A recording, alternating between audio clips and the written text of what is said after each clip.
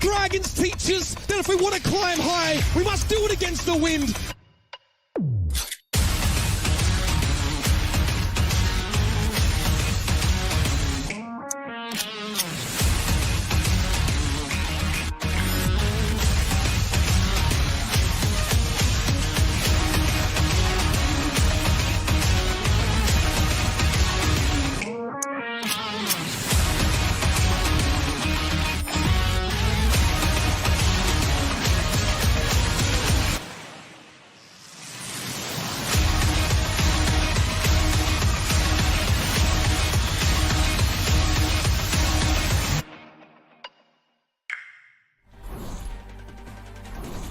And good evening, ladies and gentlemen, and welcome to the final day of the Kickoff Clash here in the APAC region. I'm Ilios, joined as always by Avril, and we'll be guiding you through what is sure to be an action-packed day. Starting things off, we've got the lower bracket final between the Shanghai Dragons and the Seoul Dynasty. It was a banger of a series last time, sure to be one again.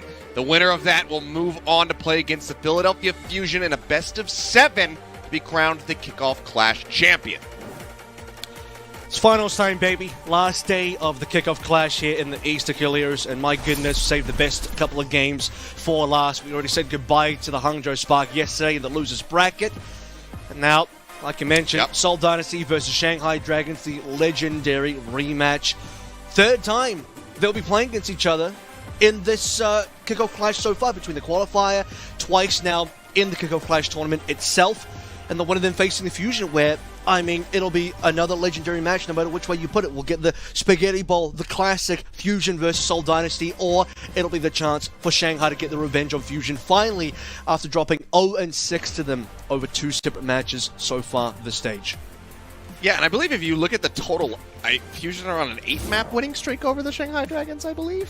Something like that. It's, I mean, pretty good It's overall. at least 6 from this year, and then, you know, possibly even more from last year. But, I mean, it's certainly been the kryptonite of the Shanghai Dragons, and then what a beautiful win yesterday, 3-0.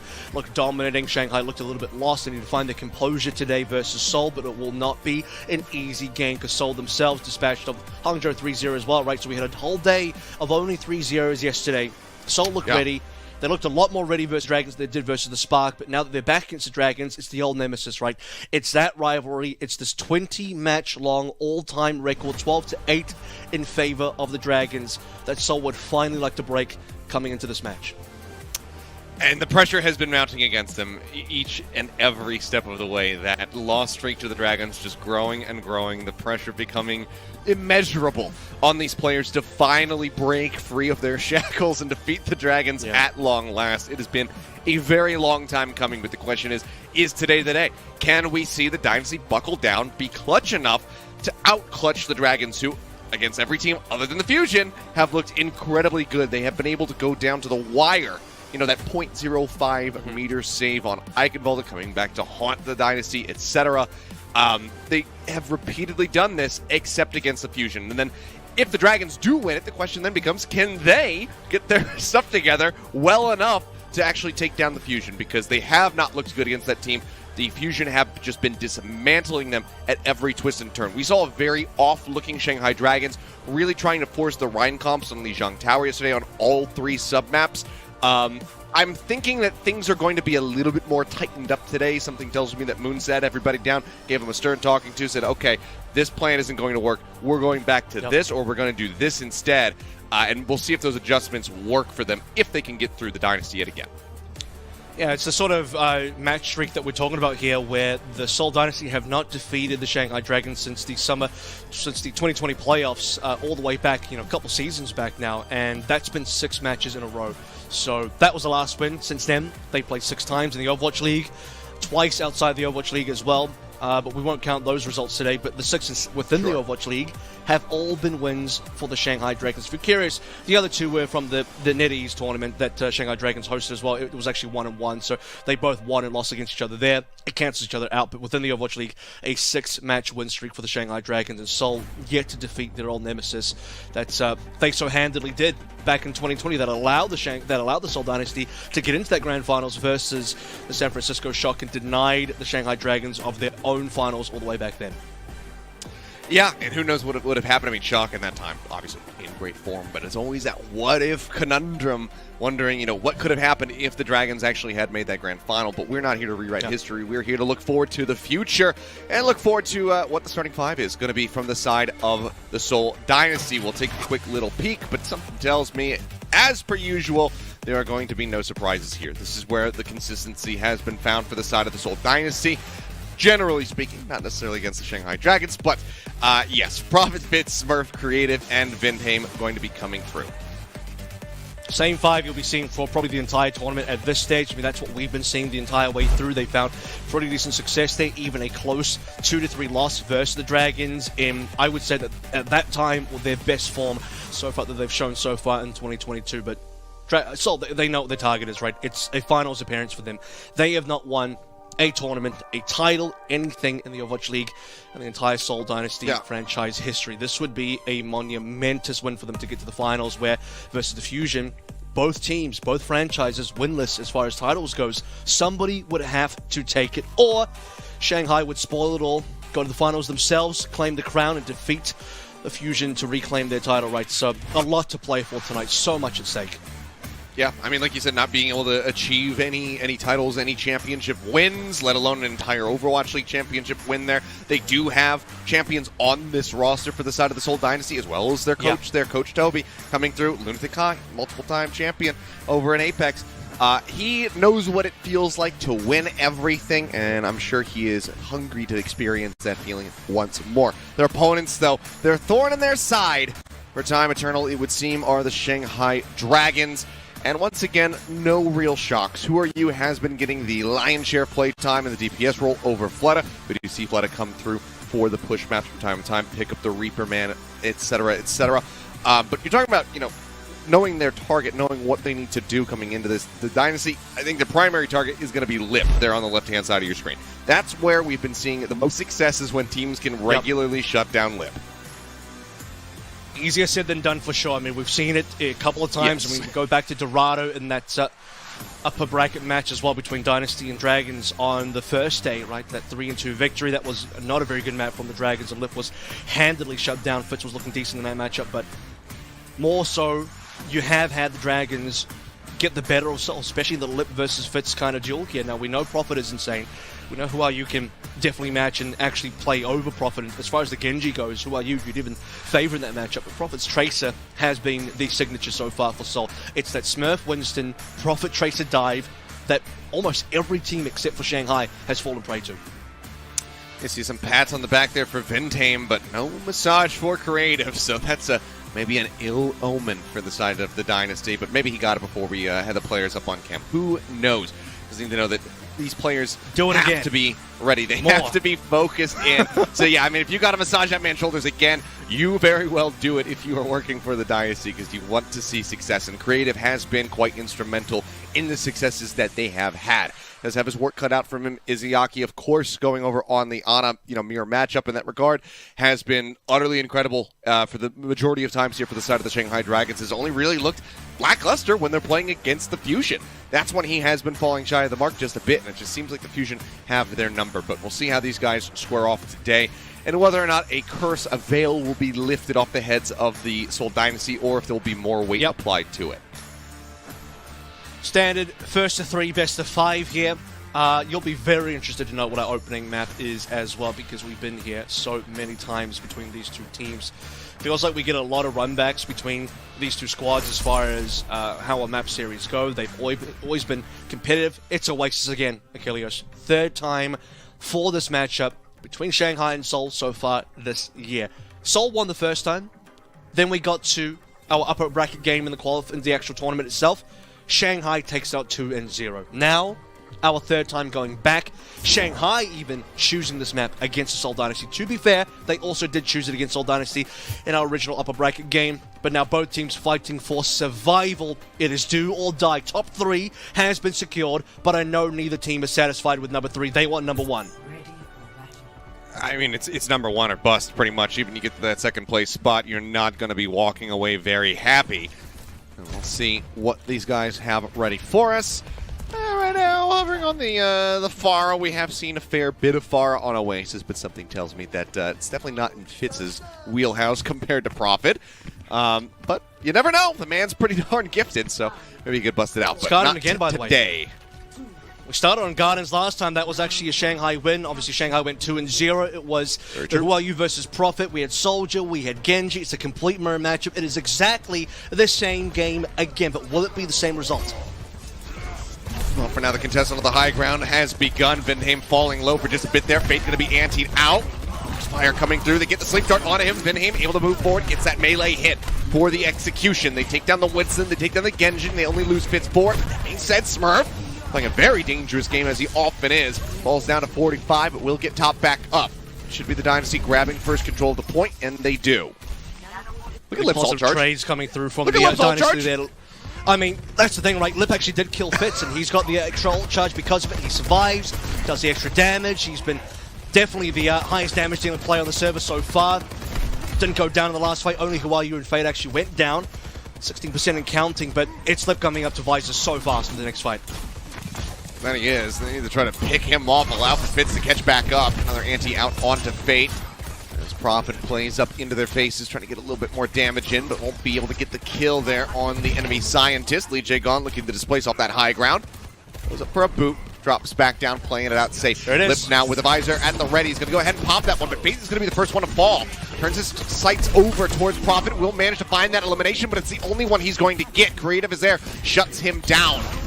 Bionade out on the 2. Who Are You dashing in? Will find Fitz. The skirmish, it's nearly there for the side of the Dragons, but it's not enough to get this flip, so they have to pull back and reset. And the Dynasty have 3 ultimates available anyway, so if Dragons wanted to push on in, there would have been Primal, double support ultimates. Possibly they could have forced it, but they're going to regroup and fight again another day. Smurf takes Who Are You down, and already not looking great for the Dragons. Yeah, I mean, pretty much again, you're going to have to just wait for him. Another anti goes out, connects on the 2. Nano going to be used onto Fate. He leaps in. He's looking to zap down Creative, who's falling lower and lower. Then he decides not to use the beat. Blade now going to be coming through from Prophet. The beat is there from Lijiang. The Blade's not going to find a damn thing. Who Are You takes Prophet out of the fight, and that is going to be the opener here. The side of the Shanghai Dragons to finally grab the point. Looking for the boop off the center of the map. Unable to find it. Seems like Vinheim is going to be just fine to ride the walls as Fitz tries to make his way out to safety. Now Fate may have overstepped, but being said, Who Are You comes from behind, manages to get the kill on the Fitz. They will keep Fate alive, and now the Dragons can take the point. 2 long-range laser kills there on the right click, and it'll be all the Dragons to claim this point now finally. 95% for the Seoul Dynasty, though that is quite a considerable lead. We traded pretty much every single ultimate on board there. Who Are You with the only ultimate now available in the following fights? It needs to be a lot of snowball potential for the Shanghai Dragons to pull us through to their own 99 overtime. The Seoul Dynasty can just kind of wait this one out, force the Blade out this fight. They can sack a fight, build up ultimates, find that big ultimate fight where Who Are You doesn't have a Blade, get the one and done. Under a little bit of fire, but Smurf under a hell of a lot of it ends up going down. Good contest here on the high ground. Who Are You predicting Prophet's movements? Nearly gets that elimination. Now Fate way too far forward ends up going down. We'll find Fate for their troubles, but that does not get them any closer to taking the point here for the side of the Seoul Dynasty. Have to wait for the Soldier to rejoin. Won't take too long there as well. Fitz will be able to run back, even gets a bit of extra boost coming through from Vinheim. And by the time Fate rejoins, he actually is going to end up meeting Smurf in the middle there. Shanghai have 50% plus now, still waiting for Seoul Dynasty to make their moves, and as we wait, more and more ultimates come online for the Dragons. Smurf taken down. Big ante goes out into 4, but no one really capitalizing. That being said, Fate is disconnected from the rest of the squad and does end up dying. Visor now used by Lip here on the high ground, just zoning people back, buying some more time as they get up to 70%. Fate now respawning, the Primal Rage nearly online for him to buy some extra time here on the point. Trying to maybe send some people sailing off the side of the map. The flip actually just going to be allowed here. That's going to be the Dynasty in control. Blade into the back, though. Who Are You? Creative was left completely on his own. Ends up falling. Dash up onto the high ground. Fitz now dropping down to the bubbles. Going to be falling lower and lower. And Who Are You is good with the shurikens. Manages to find the left-click elimination. Smurf way too low. Nowhere close to that Primal Rage in time. Ends up falling. And Shanghai Dragons will go ahead and reclaim the point. But it's not over yet. In any other circumstance, Dragons would have taken our first round and we'd be on our way to submap number 2 for Oasis. But however, because Seoul Dynasty actually get that recap in the middle, they saw the cap at 75% for Dragons. That buys Seoul another fight, crucially, when Seoul are about to get 5 ultimates. This one can definitely still be a Seoul win. They need to capitalize now. key player to watch here going to be Lijiang with that sound barrier. When does he decide to use it? Fits now using the tack visor, has the nano boost rolling on him for a little bit longer. Finds Lijiang, that's going to be the beat, taken out of the fight. Fate going to be taking a nap now for the rest of the Primal Rage. Blade in the back from Profit, finds Izayaki. The supports are eliminated. Seoul Dynasty have reclaimed control of the point. No one is touching it finally. Will manage to get back in for a tag, but Fate has fallen. Lijiang respawned, but cannot make it in time. And just like that, the Dynasty once more will take the point away. 199%, narrow margins between the two teams as per usual, but they will get guarded.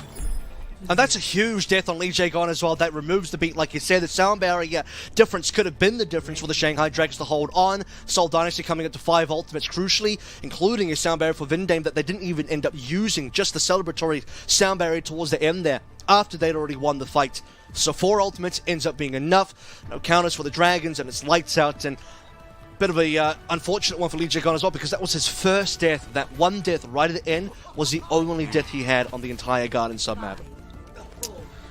Well, it mattered the most, unfortunately, for him. I think you can kind of see the restraint here with Lijiang. He was using a lot of aggressive beats to try to open up fights. Seems like he wanted to move away from that playstyle, play defensively, but there's so much pressure applied to him, so he wasn't really able to ever get that defensive beat off. Fate now will be taken quite low, and yeah, there's the pick. Profit having swapped over to the Tracer.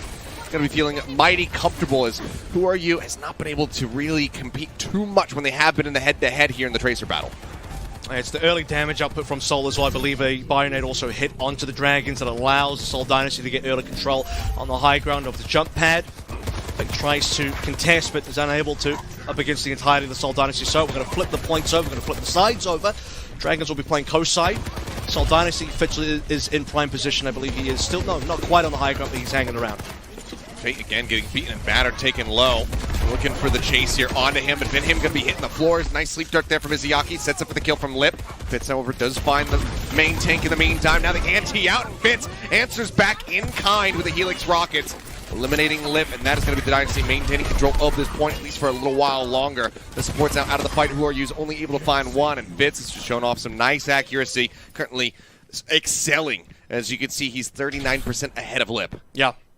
And that's, you know, the early skirmish win over towards the jump pad, then the overall fight win coming through from Seoul Dynasty as well. Lip falling at the end of that last fight will now give Fitz the opportunity to have the visor battle in his favor instead of the other way around as it was in our previous submap, our previous round of Gardens there. So 50% and counting now for the Seoul Dynasty. Great lead. A stick as well. That should be a kill, it is. Yep, no way to say, but you can see the supports. They're playing over here street side. They didn't have line of sight to try to get any healing down on him. He doesn't have the primal. He's still so far away from it at just 66%. Fate not really getting the opportunity to play any Overwatch right now. They're just cutting him down every time he pokes his head out towards the point, and the Dynasty are now looking at potentially 100% cap. Oh, they certainly have the ultimates to play through him, and we're still waiting for the Visor to come through from Lip. It's not that far off now. Nano to be put into that as well, but it'll be Nano Visor versus Nano Visor, and Fate is still behind Smurf, so everything on track for the Seoul Dynasty. They have the cap, they're nearly on 99, and they still have 4 ultimates about to come online. Who Are You being pressured out, still holds on to the recall, doesn't want to pop it here, wants to have it as an escape tactic once he goes for the pulse bomb. Dashing in, there's the stick, there's going to be a 2-for-1 special. Vindame dove in on top of that. I thought maybe Fitz was going to get caught up in the blast, but no, it's going to be the enemy Lucio, and Lip is going to be good for the rest. 100-0, not to be. The Shanghai Dragons will get the flip. What an insane stick, and we were just talking about Profit. He is the Tracer player in this matchup. He has been dominating over Who Are You in previous performances as far as Tracer head-to-head goes. Major sticks from Profit in the past, but today on this particular map, Who Are You gets the 2 that they most needed at the time, both Creative and Vindame. Creative pops down the Nano as he goes down, but it's not enough because the rest of the Shanghai Dragons are still up, and they have the Nano Visor to clean things through. So, potential comeback moment now for the Shanghai Dragons. Still have 2 ultimates to play through. They will be matched by Seoul in just a minute. Profit making his exit, not wanting to get slept there. Lip throwing down the biofield. Keep himself topped up, get towards that ulti a little bit faster. The chase now coming in. Profit running out of blanks, so tries to get on top of him. It's going to be a kill for a kill. The Helix Rockets from beyond the grave will get the elimination there, a 1-for-1. Beat was used by Lijiang off screen. Now Vindame going to be high-hitting his in just a couple percentage. Halfway now to the cap as Smurf goes diving into the back lines. He's looking for Lijiang. He's not been able to finish him off yet. Beat going to be dropped here. Vindame trying to keep everybody topped up, but widely the fight, it's just been separated. The Shanghai Dragons go their separate ways. They wait out the shielding. Now they look to re-aggress. Who Are You nearly with another pulse bomb? Profit holding on to one of his own. Fitz going to be the first one to get taken down. Creative now joining them in the graves is Vindame. manage to answer at least one back. Prophet dashing forward, wants a better target, doesn't want the Winston. He wants to get rid of somebody that he knows will be blown to smithereens, but now Smurf is gone, and he's just going to have to hold the pulse bomb for the next fight, and they are running out of time. Absolutely. I mean, Prophet, you don't really want to pulse down unless you can get a double kill onto both supports. I mean, that's what Who Are You did, but how often can you actually do that? He only realistically had sights on Fate and Lip. Lip is really fast, and well, Fate was really high HP as well. A lot of members on Seoul Dynasty down in that particular fight. Just want to wait till the double 99s here into the OT. We go. Soul Dynasty in one fight that can take the map. Shanghai Dragons will be taking us to a decider. Both teams have the pulse bomb, and both advisors are coming up. Okay, this time, Who Are You not going to be finding nearly as much value. The pulse bomb goes a bit wide, and that's why you try not to target those Soldier 76s, because it can be elusive and Lip.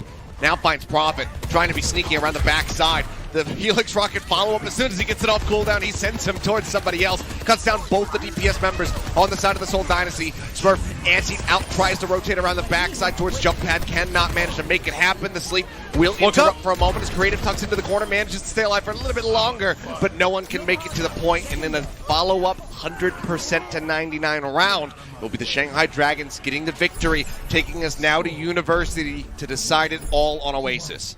And I mean, goodness, look at Lip towards the end there as well. He actually dies, but still managed to come back in time. Shanghai Dragons stole it for long enough on a previous death as well. He trades himself for Prophet, so it ends up being a 1-to-1. I mean, that's exactly what we need to be doing. You should be dead there. It should be a 0-for-1 trade. Prophet should be coming out alive. Soul 5v4, they have that cleanly.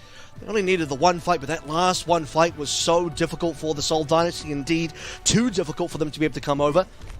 So I have to take this to a decider now. If you remember, if your memory is good, this is where Lip had that 4K miracle moment as well. He got slept but bubbled by Fate in the corner, didn't die, and won the whole damn thing for the Shanghai Dragons. And things are heating up for sure now. Fitz coming through on towards a Hangzhou. Might be going back for a soldier change. Yeah, looking like it was just gonna go ahead, potential scouting or maybe a loose arrow to find a headshot, but not going to be the case. It does actually give Dragons opening control the high ground. That it does. High ground and the point, as well as Lip just getting a little bit more of a lead towards those attack visors. We've seen how quickly he can build that up. Fitz now looking to make up for some lost time, though, starts pumping out damage. Smurf sitting inside the bubble, going to be antied up for the moment to take it down to about half HP, but it's going to be Fate who actually falls. Overstepping just a bit there, and yeah, the punish is looking great. Vinheim almost eliminated, but again, looks like right when Seoul Dynasty are going to lose a member, they've managed to pick up somebody else. Lijiang Tower going to be taken out of the fight just like that. Dynasty will once again establish control of the point first and foremost. You can just see that Seoul Dynasty, I mean, a great punish for the Fate where he oversteps. Fate was trying to dive deep inside the back of the point, and with Lip coming down, there's just simply no way. Prophet with the deflect comes to Iziaki as well. This is Dragons almost tearing themselves up. They're looking for Trace, they're looking for something, but damn near 6 or 7 of them have died at this stage with no return kill. Seoul Dynasty are deathless in this first opening fight. It's absolutely gorgeous from him. I mean, you look at the ult charge, yeah, Lip still maintaining a bit of a lead, but you can see Vinheim nearly with the barrier up. Lijiang not even halfway there. Prophet a full 26% ahead of Who Are You for the Dragon Blade. This is phenomenal for the side of the Dynasty, but yeah, the Nano Visor is available for the Dragons. That could be the difference maker here for sure. Vinheim can counter it with that sound barrier, but we have another Seoul Dynasty lead. I feel like it's been 3 Seoul Dynasty leads in a row. It's always about the 50% lead as well. Bione slows things down, but now the barrier has dissipated. Should be Dragons' time to go. Okay, it's going to be the Nano Visor. Fitz responding in kind. He gets the sound barrier shielding out from Vinheim, and that keeps him alive. Sliver of HP still on the floor. Fate will finally jump forward to get the elimination, but it does not matter. They managed to clean up the rest of the squad here. Now Fate, up to his own devices, just sitting around, doesn't want to pop the primal here, knows that the fight is over. Gets a couple of kills there to build up for his own ultimate, but it's the Dragons, or the Dynasty rather, who maintain control of this point and are now getting it to crest past 75%. And it's a sound barrier difference, right? Vinheim had it, Lijiang didn't. Dragons lost the first fight. Snowballing the favor of the Seoul Dynasty. Prophet. Really, the only thing that Dynasty had was barely a visor, plus a nano. Prophet, like you said, on the back as well. Here comes a lurk, straight into the blade. Brilliant the dive over the top as well. It's perfectly coordinated here with Smurf. Chases in, Prophet cuts them down. That's it. That is the team kill, and yeah, 95% continuing to tick up. They try to swap, but it's to no avail. No one will get there in time. Absolutely beautifully done by the Dynasty. They make the call to strike. They play it to perfection, and they get a perfect score to round out Oasis 100% to 0 here in the last round on University. It really just gives being shades of the original Oasis that we played all the way in Week 4. First game as well, last game of the final day of Week 4 there, Seoul versus Shanghai. Oasis went the way of the Seoul Dynasty, and just, brilliant snowballing from the get-go. From second, number 1, Fate oversteps. Lip cannot help because he's only on the high ground, and Fate hides up. If Fate gets too deep into Seoul Dynasty territory, no one can help him, and so he goes down, and the rest is history from there. Seoul Dynasty get their 50% lead, and Nanovisor plus a sound barrier, then an amazing lurk into dive play combined with Prophet and Smurf working together. Exactly what you want to see. It's that diving combo of Prophet and Smurf that is so indomitable. Just beautifully done there. Prophet really just trying to remind everybody, and maybe even Who Are You in particular, why he is considered the greatest of all time. Doesn't matter what he's playing.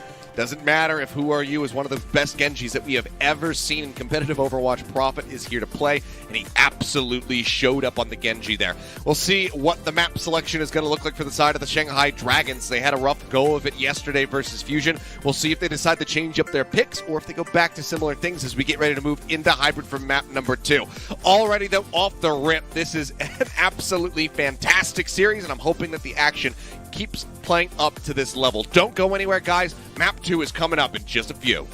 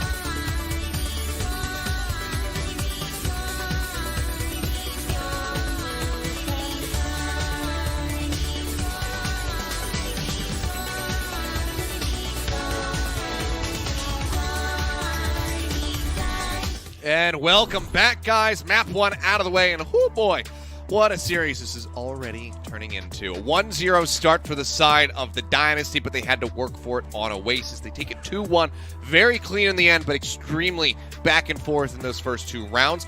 Shanghai Dragons, though, just not able to find any purchase on University, end up dropping the map. Now they have their map pick as we get ready to go into Hybrid. And by the look of things, Avril, they have selected to go to King's Row, so they're changing it up compared to yesterday.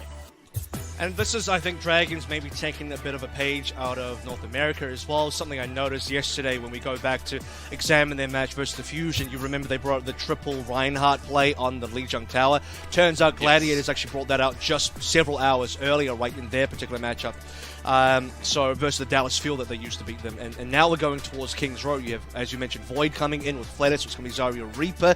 This will be Dragons taking a look. Okay, Dallas is succeeding a lot with their Zarya plays. We can go to King's Row, replicate that kind of success, pull Smurf into either a Zarya battle, or put him still on the Winston and maybe force a bad matchup by now having Flitter on the Reaper. That'll put a lot more pressure onto Smurf. Smurf now has to respond. Does he go towards the Rhine? Is the Seoul Dynasty prepared for the Rhine, or will they get just... I don't know if I want to say baited into the Zarya mirror, but certainly I think Void would want that. Void would love it if Smurf would try and mirror him. Void ins that we haven't seen a ton of as of late, but we are, of course, more than familiar with. We'll see how they fare now, because it's a pretty big ask for them to come in after what we saw in that last round of Oasis and try to right the ship for the old Dragon squad. They're going to be first on the defense, and I mean, Lip is just gonna, yeah, okay. I was gonna say, he's gonna go back, or he's just gonna die, and then scouting he'll swap. fire, you know, scouting fire, just, you know, just in the sky. It's like, yep, they're running normal things. There's an Anna, there's a Lucio, standard stuff here. But what we are seeing is, again, you know, this isn't sort of the other Apex style that we've seen, where on King's Road defensive teams have liked to try the Ashe. Lip, despite being a fantastic Ashe play, he's like, the Soldier's just too consistent. The Soldier is the answer here. They're even kind of hiding at first, not really revealing position. They don't want to get sniped out the door in case Fitz is going to be doing those opening door snipes, but not going to be the case. And as I mentioned as well, is it going to be the Smurf Zarya? Indeed it is, and I think Void, this is what he's looking for. Okay.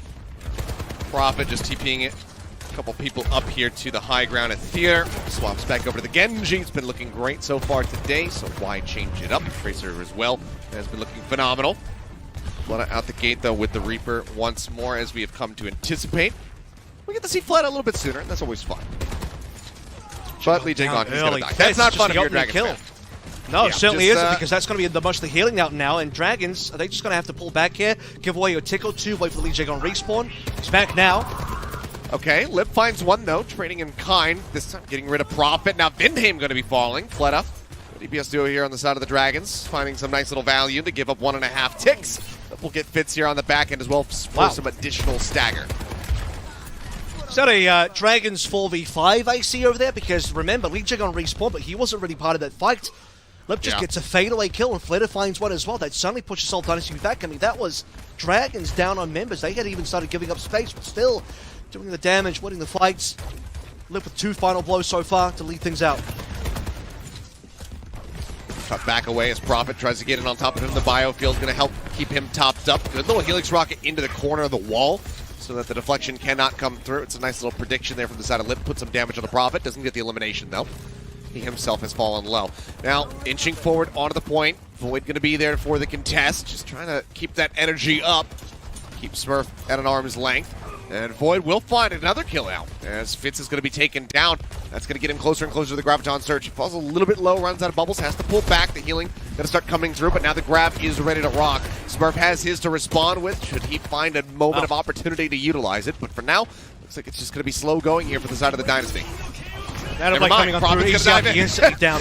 Yep, they're all gone. Comes in with another one. Fleta gone. Lijiang out of the fight. Blade, Nano, fight, victory here as the deflection going to be used. And he'll finish a Lip there. A little bit of a melee hit and some shurikens. Team kill comes through. It's going to be 4 minutes and 15 seconds now in the time bank. I mean, just the kill onto Iziaki is enough there from Prophet. You actually see Shanghai Dragons backing up, by the way. They had gotten the kill onto Fitz, but Void, he was half HP, so Dragons, instead of trying to push for more space, maybe punish another member, get some extra damage in, they pull back spacing, allow the Seoul Dynasty walk on up. Fitz respawns, And in that same dime, Creative goes for the nano onto Prophet. He dives in with that blade, and it is enough. Shanghai Dragons do not have the sound barrier. They did not have the sleep dart, either connecting onto Prophet to stop him. So they have to cop that out. Double supports down into the streets phase already. A lot of ultimates online for the Shanghai Dragons, but Seoul Dynasty are not liking themselves either. Not at all. Lip just sitting here on the high ground, firing away, looking for some targets. Sees Fitz over on the flank. That's going to be the beats coming through from either side. Grab as well. Locking Void and Fleta together, but they're not going to be able to find any eliminations off the back of that. Void, in fact, will break free of the Crab. Comes up with the kill onto Smurf. Anti out onto 3. Fleta looking like he maybe would want to go in for a Death Blossom, but especially now he's going to think better of it. Pulls back around the corner, and that's Arch control here. Deadlift's not slept. He would have run through. He was looking for the Nano Death Blossom there for sure. And the Seoul Dynasty would have lost a lot more members, a lot longer of a stagger and a reset. But they'll get mostly everyone out alive at the cost of Smurf going down. Still double DPS ultimates available for the side of Shanghai Dragons. And if you are Seoul Dynasty, you can just wait for Prophet to get this blade, play the Nano Blade again. There's still not going to be a sound barrier because it was used to counter the grab last time. Fitz is going to go in first. Yeah, there's the Nano. He pops the visor and immediately is going to be slept as Creative finds a kill. Is Iyaki going to find one as well? But it's on the Benheim, so crucially, the lion's share of the healing going to be taken away from the Dynasty as they continue to try to break through this archway and get onto the cart. Dive into the back line, Prophet popping the deflect. Has to move away, break line of sight away from Lips. The Blade still manages to find an elimination as Void is going to be taken down, so overall, not too bad. You take your DPS getting an elimination over them not, so Lip is just going to have to hang back, tail between his legs as he exits back over towards point C. I mean, it looked like a zero value Nano there, or rather a Blade there. A lot of ultimates coming on through, especially the visor. The visor was just to kind of zone away the Blade, but still because Prophet actually gets the kill to Void, still comes up positive for the Seoul Dynasty, and now they're going to be pushing the B capture point nearly to completion here. Final contest coming on through for the Dragons, 2.05 meters remaining. They do have some nice little win conditions here due to the Dragons. That grab, that Blossom still sitting in their back pocket. Here we go. Nano going to be using it to sleep on the Smurf. He's going to wake up, pops his bubbles onto himself, now runs out of them, and he's got no way to escape. But just hounding him down. Death Blossom be damned. He doesn't need it. Still comes up with 2 kills. His Lip got another. He's going to be looking for a third. Creative trying to fight back, but there's just no hope. So inevitably we'll stand still and say, yeah, go ahead. I need to reset a little bit faster. You get to see the respect coming through as well because Dynasty are expecting the Death Blossom, but as long as Fleta actually holds it, he can just run up, use the Nano. It's plenty of damage. Smurf has to run himself. Can't quite fight against it. The rest of Seoul Dynasty don't have ultimates. They can't stop him. They can't sleep him because he's also been bubbled. So the Shanghai Dragons, once again, holding the Blossom, and they can use it to win the next fight. There's only about a minute left to go, and you can also Bionade your own friendly Blossom, and the Death Blossom lifesteal with your friendly Bionade is actually enough to keep the Reaper alive as well. So that combo is also still pretty strong. Fair to point out, Lijiang getting closer to the beat. Benheim, a 10% behind him, needs to try to catch up here because it's going to be monumental for them to try to survive this play. Grab going to be coming down. Void going to be the first one to fall. He throws his own grab, locks in Smurf, but the Nano is there to keep him sustained. Now he sets its sights on Fleta, who is rapidly pulling back away, and that should be good enough to go ahead and get the cap onto point B. A minute and a half going to be added to the time bank as Izayaki is the last one to fall in the fight. Just shy of 2 minutes now here for the side of the Dynasty to try to complete King's Row. I mean, that's just out-tempo coming through from Seoul, right? They pull the trigger early. Shanghai Dragons perpetually waiting for Fleta. I believe Fleta was above, but he just didn't really come down for a play. Maybe he was waiting for the team to call for him. Maybe he was waiting for positioning from the Seoul Dynasty. But as Seoul Dynasty go towards the cap, Shanghai Dragons needed to intercept it with that Death Blossom. They have a kill now. Opportunity for Dragons to walk forward. Yep, a huge one. There's the TP up from Fleta. Shoving them back again. Doesn't need to use the ultimate. Just buy some space off the kill of Prophet. And now they can go ahead and establish this corner control and try and deny the Dynasty from even getting to the card. Easier They need said to be than done, threatening this. They need to be threatening this Blossom. Okay, and Fleta can't sit up on the high ground. Prophet will spot him out, so it's very difficult for Fleta to get on in because otherwise Void? he basically has to TP in, receive a bubble. The bubbles are not there. Fitz goes early. Fleta's down. The fight falling. Now it's going to be an Nano on the Lip. He pops a visor of his own. Prophet with the blade drawn out will find Izayaki, but ends up falling. The hand of Lijiang getting that elimination. Void now answering back as well as they clean up Benheim. It's a bit of a mess. It's a bit of a back and forth here, but Creative just trying to keep everybody else topped up, but they can't really get this cart moving because Void and Fleta are here, and they're fairly immovable right now. They don't have the damage output necessary to break through this position. They get a couple extra meters here. Widely, they just have to wait for everybody else to rejoin. You need to wait for that bubble to come back online as well. Lip, by the way, owned towards a Widowmaker. Prophet changing over towards the Hangzhou. Beautiful headshot onto Prophet. That'll give you the 5 versus 4. And the opportunity now, Flitter wants to walk forward. Oh, it's such a rude awakening here. Lip making his presence felt absolutely as he gets those 2 quick kills, setting up for the elimination onto Smurf. And now with the time dwindling, Vinheim trying to ride up here along the ceiling. Will end up getting beamed down by Void. Prophet trying to touch in towards the cart, but he just can't do it. Knew that he would have to give his life for it. That'll just be where the cart gets to. So 49.4 meters in towards point C. They cannot complete the map. Once more, Shanghai Dragons have a win condition in front of them on Hybrid. It's the long-awaited Death Blossom. We waited an entire defense for just that Flitter's first and only ultimate. We got there towards the end, and it ended up not even being necessary because Lip got the opening frag onto Prophet anyway, and Shanghai Dragons pushed forward with the 5 versus 4 advantage. Just a lot of wasted opportunities, I feel, where Dragons absolutely could have held B, at least for longer, if not entirely. That one very critical fight where Seoul Dynasty push in with Smurf, Grav down. Dragons are late to the play, Flitter nowhere to be found, no Death Blossom on the payload for B, and they end up having to fight on C instead. So Seoul Dynasty outpacing the Shanghai Dragons by finding opportunities to push when Dragons are not ready, not prepared, and not in a position to do too much on Flitter either. But the defense still found at the end of the day. Seoul Dynasty, though, great progress. Overall, not going to be feeling too bad about that, but they still need to have a strong defense to stop the Dragons from getting to that point, because obviously if they push a little bit past, that's just the map victory in their pocket, and that's a tied up 1-1. Dynasty want to avoid that. Would love to be walking away from Kings Row with the 2-0 lead. Lip for now on the Widowmaker, see if he can find anything early days. Because he's going to go for a little bit of a pop shot. Flex is already rolling, so yeah, Prophet just making sure that nobody dies there, nobody takes some headshot damage. Keeps him protected, and now he's just going to swap back over to the Soldier 76 as anticipated. You also saw, by the way, Fitz emoting around the corner there, just also spotting, checking to see if there was going to be any sniping available. Fitz has to be a little bit careful here. He's going to get helped out by Vinheim, who moves Flitter away, so the protection does come on through from the main support. Flitter still wants to walk forward. You can just see from that top right area, yeah, kind of pushing Fitz away for now.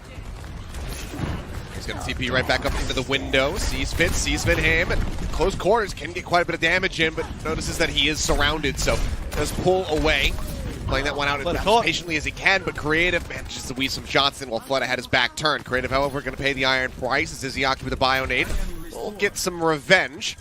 And Izzyaki is surging towards that first nano right now. This death on the Creative really going to be punishing him in that regard as well, so Izzyaki just needs 15% more. That's going to be the 5v4 now because it's taken a while. You can see through the silhouettes as well. Creative is trying his darndest. Those old grandma legs to come on back, but the positioning has been gained by the Shanghai Dragons, and the first nano claimed by Izzyaki as well. Yep, first nano, first tick, going to be picked up here. See how the recontest looks from the side of the Dynasty. Lip taken low. Fleta trying to play this out secretly. Now the nano comes in. He's pushing up against Smurf. Damage output is looking massive. Nano going to be forced, though. Keep Smurf alive. Lijiang going to be taken out of the fight. That's going to be the healing gone from the side of the Shanghai Dragons. Now Fleta eliminated. Prophet in on top of Izzyaki. That's the rest of the healing eliminated right as Lijiang respawns. And that should be the fight victory here. But still, 2 ticks going to be snatched up from the side of the Shanghai Dragons with Void going on a bit of an extended reset. Some more time going to be bought here by the Dynasty. We'll see if they can continue to hold this point. 2 minutes about to be left in the clock. That's clutch nano coming through from Creative as well. He didn't actually have it at the start of the play, but he had to earn it while Smurf was getting rolled by Fleta. But the fact that he managed to find a nano, keeping Smurf alive, pushing back into Fleta, getting that kill instead, does everything for the Seoul Dynasty that they require to hold on. Both teams have grabs available now. It is still Shanghai Dragons on the point. Fleta sleeping. Yep, that's going to be a grab in response. Void just locking 2 in place. He says, yep, that's a golden opportunity. Throws it down, finds Prophet and Vinheim, and that'll be the point taken now by the side of the Shanghai Dragons. Just nobody else able to contest. Smurf going to try to exit, but with that ante coming down, he is not going to be able to hold on to that energy. And even if he didn't get antied out, something tells me the damage would have been good enough. So everybody now from the Dragons going to be chasing forward while the cart will start moving up. You can see that both teams were looking for the grab there as well, but Void got that one first onto Smurf. Running and targeting. Pretty much what you want to see. Allows, despite Flitter sleeping there, they'll be able to win that fight regardless, and the cleanup is there as the Dragons keep pushing off the board for a PS ult opportunity. As I say that though, Seoul themselves got plenty to work with. They have to defend this bar area. Lip going for a big boy flank, and he's got to pull the trigger now. That he is. Grab in with the blade. Flooding going to be popping the Death Blossom a little bit sooner this time on the attack. As Lip falling low, but has that biofield up for a little bit longer. Vinheim gets the elimination, but Fleta is there for the cleanup. Smurf, Robin, Vinheim for him. I think there was a fourth one beforehand. That's the team kill, and the cart is making an immaculate pace right now for the Dragons. And the fact that, by the way, Lip, okay, he gets that one kill, dies, but he pulls attention away. That allows the rest of Dragons, including Fleta, to walk on up. So you have this pincer play coming through from Dragons, where Seoul Dynasty don't know where their focus is. Do we go for Lip, or are we trying to defend against Fleta? You're not really doing either properly. We're ending with possibly the final fight here for B. Prophet is over towards his own Reaper, but Lip has pulled the visor. Oh, and he is just running in. Finds Vinheim. Creative is so far disconnected from the rest of the fight. He cannot offer up a single scrap of healing to anyone on this roster right now. That is point B grabbed, and that is nearly 4 minutes in the time bank for the Dragons, and you can already see the red box of victory just there around the final corner. The Dynasty need to buckle in, and they need to put their feet down pretty soon here if they want to win this map. Otherwise, Dragons looking like they might tie it up. And the difference has been on the B point, right? Because Shanghai Dragons had a much more successful B defense. Seoul Dynasty, for the most part, have gotten run over. Shanghai Dragons pushed them with so much momentum, so much snowball pressure. That has ended because we're on board for another grab. This Nano Visor for Fitz has to be everything for the Seoul Dynasty. If they can't win off that, they're going to lose. Lijiang falling low. The grab comes in. Fitz fighting one with attack visor. Now Lijiang going to be eliminated as well. Fitz with those follow-up Felix rockets will get rid of Fleta, and yeah, that should be enough for them to finally hold steady. Get the cart in a stationary position, but it was so damn close. Just, 3.5 meters away roughly there. Yeah. They still have 3 minutes to chew through if they want to win this.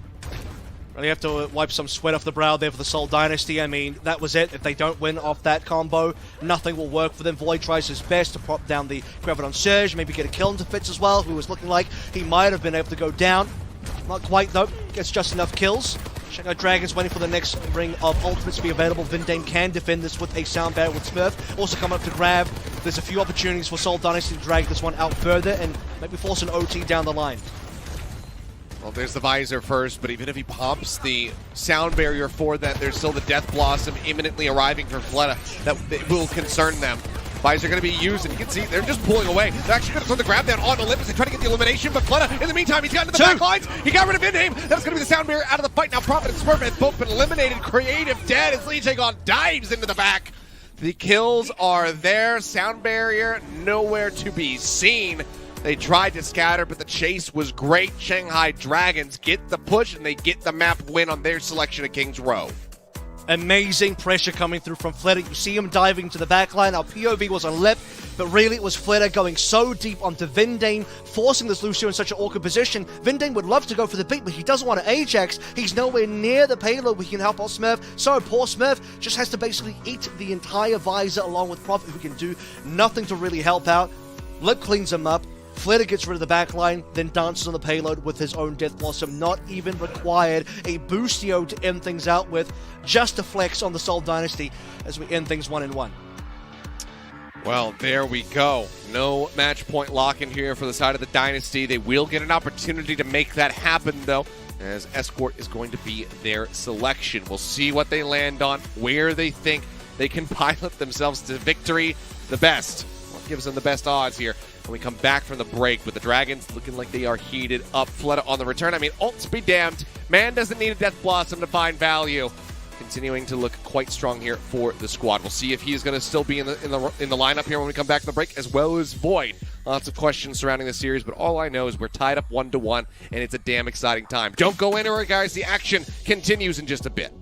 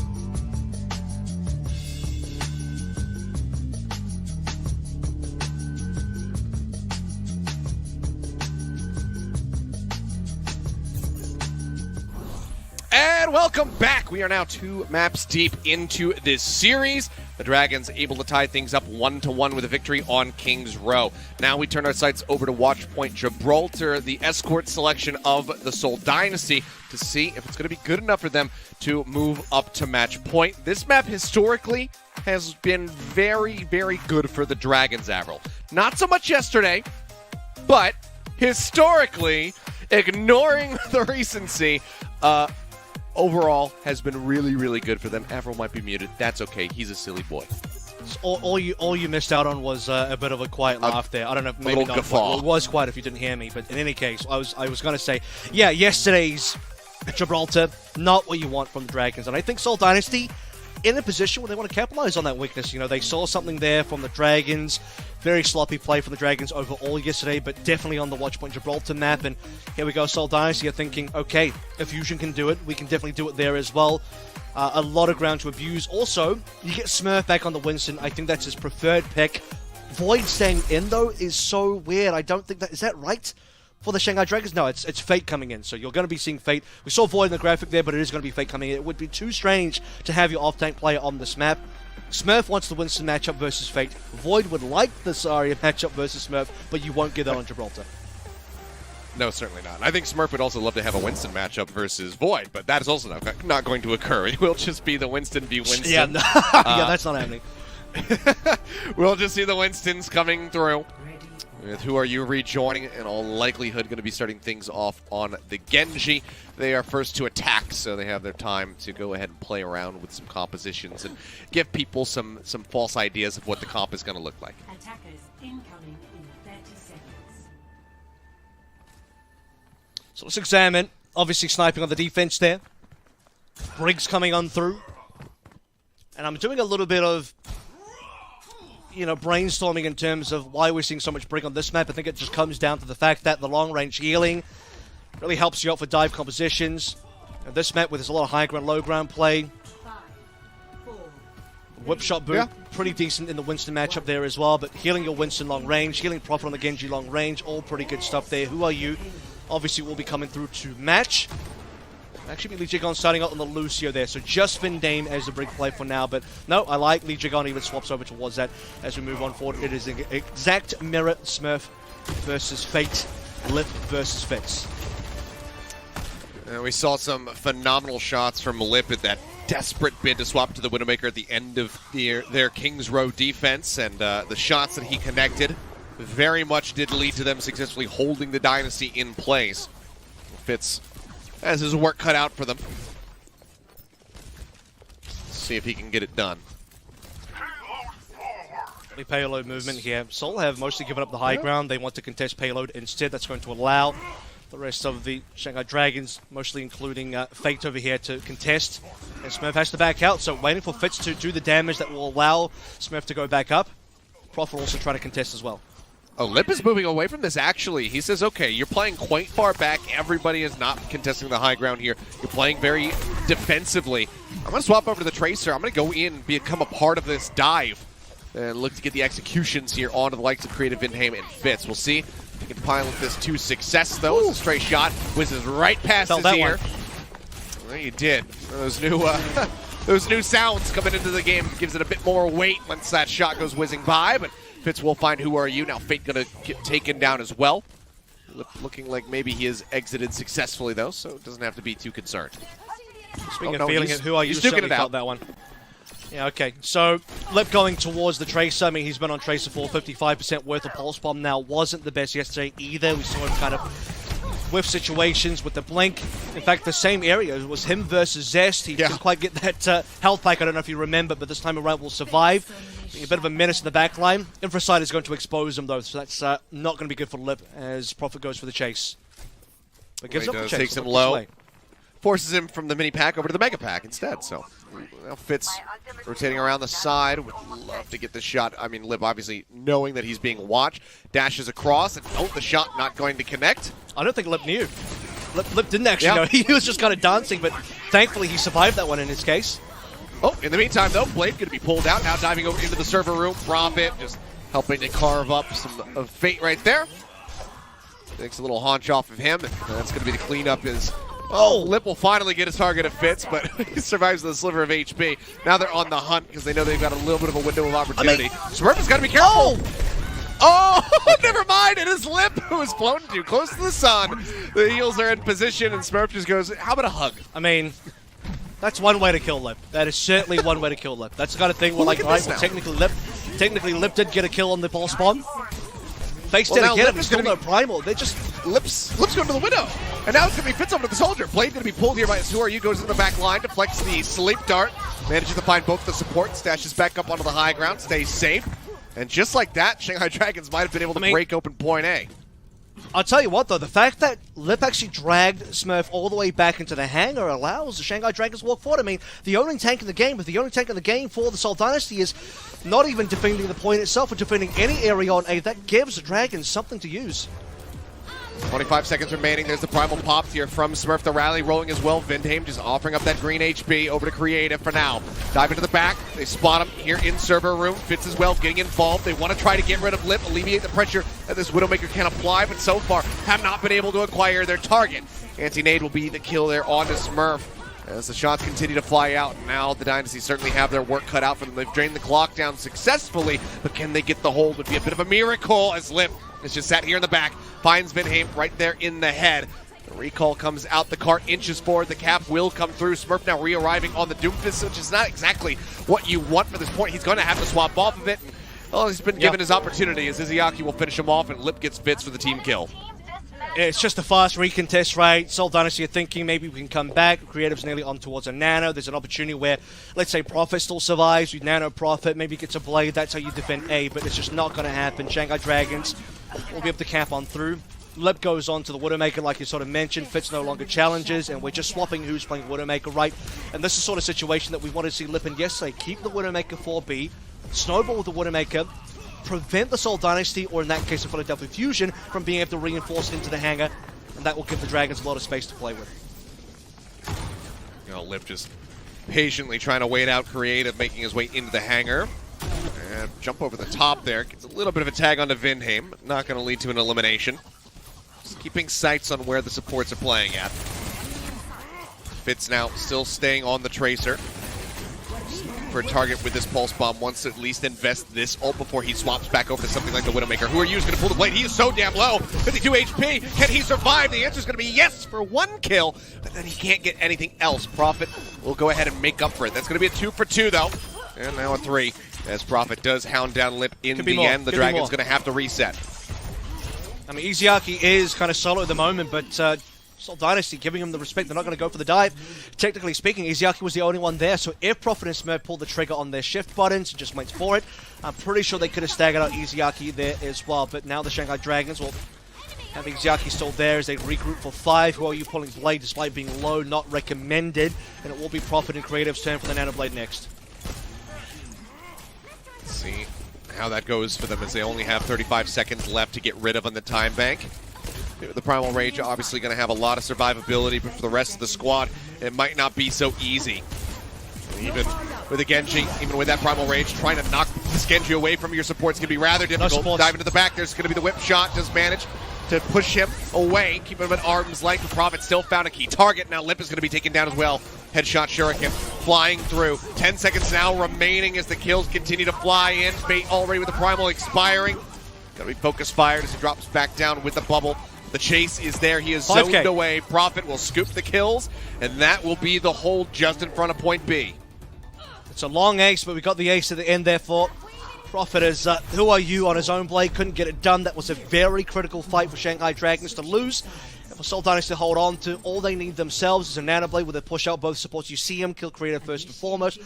But Izayaki first and foremost. Lijiang then gets away, but it's fine because Lijiang can't help his team when he's all the way back in spawn, dies anyway. And the Shanghai Dragons with the other 3 players in no man's land, no support whatsoever. Fate's Primal running out. Not a lot to play for as the Shanghai Dragons inevitably will lose once Seoul Dynasty cuts off their supply chain of healing. And now, successful B defense. Seoul Dynasty wanted to come to Gibraltar for a reason. Again, they noticed a weak spot from Dragons last night. It didn't look like a good showing. It's a better showing from Dragons on Gibraltar today, but maybe still not good enough just yet. Seoul stop it in time to give themselves a great opportunity to win. take a look back here at Fitz getting this pulse stick off screen. He just charges down Lijiang, gives him a little bit of a parting gift. Who are you in the meantime? Pulling that blade, but had already been chunked out so much. You can see. Yeah. He's the kind of player who's got that he gets zoned in on things. The blinders kind of come up on the side of his face. Maybe he expected Lijiang to heal him, but Lijiang obviously taken up by the pulse. Well, Izayaki put the nano onto him, so you either pull the blade or you waste the nano. So I think he was caught between a rock and a hard place, and unfortunately will get crushed by that pressure. Swapping sides now, both the Widowmakers coming back online. We begin our attacking defensive phase with a full mirror in composition, but will anybody change? I don't suspect that Lip will go towards the Tracer unless they're about to lose the 8 cap. And I have to suspect that Fitz will stay on towards the Widowmaker the entire way through, lest he go over towards the Soldier, because Tracer not exactly within Fitz's hero pool. Yeah, Lijiang narrowly surviving there. Taken down low, is antied out for the moment as well, but does manage to get top back up by Izayaki. Just going to be trying to funnel as much healing to him as possible, get that nano up, and for now finds himself with a slight little lead. Nothing too much to speak of, though, as Creative's just 6% behind. Couple tags into the back there. Smurf not going to be getting too much damage here from Lip either. Sleep Dart connects on the Lijiang, not in the most punishable position. It's nice little shield bash. Yeah, he takes himself away from the action, and with the overstep, that's Prophet and Fitz being eliminated. Who are you getting into the back lines, finding the Widowmaker, follows up for Smurf, and that's going to be an initial great hold here for the side of the Dragons. Prophet and Smurf actually go out of the LOS of their own healers. They are so keen to get this kill into Lijiang, where, by the way, Creative also popped in a Bionet that landed, but because Lijiang wakes up, shield bashes away, the range is huge now in Overwatch 2. And it ends up being Smurf and Prophet overstepping into server with it cut off by Fate. Brilliant trap by the Shanghai Dragons, recovering their support player. Yep. Executed to perfection there. Go ahead and stay alive. And Izayaki, in the meantime, now has very much separated himself from Creative. So the nano is going to be online here at just 10%. Lijiang going to be falling low. Smurf pops the Primal Rage, and he is not going to be woken up. Can anyone come to his rescue is sort of the question here. Will eventually be okay. Prophet going to be eliminated. Lip finding a body shot to get rid of the enemy. Genji now Creative out of the fight as well. The healing cut down, and there's no savior for Smurf. He ends up falling. The cleanup is there as it's an extended team kill. And now 2 minutes remaining. Half the time bank melted down. And it's not just about the time either. Look at the complete difference in ultimates coming online for the Shanghai Dragons compared to the Seoul Dynasty. Really, it's just Vindane keeping up with Lijiang. Smurf had already used a Primal, so, we'll give him that tick of approval, but unfortunately it is off the table. Lip gets another opening pick. This is preposterous. Seoul Dynasty just continually losing members to Lip. They cannot afford to have this happen. He hasn't even bothered to pop the Empressite yet, still just holding on to it. It's a dink on a Fate, but, that doesn't really mean anything for you. Gets you a little bit closer to your own Empressite, I suppose. But Fate is just going to get healed up. Lijiang will gobble up that opportunity to go ahead and get the rally online. Dive now going in from Fate, contesting the cart there just at the top of the ramp. Shots coming across, Lip staying wary that Fitz could come jumping up over the top, gain line of sight at any given moment. We can see Fitz is actually playing quite far back. Lip has been forced for the time being. 5 ults. Now pops the Empressite. Cart for now, inching forward. 58 seconds left to go. Ults are online. Prophet finds a crucial pickoff. Who are you going to be taking out of the fight? That's going to be the Blade. Now not there for the side of the Dragons. Prophet with his own. It's for that final swipe on the Lijiang. He will not get it, but it doesn't matter because Smurf is there for the alley-oop setup. They get the eliminations coming through. Lip zoned away. Nothing he can do. And the cart will glide forward. It's going to be a minute, or 2.5 minutes rather, added to the time bank here for the Dragons. They wish it was a minute and a half, but not quite to be. Stagger as well. On a Prophet. He will die, but they get Izayaki at the same time. Yeah, stagger onto both supports there. That's really disastrous for the Shanghai Dragons. And how about that passive play on A? They had 5 ultimates, Ilios, and they still pulled back. You see Lip all the way into the hangar phase. Part of the Shanghai Dragons' winning strategy on the A defense was that Lip's pressure with the Widowmaker was so high. And yet they are all just hanging out. Shanghai Dragons with 5 ultimates do nothing with it. They allow themselves to get taken down, and Prophet wins with a nano blade. Embarrassing for the Shanghai Dragons as they'll now have to look for that same defense opportunity. 3 ultimates still in hand for this B hangar phase. The payload is actually nearly there as well. Yeah, it's been free pushing the entire time because Fate is trying to pursue Fitz in the back line. He's been applying some pressure, denying line of sight, but yeah, they have to keep this contested from here on out. Who are you pulling the blade? We'll find one. Dashes up, looks to get the elimination here onto Mayhem and will eventually be able to get it. Barely survives. Looks for a little bit more. The dash through will take down Smurf. That's going to be time bought. Gets up into the face of Fitz, gets the kill, and Prophet just can't get there in time to keep his DPS cohort alive. 2 minutes, though, still with the cart just meters away. Shanghai Dragons love to play within the finest of margins here, and listen, this is the kind of thing that will get them caught out eventually. Seoul Dynasty have the payload in an amazing position. They've evened out on ultimates. I mean, the situation for Seoul was so dire moments ago back on A, but after capping that, they've been steadily pushing forward. Double support kills, great staggers, straight back onto the payload, putting the pressure onto Who Are You. The damage there on a Smurf needs a bit of a bailout. Lip, I was going to say, he is the X factor, as he often is, but needs to find value with this Widowmaker because he can't really rely on his ult for too much. Yeah, you get some scouting potential there. Primal's still going to be popped by Smurf despite the early death. He's looking for Izayaki, has him juggled into the corner, manages to get the elimination here at the very end. Now this rally is pushing everything. Everybody else away, but now the Primal will expire. He's down low, and he is dead. Who Are You gets the elimination. The rally rolling from Lijiang Tower now going to expire. Vinheim using his own, but here comes Prophet with the blade. He gets a finish on the Who Are You. He gets Lijiang Tower. He's looking for Lip. It's so damn low, and Fate dives back in to try to contest, but the damage output comes through. The Dynasty in a hell of a messy fight. It was going either way there for quite some time. The Dynasty will manage to persevere and finally complete their push. That moves them now up 2-1 in this series. Match point behind them. Just one more to go for them to finally defeat the Shanghai Dragons after nearly 2 years. Can they get it done? When push comes to shove, Ilios, Prophet will get it done. Pulls the blade twice, wants to get the cap onto A and wants to shut the door on B as well. Shanghai Dragons can do nothing but watch in sadness and despair. They are down now, as you mentioned, 1-2. They've been here before. They've still come back. They've still won. But Seoul are looking like the better team today. Better on Oasis. Unfortunately, not good enough on the Zarya battle between Smurf and Void on the King's Road. But once we get back onto the Winston for the Gibraltar map, a map pick from the Seoul Dynasty, Prophet comes out king. Despite the best efforts of Lip, Who Are You, and the rest for making great plays, I still have to question what Shanghai were doing on that 5 ultimate fight towards the end of A. That could have been such a better defense. But bygones be bygones here. Shanghai Dragons will have a lot to regret if they can't recover here. Seoul Dynasty in command. Well, you said when push comes to shove. Push is going to be our next and potentially final map type. Dynasty need to get this win to close out the series and not be threatened with that Game 5 versus the Dragons where they have fallen so many times. Shanghai Dragons, though, need to get this victory. It looks like New Queen Street will be their selection. We can expect that's probably going to be Void, probably going to be Fleta coming back into the matchup for them. Can they win it yet again like they did on King's Row? We will find out in just a few minutes.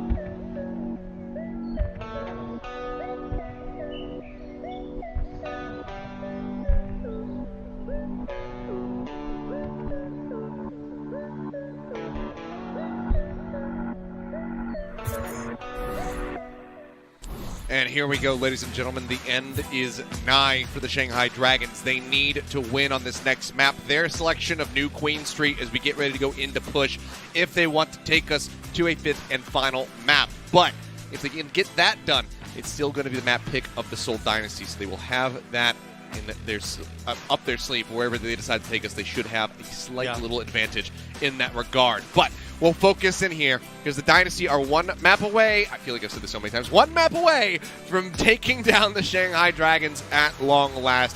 Can they do it?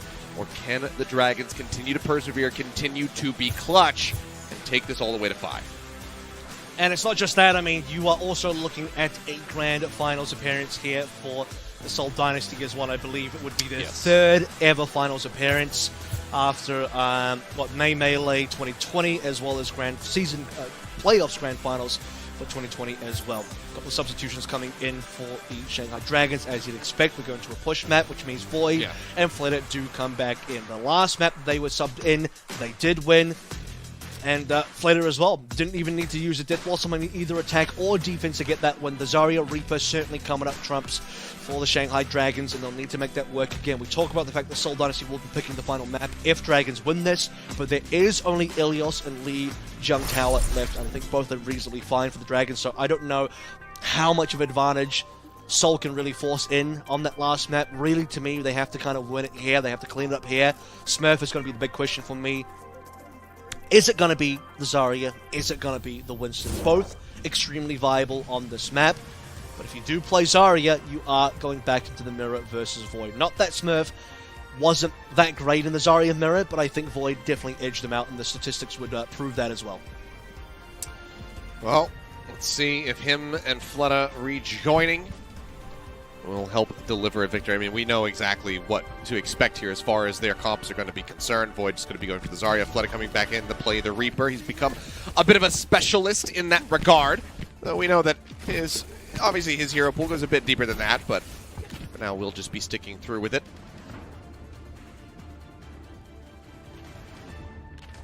For Shanghai, or for the Dynasty rather. I was going to say, it's almost ironic that the highest flexibility player in your team is also the Reaper specialist on the team. He's now responsible for the one hero that is the Reaper Mans coming on through Fitz on the Soldier, Prophet on the Tracer. Pretty standard stuff from the Seoul Dynasty, and we have confirmation it is going to be the full dive.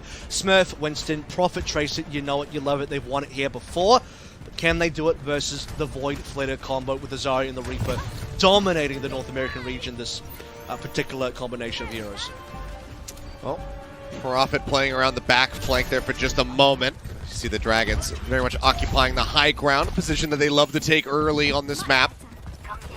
Prophet now just linking in below. Just going to keep the bot shifted over towards their side of the map, ever so slightly.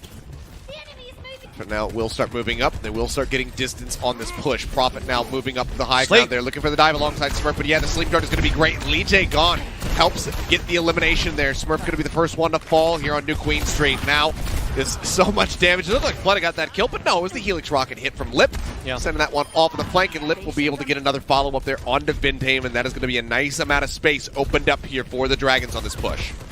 And that is also a mid-air sleep from Izayaki. I heard the sleep dart go out while Smurf was still sailing through the air, so brilliant hit by Izayaki, who now leads also in the Nano Boost department.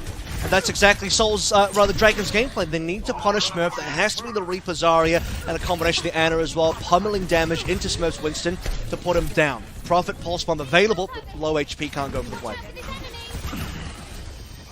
Pulse Bomb at the ready. Just waiting for his opportunity to be able to strike here as the bot gets closer and closer to the initial checkpoint. Pulse Bomb stick goes out, but hey, Void is here. He's got bubbles. Offers one up. They help save Izayaki, but Fitz will finish the job with the Helix Rockets from across the way. Now has that tac visor ready to roll, but Lip is going to be using his first. Now pops to try to counter, but he just walks right into Flip, and he says, oh, thank you very much for that one. Sends the Helix Rockets into his chest, and yeah, that is just blood and visor everywhere as Fitz just disappears.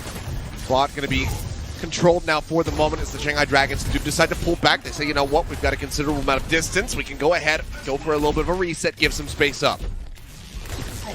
The fact that Smurf is still shoving this payload backwards is pretty brilliant for the Seoul Dynasty. And they're kind of losing this fight anyway. Oh, they definitely dead. will be soon, as Prophet going down to Izayaki. 5v4 confirmed. Nano is still online for Izayaki, waiting to be used in this particular fight after Creative had already popped that in the previous. Nano Visor not looking up for Fitz and Creative. Oh, and Creative not ready for this flank. Pleta not going to be able to overstay, though. That being said, Lip in the meantime, yet again, gets the better of Fitz. Now he's in on top of the Winston. Just cannot defend himself. Yeah, they just keep falling over one after the other. Prophet finally getting an elimination. Feels like maybe one of two that the Dynasty have been able to achieve so far. New Queen Street, and the bot will make it to the checkpoint. Boom. Only Fleta and Izayaki have died so far for the Dragons. And we're going straight for the Nano play. No Visor required. Lip will just rail them down. That he does. Gets the kill on Defiant. Will be traded, though. They lose the take on. Be both sound barriers now not able to be used in any extended skirmish, and some space has to be given up. But again, I mean, Shanghai Dragons are totally fine with this stage. They've got so much distance. This Prophet goes into the back. I don't know where he was quite going there, but does just go ahead, pop the recall, manages to stay alive. We got more than 57.18 meters, which means we can't have that kind of weird draw scenario happening anymore. That hasn't technically happened, but has produced a visual bug, so we're past that. All of the ultimates basically online for almost both teams as we head into what is going to be a very critical fight around the 4-minute mark, but a massive lead so far for the Shanghai Dragons. Seoul Dynasty yet to get any progress. Death Blossom into the back. It's going to clear the bot, but cannot get the elimination. Flooding out. Just going to have to wait to walk out. Fitz spotting him. The sound barrier comes through from Lijiang to try to keep him alive, and it will work a treat at least for a little bit longer. Eventually, Fitz will manage to find his mark. Bot now going to start pushing for the very first time, by the way, for the side of the Seoul Dynasty, with half of the time bank already drained down. And that's with the sound barrier being used by Lijiang. They still lose that fight. Vindame holds onto his sound barrier, doesn't choose to respond because they don't need it. Fitz a solo kill onto Fleta, who, by the way, a solo Death Blossom to Prophet. Wouldn't recommend that one again. Prophet simply blinks away, and Fleta can't find anybody. That was a little bit unusual coming through from Fleta. Not the best Death Blossoms today, and that's even when he chooses to actually use them. But as you say, first actual progress for the Seoul Dynasty, but how much longer can they push? Fitz needs some kills here. Okay, a little bit of a back angle here from the side of Fitz. He needs to get some peel as Void starts getting in on top of him, and Vindame comes to the rescue. Helps keep him alive, at least for a little bit longer, as he's now down to 16 HP, and they can't keep him sustained. Does manage to get traded. I mean, it's going to be a decent kill there for the side of Void, as Fitz has quite a bit of distance to go ahead and sprint back. Bot for now, just going to start pushing it again. Creative is too far back. Vindame has to go back and taxi probably multiple players. He actually hasn't gone at all. That means it's too late. You can see the Dragons are able to regroup together. They can stop this payload pushing. The checkpoint will not be found just because of those trades, specifically with the Creative going down. Seoul can't regroup in time, and Dragons will have positioning to regain payload control. Grab at the ready. Sound barrier there, try to counteract it from Vindame. This Prophet just continues to be the one pressuring the point. Is Izayaki going to be taken out of the fight? It's going to be the nano boost removed now. Likely a lot of distance bought here for the side of the Dynasty. Leap into the back, looking to just try to knock Void out of position. The grab was let loose, but it's not going to lock anybody in the position. Smurf just going to go ahead and leapfrog straight over the top of it. Gets the bot back under their control. It's a bit of a back and forth bout here with Prophet going down. He'll look to rejoin as quickly as he possibly can. The bot sleeping. Going to be locked into position here for now. Lip taking a nap, as you said. Was able to wake back up quite comfortably. No one able to get on top of the enemy soldier here. We will be able to survive and fight another day. Seoul have plenty of ultimates, but they just need to have the regroup happening. I mean, somebody's always dead. Prophet went down previously. Pulse Bomb still available here. Sound barrier to enter through with. At least Jigon's dead. Yep, Smurf there as well. Helps capitalize, gets the elimination, and Smurf will get the other kill on the Izayaki. He's going to get a third as well. Why the hell not? Smurf is starting to really clap back. Team kill comes through, and this could be a moment for them to take a lead, but they have to wait out the bot here. He's going to take his little break. Yeah, and that's going to give time for the Shanghai Dragons to come on back in, whereas the Shanghai Dragons want to fight same positioning. They want it in a position where they could actually get the checkpoint and then collect an extra, half-ish kind of meter. It is imperative that the Shanghai Dragons prevent that from happening, and they have so far come into contest. Pulse Bomb not going to connect. Prophet tries to go for the back line, flank there and catches Izayaki, but it goes wide. That is the Dynasty pulling away now from the point. The time 1 minute. Space opened up here for the side of the Dragons, and as you say, there's just a minute remaining. Death Blossom, the Visor, it's all there for the side of the Dragons. The beat nearly to be the cherry on top. Visor for Visor, Lip pushing forward, but this time Fitz gets the better of him. Prophet gets his target. Izayaki going down now. Lijiang falling as well. The Dynasty will be able to take a lead here. And that could be it. That could be the entire series. When they take this lead and they won't have to wait for the checkpoint again, this is going to be the opportunity where within 30 seconds, Shanghai have to push the payload to the bot all the way back to the checkpoint of the Seoul Dynasty and then match the target anyway. However, Lip manages to touch. They prevented the flip. They do, and now the barrier comes in from Lijiang, just shielding everybody up. The bot is going to be shipped back the opposite side. The Dynasty say, okay, we'll wait that shielding out. They do so. Death Blossom still there, huge however, contest from Fleta. We saw him holding a Blossom the last time they played on this map versus the Dynasty for so very long. Will he be able to use it proactively this time? He's TPing forward. He's looking for his moment. He gets it around the back. He pulls the trigger on it, and that's going to be creative. And now Fitz taken out of the fight. 3 members left versus 5. They try to survive. They try to push this back in the opposite direction. And it seems like somehow, some way, the Dragons might have managed to find a victory all the same. Overtime still going to be forced out. Smurf diving to the back. It's Lijiang. Izayaki is going to be eliminated. That is the supports now. Taken away from the side of the Dragons. Prophet gets the pulls out of the lip. He gives his life for the elimination. It's Void and Fleta versus the world. The sound barrier comes down. Void trying to stay alive, trying to get this grab up and ready to roll. He's just 5% away. Fleta has managed to retreat. He gets himself pulled back around the corner. Lip going to be rejoining the pulse bomb in his pocket, just about. The grab comes in. They're looking for Smurf. The nade comes down from Creative. The Nano is invested as well. They keep him topped up. It's 0.6 meters left to go. He can't get the body block now. The Nano's out. Izayaki comes back and Lip gets 2 with a pulse bomb. He might have just shut this down. They're looking for the miracle, but the Dragons say absolutely not. Not on our watch. They clean them up. And so very close, it becomes so very far away. The Shanghai Dragons, they tap back into that hive mind. They pull out the clutch card, and they manage to get this win. We're going to map 5. And that clutch card is ever so available for the Shanghai Dragons. When the going gets tough, the tough gets going. And this time it's Seoul Dynasty that go out of this map. Shanghai Dragons secure it once again. It was looking so dire for them. Literally, 0.6 meters away. 0.6 away from the Seoul Dynasty taking control of the map. If they had just managed to push a little bit further, had Lip not gotten that miracle touch, it reminds me, shades of Eichenwalde, Who Are You, 0.05 meter contest all over again. In a very similar situation, one very critical contest allows you to stop that payload from flipping over, and if it does flip over, it doesn't matter what Dragons does. Lip gets a double kill. They still have to push all the way back in Seoul Dynasty territory. Probably doesn't end up happening.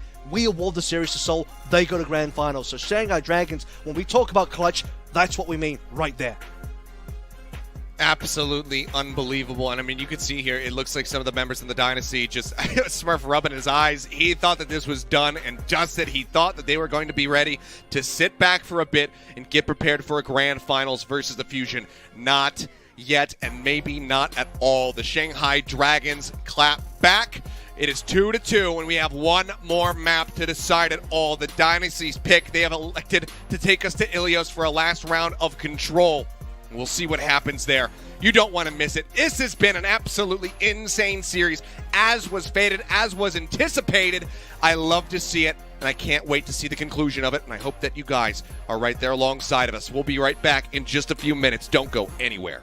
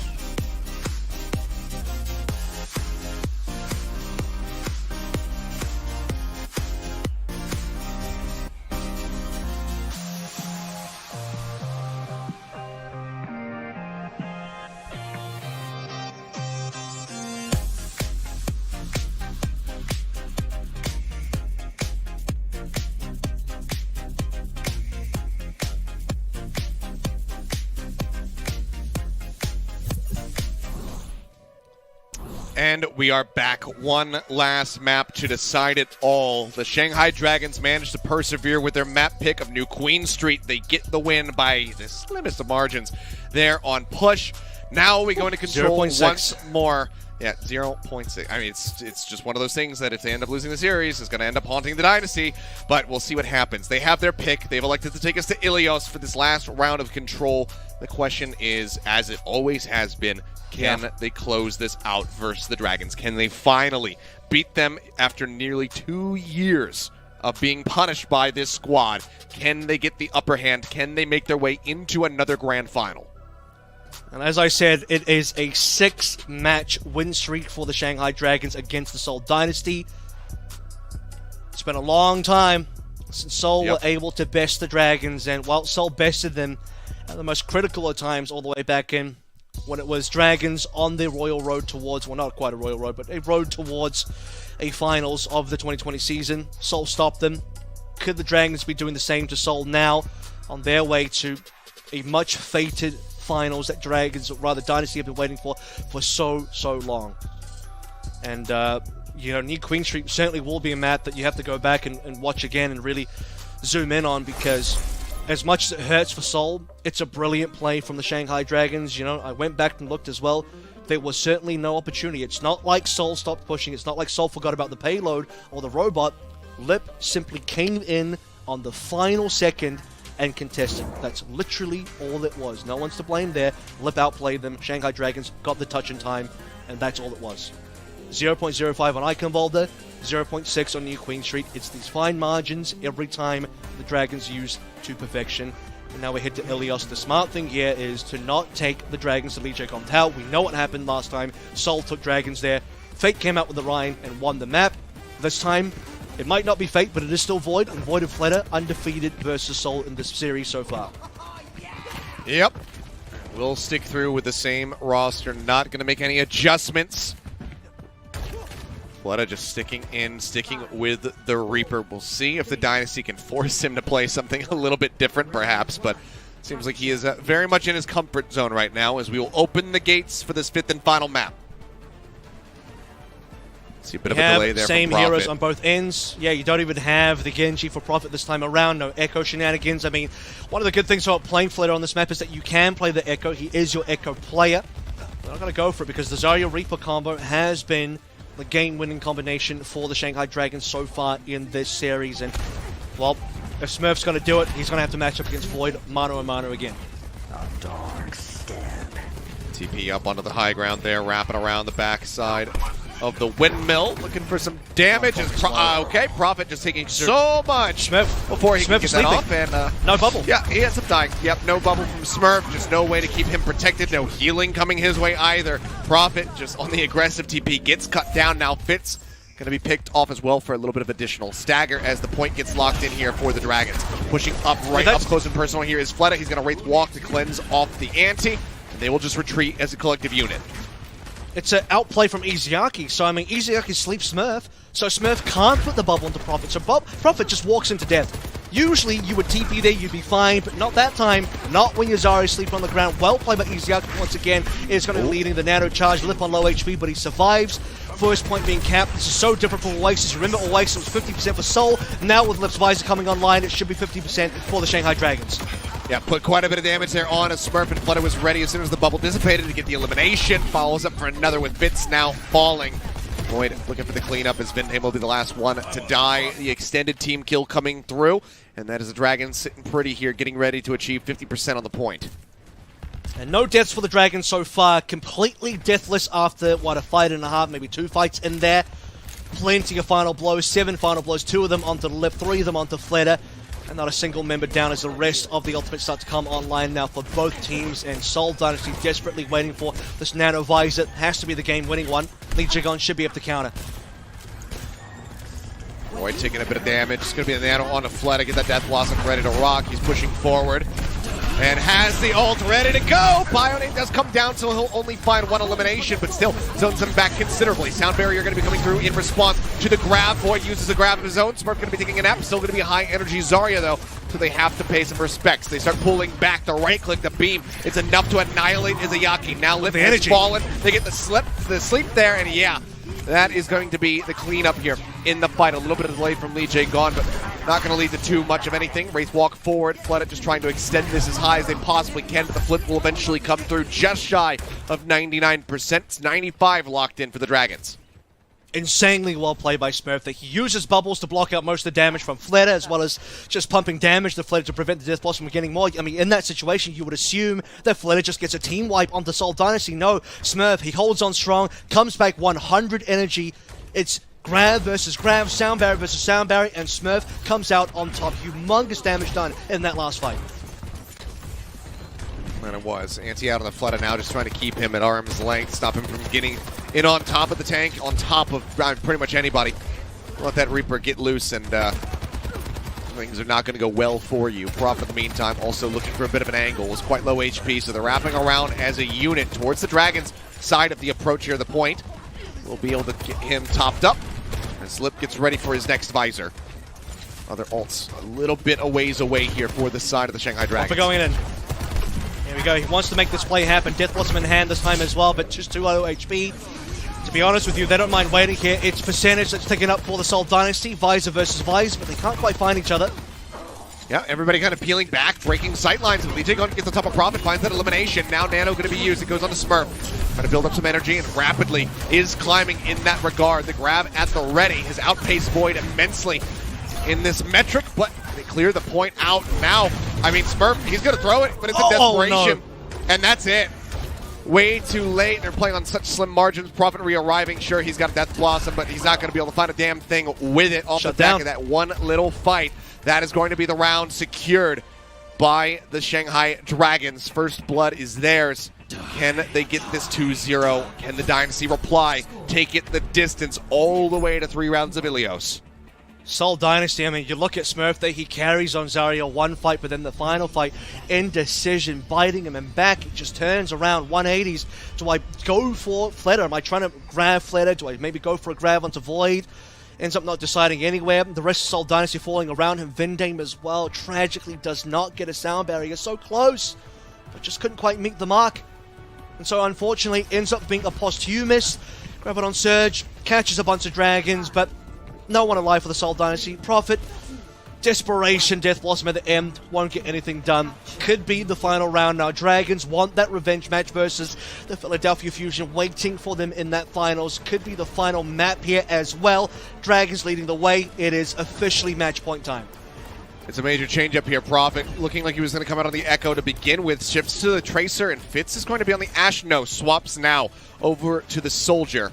And him as well going to be matching with the Brigida. Now they make their way over to the point, but this is going to give the first grab up to the Shanghai Dragons. We'll see if Dynasty can contest them for it.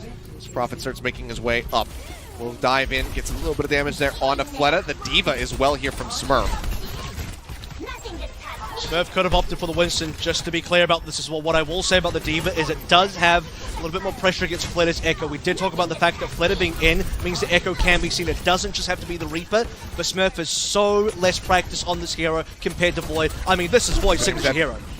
Yep, Lijiang finding the first elimination. Now Smurf going to be knocked out of the mech. He's looking for a target here to hit with the pistol. Try to get back into it. As he and Prophet just going to be jumped on. Smurf going to be the first one to fall. Fitz in the meantime got an elimination of the Izayaki, but that's about as good as it gets. The point now going to be locked in. As that does go through. Away. Oh, 8 as well.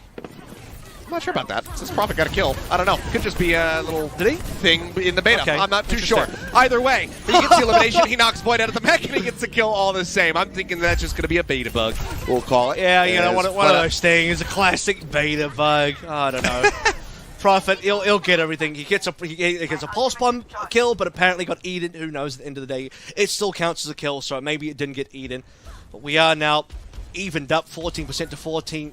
Thank Prophet for winning that fight, carrying the fight through despite the rest of the team falling by the wayside. Nano coming through for Izayaki. Creative looking for his as well, just a little bit further behind. Oh, he's just right into Void's rear there. Trying to get that next pulse bomb up, and I mean, he's nearly got it. He's set over 80% now. I can't even keep up with him. He's building this so very rapidly. They maintain control of this point. Recall comes in, keeps himself safe. As it's a little bit scattered now for the rest of the side of the Dragons. Spit's going to be falling low, rotates out, holds on to the Nano. The Nano used onto him just so he could try to stay alive. Lip now charging forward with attack visor at the ready. We'll find Mayhem starts pumping damage into Smurf. Will break him out of the mech. The elimination will come through on the back end of that one with Prophet dying. That'll be the flip there for the Dragons. Back in control, but still have a ways to go to take the lead. Yeah, you saw the damage difference there as well. The pressure onto Fitz. He instantly had to back out. He gets a Nano but can't visor. He's already on low HP. Surviving, looking for a health pack. Meanwhile, Lip is just shredding through the Seoul Dynasty, especially onto Smurf there as well. And there's just not enough Matrix to stop him. I mean, Matrix is decent versus the Soldier, but cannot outlast the Nano Visor, even with maximum Matrix on board. It's going to come down to Prophet. 10 HP remaining. That's an actual 140 Ilios, but Prophet still lives. Yeah. That he does. Void going to be anteed out for now. The rally rolling from Mayhem, trying to keep everybody alive. Far working a treat. Void going to be demeched. The self-destruct going to be popped. Baby D.Va seemingly safe. They cannot get the elimination before he gets back in. Yeah, Fitz popping the attack visor, looking for some targets, but D.Va goes right up into his face. The Bionade comes flying his way. Prophet in the meantime starting to go off. Finds Lijiang. They're looking for a little bit more though, because they still haven't gotten this flip back into their favor. He's trying to get the tracking down here on Izayaki. Eventually gets that elimination. Now turns his sights over to Void. Breaks him out of the mech. Prophet is going off. He is finding damn near everything in the kill feed right now for the side of the Dynasty. The flip will come through. 69% online for the side of the Dragons. The Dynasty should be able to overtake them here. If there is a world where Seoul Dynasty drag this one over to Ruins, it is because of Prophet. He is currently deadlifting on this particular sub-map for the Seoul Dynasty. I mean, it really is Prophet. He's keeping them in the game. He's carrying the team. I'm not going to lie to you. If Seoul win this one, it's going to have to be Prophet play the match again. I know it's a meme. It's like Prophet play the match every single time. But what can you do when Prophet is this good? Well, Void now opting out of the D.Va battle says, okay, you know what? Let me just go over to the Zarya and just be able to get those beams through that D Matrix. Make sure that you cannot deny my damage. Fleta going to be making his exit, flies up over the top to keep himself safe. Lip in the meantime going to be nanoed up. Finds an initial kill as Mayhem will fall. We're approaching 99% here for the side of the Dynasty, but they're getting ready to lose control of the point. Prophet is going to be taken down. Fleta finds that kill. There's double DPS ults available for the Dragons to try to hold this point to its conclusion. We are going to reach 99s here. It's going to be the OT to decide everything. Can the Seoul Dynasty drag us to a Ruins, a decider on the final map, on this lower bracket grand final, or lower bracket final, I should say, or is it going to be the Dragons punching their ticket to the grand finals? And it is going to be a rematch versus the Fusion as well. Plenty of ultimates on both sides, but I dare say the Seoul Dynasty have a bit of an advantage. Just waiting for Vindame, 29% more to reach towards that rally. Later looking for a copy, doesn't want to go for it just yet. Yeah, can be undone by this duplicate depending on who he decides to copy. Mayhem taking a bit of damage there. Does get back to full HP, and now we're in the double 99s. Attack visor going to be used. It's going to be a copy out onto the Tracer. Fleta has not really been able to play that so far this season, and so far he's not finding too much value. Needs to get the pulse bomb up. He now has it. Pops the recall. Is looking for the target. Stick comes in. He's going to find Mayhem. That's going to be the rally out of the fight. Creative is gone as well. There's no supports available for the side of the Dynasty. The self-destruct comes in, breaks Flutter out of the mech. The Helix rockets kill him off, and Prophet in the meantime found 2 with the pulse bomb. He got Lijiang on. He got Void. He gets his Ayaki, and that is going to be the point. Ticking down. They cannot get there in time to swap to the Tracer, and the Dynasty will take us to ruins to decide it all. And who's going to carry harder? Is it going to be Prophet? Can Flitter do it as well? The deadlift is in his namesake, but currently Prophet is the one lifting his team up. And Flitter tries his darndest. I mean, what an insane micro play there. He gets the stick, kills Vendame, and by the way, uses the invulnerability frames from swapping between the Tracer back to his Echo form to eat the self-destruct damage from Smurf, get the kill into the Baby Diva, but still it is not enough. Gonna take a look at Prophet's POV again in the final moment. Boom. Stick over onto Void. Double kill to Lijiang. Flitter gets Smurf down, but at the end of the day, Playoffs Prophet has certainly arrived. It's been here the whole season, but you damn near believe it's leveled up once again. Look at this comp coming through. Smurf going to be going back over to the Reinhardt here. Prophet onto the May. They are looking to brawl this out to victory. We'll see if they can get it done. It's not been the most successful for them. See how they fare now in this map 5, third sub-map scenario on Ilios. Sleep connects onto Void. They want to get the charge off on him. They cannot get the pin. It's actually a little bit of a hairline sleep onto Smurf as well as he quickly gets woken up, interrupting the charge. For now, Dynasty occupying the point, looking to get the first cap. Contest not going to be able to come through in time. Flutter now dropping down into the point. Wraith Walk going to be burned. There's the wall, but it does not cut off his retreat. He manages to make it out to safety. Prophet going to be falling low, goes into the ice block. Izayaki taken down person foremost as Smurf finds the kill. He'll get a follow-up. The fire strike through. Takes out Flutter. Prophet, however, does get picked in the end. Smurf is low on HP, so he's got to pull back.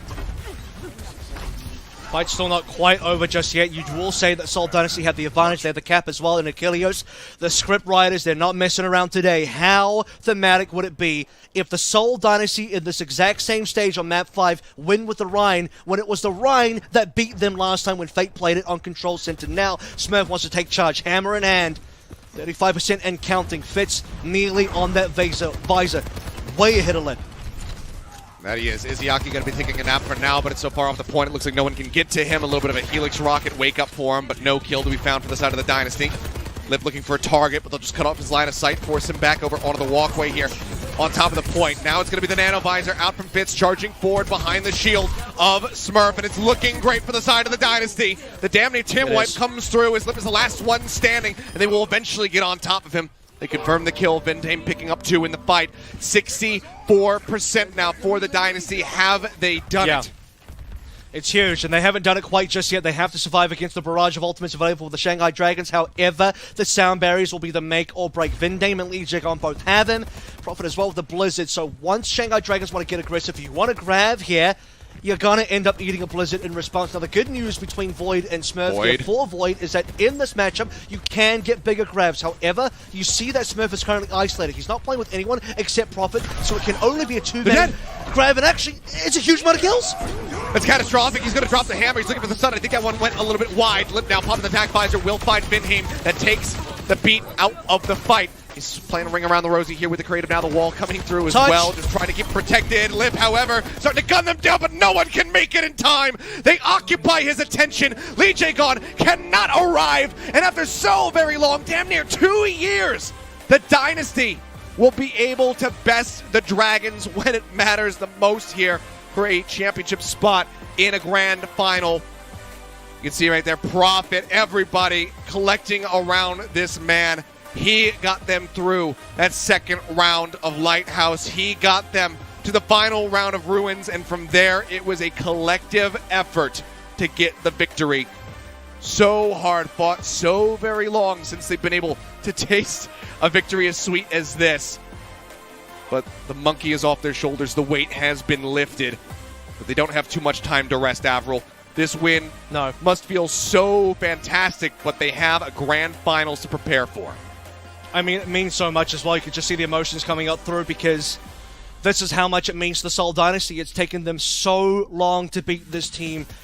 And the hardest oppositions to come back from. Lighthouse was looking over.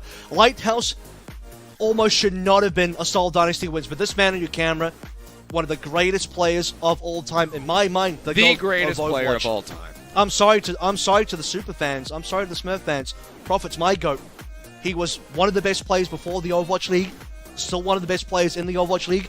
5 years later, in his 5th season, still one of the top players, and dare I say, one of the front runners for MVP this year as well. Never been a role star. The most robbed player of all time is Prophet. And of course, he can only be the player of the game. I don't care. Yeah. Prophet gets player of the Production game hasn't every even game. told us. He deserves it. I don't care. He deserves it.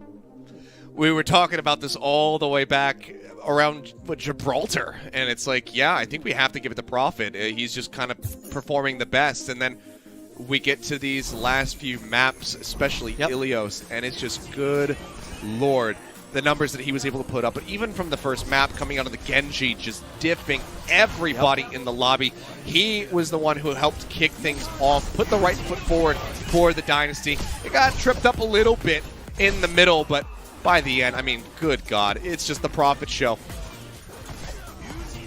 The only player from the Apex era that is still at this level. I mean, we talked about this as well. Previously, we could have said that Birdring was there as well. Rascal at this stage is retired. Who are you? We can give He's Fleta still some playing credit at a in that super regard. high level. Yeah, but the thing is, Fleta wasn't. He was playing at a high level, but I guess his team kind of let him down during the Apex era, whereas Prophet was the literal champion, right? The final champion of Apex in Season 4. Apex Premier At a high level champion in as Apex, well. yes, that's not Fleta. Yeah, Jisoo Busan, and it's just like, in terms of staying at that level, having those accolades come through all that time to still in Season 5 of the Overwatch League be not just a good player, but legitimately one of the best players currently in the Overwatch League this long into his career. Simply unmatched. That's why he's my GOAT. It's simply unmatched. So, Seoul Dynasty, if there's a way for them to get to the finals, it's from Prophet. It's off the back of this guy. Jump in his backpack. Get on this horse. He's going to take you home. I mean, look, no matter which way you slice it, I think that seeing what it meant to him in particular as well as the team overall, even if you are a Shanghai fan, I think that you can feel happy for him because you could tell how much weight was lifted from his shoulders. This burden that he has bared for nearly 2 years of not being able to get a victory over the Shanghai Dragons, not since that 2020 lower bracket final. It just incredible performance from him, from the Dynasty overall, but this was a hard-fought battle, Avril. This was an incredible best-of-5, going the distance all the way into that 5th map, into the last round of Ilios to decide it all. But they finally were able to put their foot down and tell the Dragons, no, not this time. We need this one. But they're not done yet, as mentioned. No. They still have their work cut out for them. Before we even really get into the topic that is a best-of-7 grand finals that is just about 30 or so odd minutes away from them, the Fusion have been sitting back watching this play, maybe sweating a bit as they see the form the Prophet's in, but they have the advantage of preparation. Now the burden is on Seoul Dynasty once more to see if they can excel. We've got a lot to talk about, though, so we're going to take a quick little break. We're going to take a breather, and then myself and Avril will come back. We'll chat about this incredible best-of-5 series a little bit more, and then we'll get ready to go in that grand final. The Overwatch League is brought to you by Upper Deck, the official trading card of the Overwatch League. And by TeamSpeak, the official voice supplier of the Overwatch League.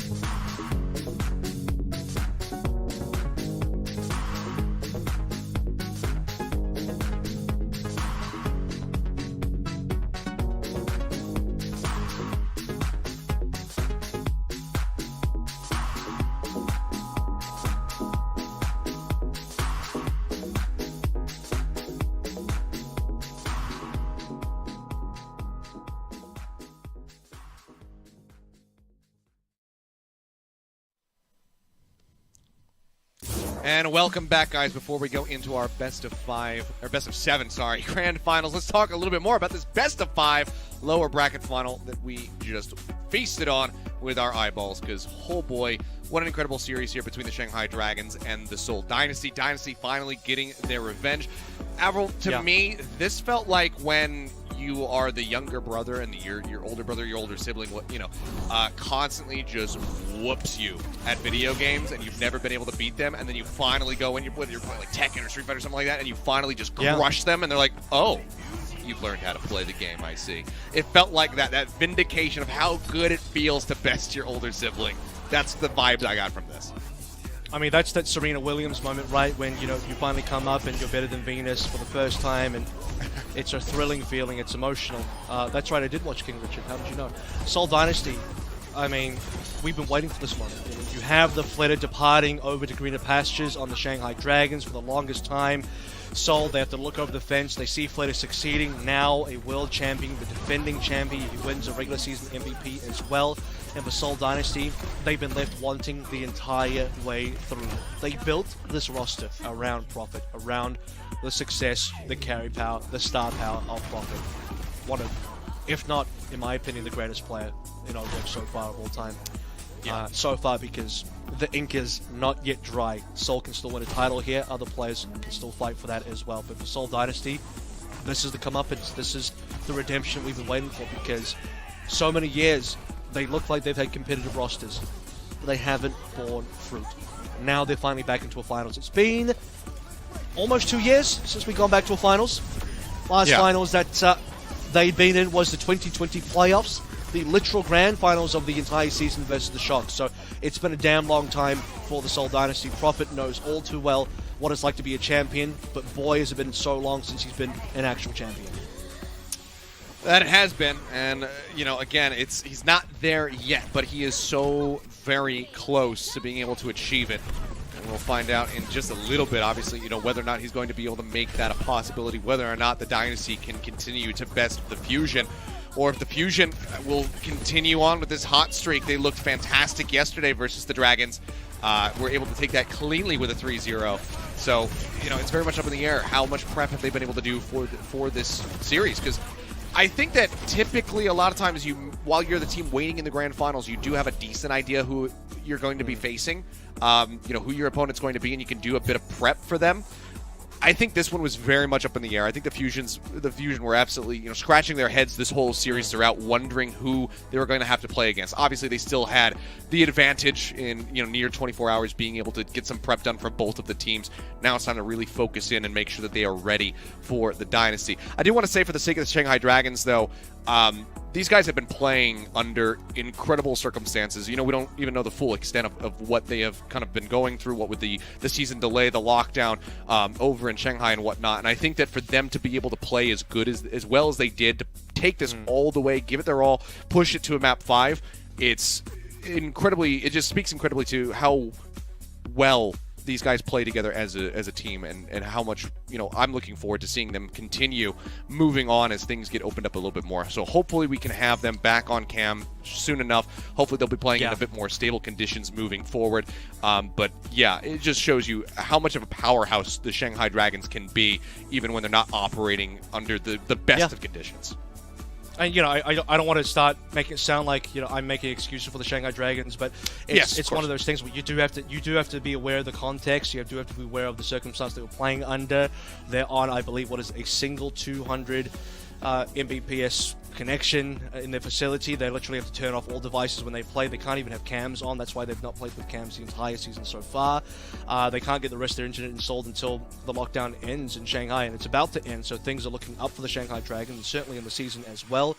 I mean, remember, this is a team that doesn't fire up. Even last season when they started winning, they didn't win the May Melee. They didn't start really coming through until, I would say, June Joust onwards, after beating Dallas in that final, and then they started dominating with the Sombra ball compositions. Summer Showdown was amazing for them. That was APAC dominance. hell yes, go APAC. But at the same time, I mean, yeah, Shanghai took a while to get started there. They were great for a while, but they didn't become amazing and unstoppable and invincible until we get towards the later part of the season. So Shanghai still have room to improve, still have room to grow. They are still the defending champions for a reason, and their personal circumstances over in Shanghai will also improve as time moves on as well. As, they were also, I think, delayed in scrims. They were the last team, and I know because I was there in the Alpha, Shanghai were the last team to begin scrims in the Alpha because they had to wait through quarantines and all sorts of stuff as well. So a lot they had to work through, and it's amazing they've been this good so far. Just credit to Shanghai Dragons for giving us really great games to look over. Yeah, for sure. And just to go ahead and reaffirm, we're not making excuses, for the loss here. The Dynasty Axe absolutely did earn that win. They popped off Profit in particular, just looking incredible. And putting an end to one of the things that I know was going on in the chat. I don't even have to read it, chat. I just can read your minds. I know how you think of, who are you? It's the sub in Fleta because Fleta's winning all these maps. Well, he came in on the last one and they didn't get the victory there. So that put an end to that whole conversation. Who are you? It's not the problem. So you can go ahead and let them off the hook. But guys, that's enough from us. Who are you? He's been amazing so far this season. He has been. Anyway, exactly. How could you possibly even come to that conclusion? But there you go. That's just chat. Some of chat for you at times. But enough from us for now. We're going to take a little bit of an extended break as the teams get ready to kick off this best-of-7 grand finals, and we'll see who will be the Kickoff Clash champions. So don't go anywhere, guys. The action will return.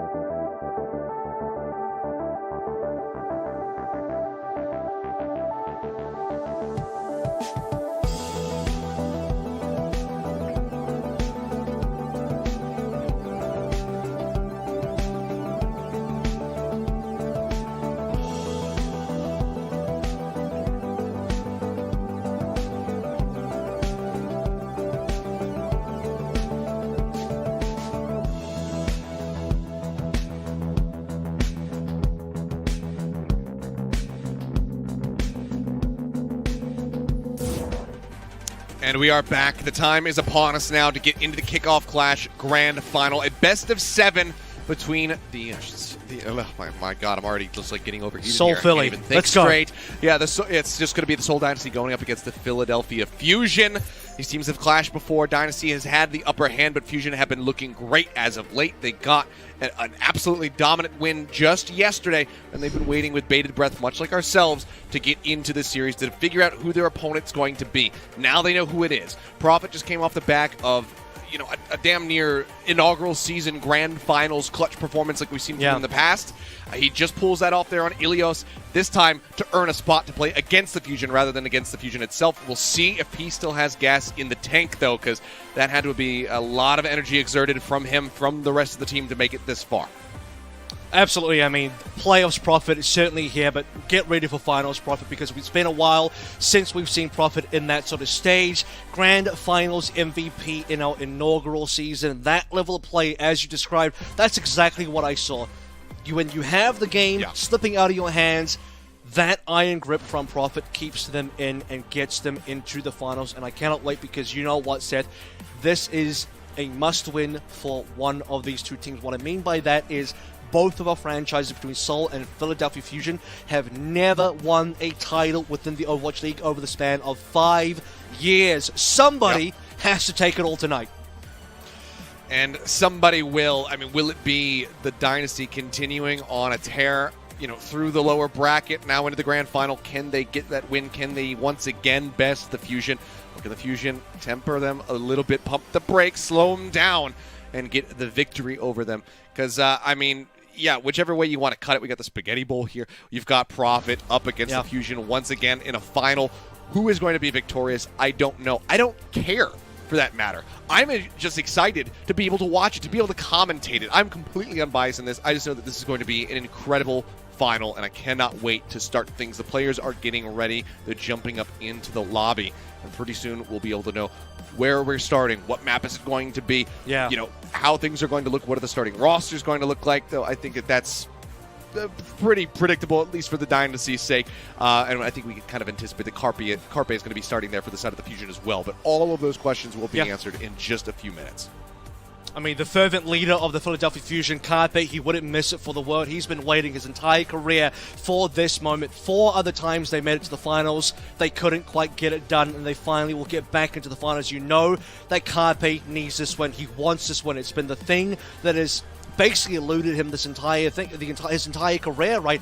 People always say, look, Carpe, can he be one of the greatest of all times? I guess he is one of the best players of all time, but he doesn't have any titles, no victories, no chips, nothing to work with. But now it could be the time for change. Backed by a star-studded rookie lineup, this is the best Philly have looked in quite some time. Last year, didn't even make it to a finals. This year, they bested the Shanghai Dragons. They bested most of the teams they came up against, had a bit of a rough patch in, I would say, their final week, but things are looking so good for this team. And I mean, Seoul Dynasty as well, off the back of what we just saw versus Shanghai, they also defeated their demons. Both teams had to beat Shanghai to get here.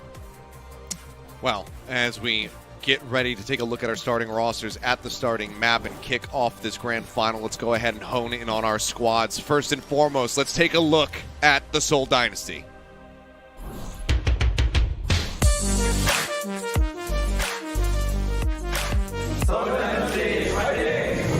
It just gets better and better for the Seoul Dynasty. Smurf just playing out of his mind. Here we go again. It's the Smurf show. They're an absolutely terrifying team.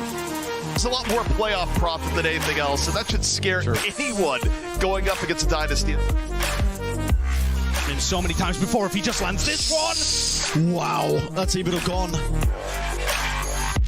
Fitz gonna drop the Dragon Strike, and takes down 3!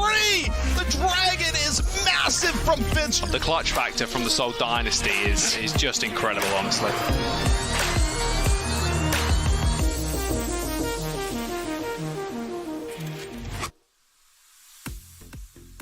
And here are starting 5 for the Seoul Dynasty. It's exactly what we just saw. There's no reason to make any changes. We know that, there's a substitution that they can bring in. We've seen him once, but there's no reason to bust them out when you've got Prophet and Fitz operating like the duo that we have come to expect. These guys have been on top of their game. Prophet especially going absolutely nuclear in that previous set. See if Fitz can level up his performance as well. 2020 May Melee. 2020 playoffs as well for the entire season.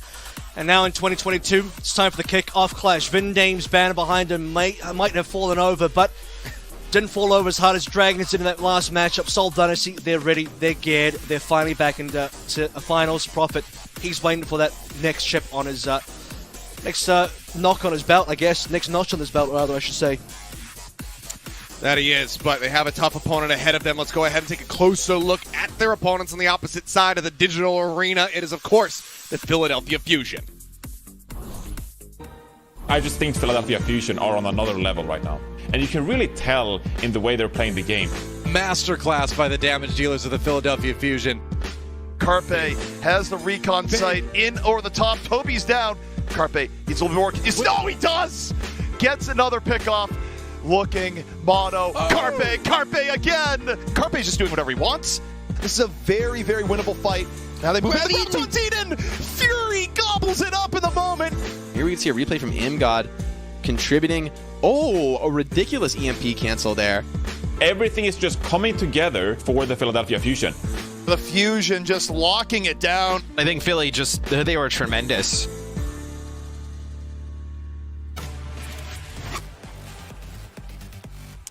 And here they are. Carpe, the veteran on the squad, going to be leading the charge alongside ImGod, of course, who's been in the scene for quite some time. But they are flanked by their rookies, Zest, Belisria, and Fixa, all who in their own right have looked utterly incredible here in the APAC region. Absolutely. You look at this team, finally back in the final themselves as well. Like I said, somebody's got to win it tonight. 2018 Stage 2, 2018 Season Playoffs, 2020 Summer Showdown, 2020 Countdown Cup, and 2022 finally the Kickoff Clash as well.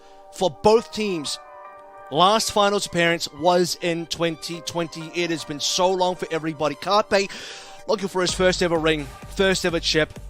Rookies flanking him, superstars all around. Seoul Dynasty, many veterans.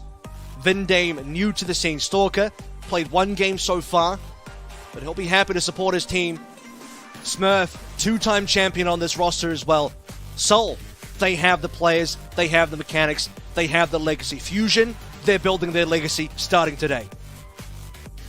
We'll see if they can get it done. Carpe, like you said, looking for that first tournament victory. As we'll see if today can be the day. They might have a very long road ahead of them, a best of 7. If it goes the distance, which I sure as hell hope it does, it can be exhausting. It is no longer a sprint. It's not a 3-0. Yeah. It is a marathon. And you can be damn sure that no one is going to be walking away with this one for free. If it comes down to somehow a team sweeping here, I will be absolutely flabbergasted at the level of play that will have been needed to pull off that achievement. So we'll see if anyone can get it done. But I'm thinking that this one very well could go the distance. I mean, this is the spaghetti bowl, right? Except, as I've said at the start of the season, it's the MasterChef edition. No longer is this a meme. Yeah. Last year, it was a bit of a meme. This time around, it is legitimately the best two teams. 6-4, the all-time record. Seoul leading 6. Philadelphia on the 4 side. 2 matches separate these two teams. 10 overall games played. And by the way, Eastern Division players last year was this exact match. Philly won 3-1 to get them into the season playoffs. And now they face up again in the most important match of the season so far in the Eastern Division. Maps have been set. It is Lijiang Tower. Fusion have chosen this one, and look at it. It is going to be all 7. Let's hope it is. I want to go all the way. Yeah, I mean, we start on Lijiang Tower, then we'll move into hybrid, escort, push, control, escort, push. We'll see if we can make it that far. My fingers, my toes, everything that I can cross is crossed right now that we can go that far. But for now, we'll go ahead and zone in on Control Center. And we'll have Get a ready, pause. folks. bit of a pause to start things out with. I mean, hey, just get the anticipation up. I mean, this is what we've been waiting for. This is what all the fans have been waiting for. If you've been a Seoul fan this entire time, your roster was built for success off the backs of Lunatic High, all the way back in Season 1, pre-season. You had Yu Jae-hong, you had Miro, you had Toby. You got Toby back. And off the back of Toby, you've made a finals. Now you've got a star-studded lineup. Is it your turn? 3 finals appearances, of this one being your 3rd. Fusion, on the other hand, 5 finals. This is your 5th one. You've had the taste of victory so close before. From the EQO clutch, the 3-4 result versus Paris that you nearly had, 2-4 versus the Shock as well in Countdown Cup. You've been to a season final, so have Seoul Dynasty. The pain ends for one of our franchises tonight. Somebody has got to win. Winner takes all. That they do. We'll see who is going to be victorious, who's going to be holding their heads high at the end of this all, and who is going to be waiting for the next tournament cycle to try to then be able to take home a championship win. The countdown has begun. They're going back into the game, so enough little teasing. It is time to go ahead and get a taste of these two squads as they get ready to square off against each other. Control Center again to begin. Ilios, you better get a taste, because I'll tell you what, guys. The sauce is prepped. The pasta is boiling. Dinner is now open for service. And you, my friends, have ringside seats for this title bout. I don't care if you're just waking up in Philly or going to bed in Seoul. It's time to get wild and kick off this clash in style. Ilios, map number 1 of the Eastern Division Finals here. Lijiang Tower. Let's get into it. And here we go. The gates are going to open. We'll take a look, and it's going to be Smurf coming back through with the Reinhardt Prophet on the May once more. Soldier Genji out for the side of the Philly Fusion. And Creative as well, sticking for a moment with that Baptiste, but it seems like they're going to see the comp, and they decide to swap it up wholesale. Yep, the Balustrade Doom is there. We saw this versus Shanghai yesterday. The Doom was the counter to the Ryan coming on in, and Smurf saying none of that. We are going to go straight towards the Zarya. We will not fall prey to the Doom. The one thing that they are not doing, they being Seoul, is there is no Reaper to punish this Doom. Carpe with first blood. Yep, hungry for that ring. Gets first blood. Creative going to be taken down. Says popping that deflect, and Carpe finds another. Smurf is well going to be eliminated the dash forward, looking to get the punish there on a Prophet. He will manage to make his way out to safety, but the cap is first and foremost going to be coming through for the side of the Philly Fusion. That's Philly Fusion as well, maintaining control. They didn't have to go back to spawn to change the composition at all. So, superior positioning here. How long can they keep this Doom going, though? Not the best matchup for the Doom, but again, no Reaper on the opposite side to punish. Zest, no bubbles to work through. He has to rely on Balustrade to make space as he would on the Winston. Zest versus Prophet, the 2 biggest carries on either team. Carpe taking quite a bit of damage there. Side slam forward, just going to be absorbed by the bubble out from Smurf as they start getting some position here on the point. Vinham going to be taking a nap. Can they collapse on top of the enemy Lucio? They absolutely can. It's actually going to be Aim God who lobs that nade in from a distance, gets the final tag to get rid of the enemy Lucio. Balustrade, however, will be traded out. Flip not yet there for the side of the Dynasty, but they are certainly looking for it as Smurf continues to play up front and build up that energy. Looks for Zest. They'll force him off the point, and that should be the flip coming through, but last second, there's going to be the contest. The Nano now coming out. Carpe pushing around the corner, finds Fit, stops him from getting that health pack, takes him out of the fight. He'll have that attack visor should he find it necessary, and Prophet is not going to get much value there with that pulse bomb lobbed in. Doesn't get a target, doesn't get a kill, doesn't find too much damage either, but the Dynasty have bought enough space to go ahead and open up the point. They get the flip, they take control away from the Fusion. They find themselves at 54%. We'll see if they can retake quickly. Trying to cap this one, or rather trying to catch up in cap so far. The Balustrade putting the pressure on, so plenty of ultimates to play through. The Blade available as well, but it's going to be the visor from Carpe first. Opens it up, he's looking for some targets there. Smurf going to be taking the lion's share of that damage. He absorbs quite a bit of it with the bubbles. Sound barrier going to be dropped by Fixa. Meteor strike out from Balustrade. Takes it out to safety, drops down, now comes in, dives forward, and ends up being snatched up by the grab from Smurf. They had him anti out, they thought they could get the elimination, but they cannot. Instead, it's going to be 4 quick kills, now looking for the 5th. There it is, coming through for the side of the Dynasty. They will hold the point, and catching up now as far as that percentage is concerned.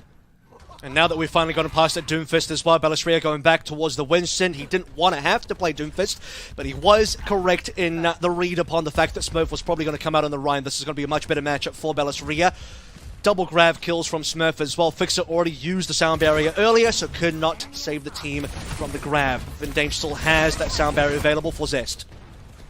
Fitz going to be taking a nap, put quite a bit of damage down onto him. The bubbles out from Smurf, keep him protected, allow him to escape.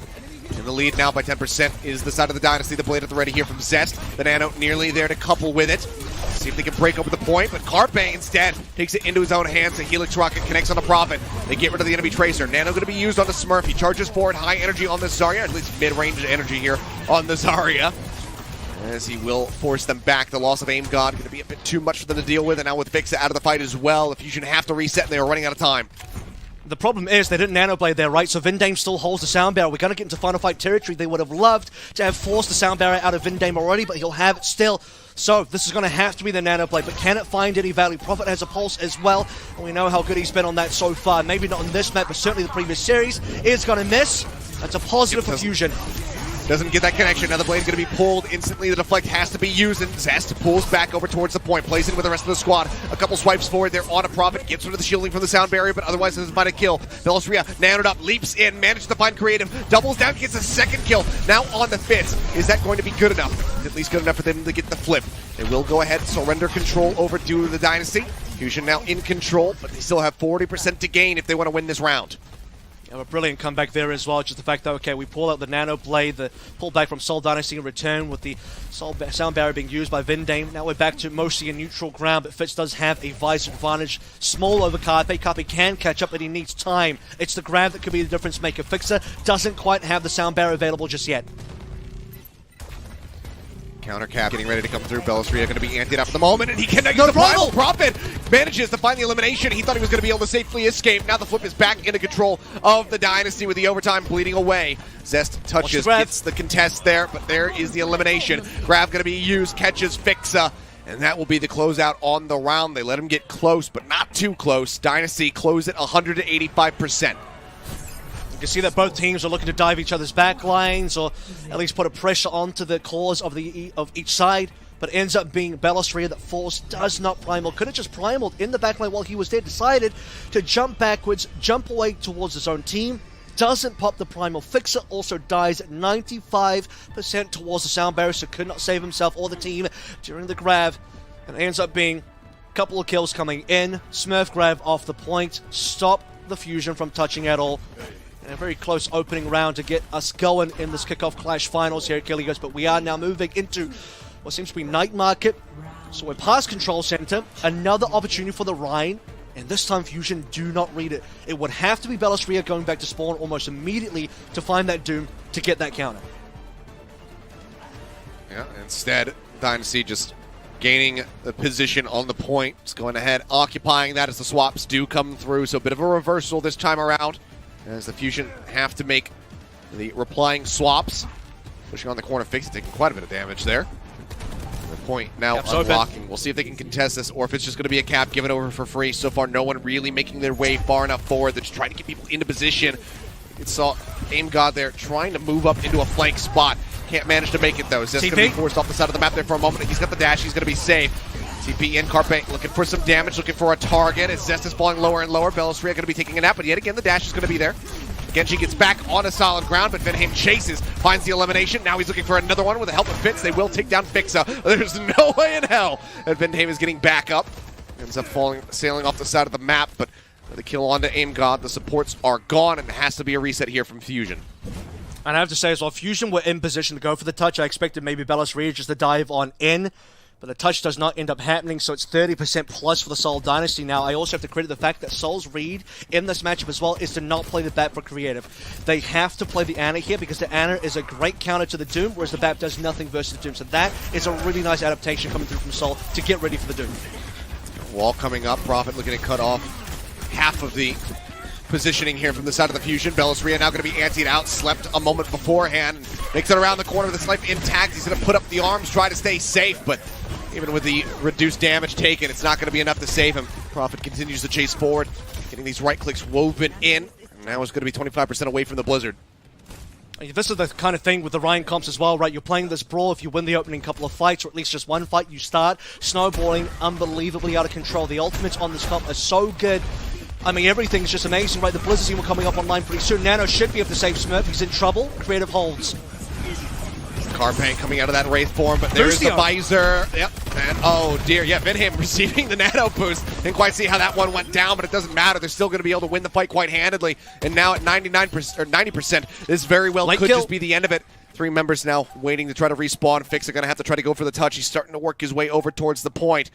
Gets booped away for just a moment. Needs to get himself in through the window. They managed to get the touch. Carpe tagging the point now. Overtime starting to bleed down. They don't have enough room to get in. Nice wall cutting them off now. Carpe going to be eliminated. It looks like one after the other. They may just end up dropping. The Blizzard cuts off the front of the point. They get the freeze here onto Aim God. The Fire Strike will finish them off. The Nano not going to be able to see the light of day. The sound barrier might be there, but so is the shatter. Puts Bellistria down to the ground. He has his work cut out for them. They need Zest. They need him to be healed up. They need him to pull a blade and pull off an absolute miracle. But Prophet finds Fixa. A right-click headshot goes through. Gets rid of the enemy Lucio. Aim God waddling his way back as quickly as he possibly can. Bellistria narrowly makes it in once more. Now Zest has arrived. The blade is there. The Nano's out. He finds Creative. Is that going to be enough, though? Slicing and dicing. He's trying to cut his way through the Reinhardt. He will eventually find Smurf, but they still need to contest this point. Prophet is there. He's in the ice block. Fit's going to be antied out. Ends up going down. Prophet trying to buy some time as they try to hound down Vinham as well. Vinham will kill off Aim God, and just like that, the blade helps them clutch it out. The Fusion are not done yet. They get themselves on the board. My God, the final touch coming in from Bellistria to keep it alive. The ice wall nearly stopped them. Carpe as well in there waiting for Zest. EQO might not be on his team right now. He might not be on the Fusion, but the soul of the Genji Blade Clutch still lives within the Fusion indeed. What an amazing comeback coming through from the Fusion, but also the Seoul Dynasty used their Blizzard so aggressively off the point. They could have just Blizzarded the point itself. That might come to cost Prophet a little bit later on. Still 99-27. Still the lead. Nano coming back on live and creative. Would like to not see that on Vindame again. Once more the point going to be capped. The OT will start bleeding away. They at least get a reset on that timer. Carpe trying to dive in deep. Has this pull pump at the ready, but he's going to be antied out. The recall was already used. Him got it. Carpe Fixa now gone, and that is going to be it. Zest this time. I don't think he can pull a rabbit out of a hat. He'll dash forward, but the beam is there from Smurf. The damage from Prophet. They will get the elimination. It'll take them a little bit longer. They only get up to 30% though. Seoul Dynasty will take the first map of Lijiang Tower, with the second round being 100% to 30. They kick things off with a map win. Almost a brilliant comeback there from the Fusion. Kept things alive, but Mountain was too high to climb for them, unfortunately. Seoul Dynasty, massive lead. Comeback, one more fight. Smurf on the Zarya as well. Brilliant neutral play. Still though, decent showing from Fusion strategically as well, understanding the matchups. Unfortunately, they were not prepared for the second round of the Smurf Ryan coming on through. They were expecting, okay, maybe Smurf will honor the Winston duel. Nope. Seems like Lijiang is now just a full Ryan map. Gladiators did it first. Lijiang also was in Shanghai's hands for the triple Ryan. It didn't work out for Shanghai. Philly were ready for it, but unfortunately, Seoul Dynasty, that much better in this particular matchup, at least in the first map. Well, it's a solid start here for the side of the Dynasty. Fusion, though, now have their map pick. We'll see where they decide to take us for hybrid. I have my thoughts that it's certainly not going to be Midtown, but we'll find out what it's going to be when we come back from the break, so don't go anywhere, guys, as Grand Finals continues in just a few minutes.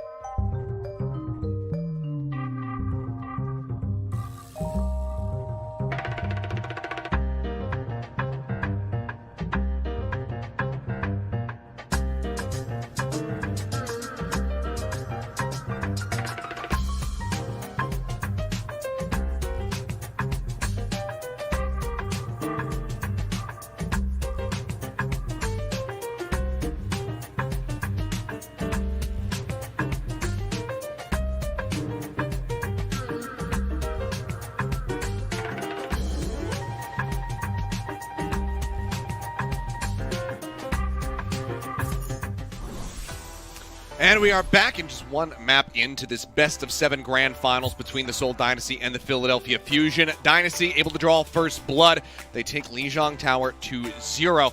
Fusion now have their map pick as we get ready to go into hybrid. And as I mentioned, it's not going to be Midtown. It's going to be Eichenwalde, in fact, where just yesterday, I do believe, they were able to best the Shanghai Dragons on this map. So we'll see how well they look and whether or not the Dynasty are going to be able to take a stretch lead or if it all gets tied up 1-1. I gotta say, it's really, really 900 IQ by the Fusion to lose map 1 to guarantee. I was thinking about making this joke. That the second map was guaranteed to not then be Midtown, because if they get to pick the second map, then they can't. They're not going to pick Midtown. So I think that's pretty smart by the Fusion, right? Just purposely lose the first map, guarantee no Midtown. Yeah, it's brilliant. And then from here on out, we'll see what happens. But no, realistically speaking, though, Seoul played that matchup so well. I mean, they kind of the second round in particular, the fact that I don't even know if I would call it a misread from the Fusion, but Dynasty just making the gamble to say, let's do the Ryan again. See if Fusion are prepared. Fusion with a late swap costing them the early cap, allowing Seoul Dynasty to get so much extra progress. I mean, helped them a lot. It really helped them a lot. And by the way, this is the only hybrid in this entire 7-map pool. And even if we do go to 8 maps, if there's a draw, it's not going to be hybrid. So, yeah, officially, we are out of Midtown territory. Fusion, get breathe a sigh of relief.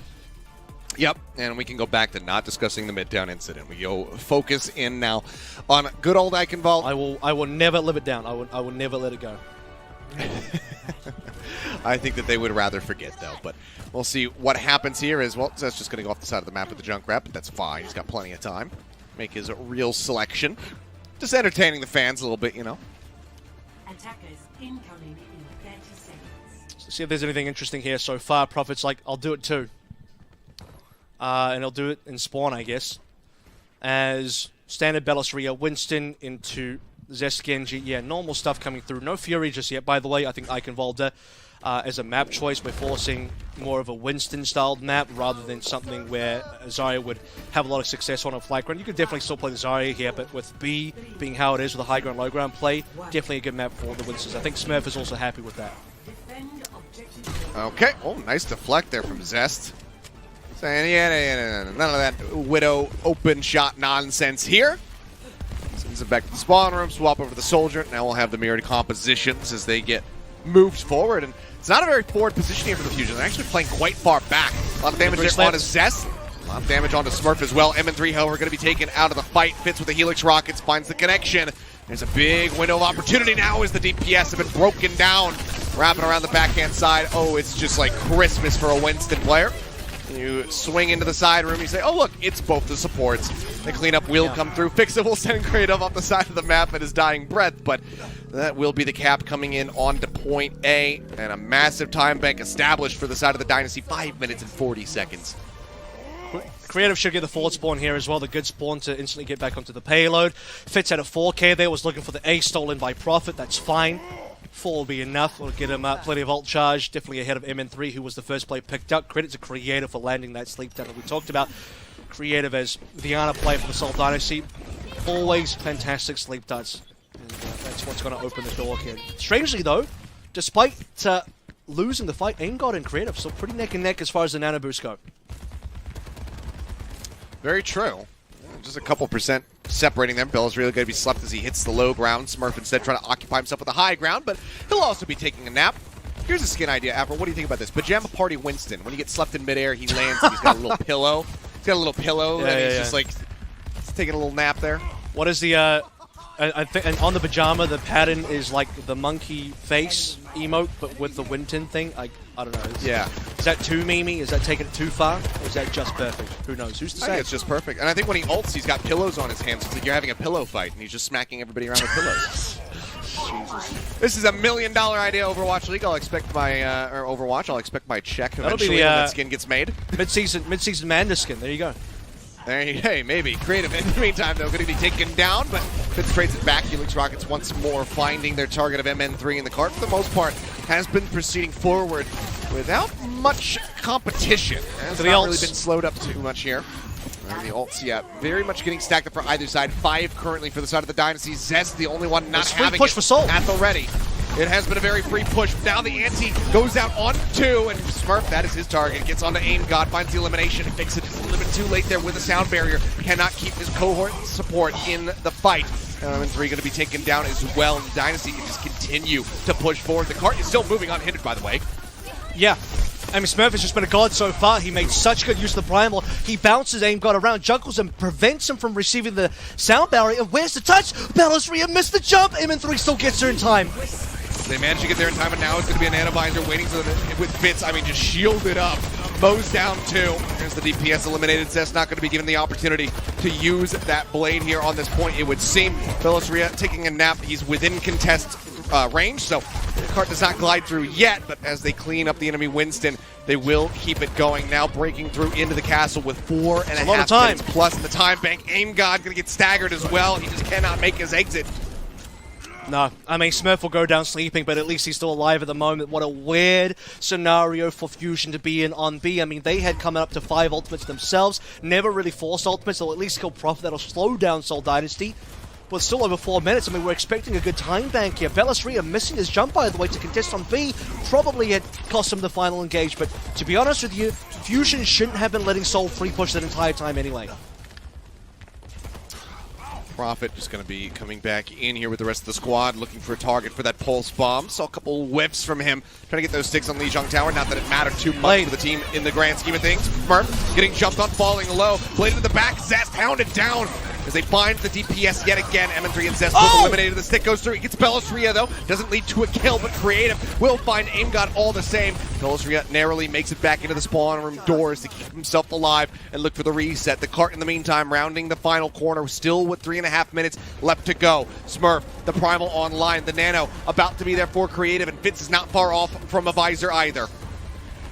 What an insane pulse bomb. I mean, it wasn't even intended for Ballasria, but Ballasria catches on his way out. Now he's dead. Fitz is popping off with the Nano. He doesn't even have the visor yet. He might not have to use it.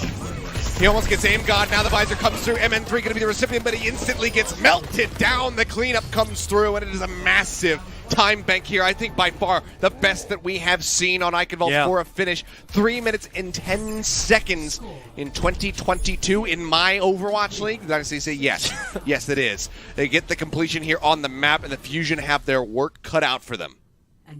And there's a concept strategically in this game, and that is that you cannot allow your opponents to get away with objective or a win or any sort of small victory without having to pay for it. And what we saw on B, I'm going to have to go back to that point again because that was a difference maker for me. We can talk about the fact that A was a roll, unfortunate, but it is a neutral. Sometimes the neutral happens that way. Somebody gets slept, somebody gets picked. The 5v4 into 5v3 advantage is too much, but what about B? Both teams had ultimates. Seoul are happy just to free push. Fusion, no contest. It took until the final fight on B for ultimates to start to get used properly. And Fusion had to run their soldier player to touch, and he's instantly going to get killed if he has to be the one to touch. Again, Ballasria, no touch there. Himself missing the jump through the window. It happens. It's unfortunate. Philadelphia Fusion as well, having to defend up against a 4-minute 30 time bank on C. It's just too hard. And then Seoul Dynasty coming up into Ultimate, Smurf on Primal, Nano Visor, everything's still there. Seoul Dynasty in incredible finals form. They're looking unbelievably warmed up. I don't know if it's that Shanghai game that did it to him, but I guess if it takes you 5 maps to beat Shanghai in the manner in which you had to do it, you better be warm. You better be fired up. Yeah. Like I said, is there going to be gas in the tank still? It seems like, yeah, there is. Maybe they're in an electric vehicle and they had enough time to recharge. I don't know. Enough about that anyway. The dive starting to come through from the side of the Fusion. So we have the Tracers off the rip. Ballasria going to be antsing out for the second time so far here on this attack, and this time they will be able to get the elimination. Ballasria out of the fight. That's Fusion gathered up now in the side room with Prophet, hammering them with those pulse pistols, just looking to build up towards that pulse bomb. It's Creative again, you know, opening up the fight for the Seoul Dynasty, this time on the defense. Fire nade, collecting the kill into Ballasria. Prophet just knows how to play towards his limits, collecting a lot of ult charge. Still alive currently. Looking for that pulse bomb. Just trying to match. That's actually a kill to Fitz. So 5v4 this time for Fusion. Yep, they managed to segregate Fitz away from the rest of the team. Bionade in response will force them back for the time being. That does help keep Smurf alive for this recontest, but the first tick going to be snatched up here by the Fusion.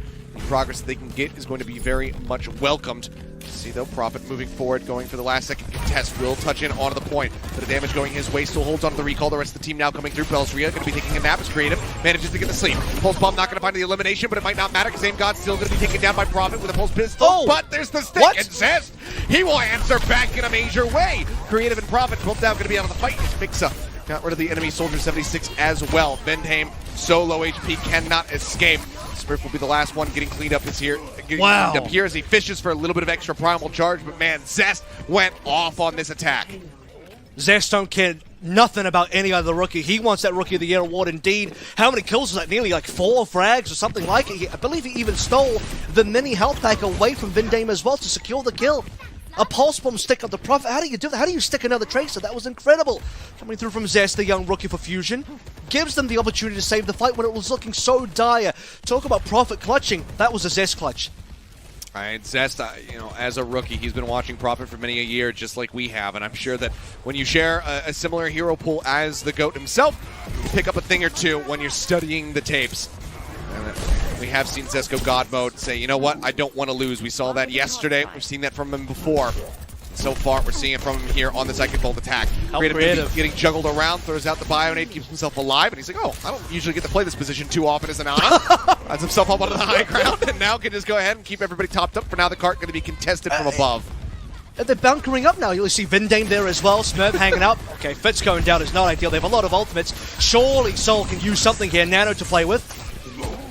That it is, the dive in there from Smurf, now going to be antied out, pops the Primal Rage, is going into the back lines, will finish off Aim God again, the beat a little bit too late there from Fixa to try to keep his co-support alive. Juggling MN3, he's trying to send him off the side of the map, has not managed to make it happen yet, but MN3's got nowhere left to go, ends up dying all the same. That's going to be the cart not moving forward, so while the time bank starts off nicely for the Fusion off that point A cap, they're not finding progress right now during these skirmishes. Yeah, this is so much different to what Fusion had on their defense, right? Fusion were very passive, allowed a lot of free cart push here. Seoul Dynasty active, using ultimate straight away. They lose Fitz, doesn't matter. Nano Smurf, he's got a Primal. And again, like you sort of mentioned, the Primal onto Aim God. Fixer can't save Aim God. Ends up being a lost fight for Fusion. 3 minutes remaining, they only get 130 from capping. Fitz on a big flank, what is this? Yeah, hello. Okay, has to throw down the biofield, grab the mini pack, and that's going to be the visor expiring. In the meantime, M3, he gets an antidote up, and he just takes down Smurf. Now Prophet going to be dead as well. Bionade out onto 2. Zest will fall, create a finding the elimination, but that's as good as it gets for them in this fight. One member lost, the team kill comes through. Fusion now opening up space to get this cart rolling.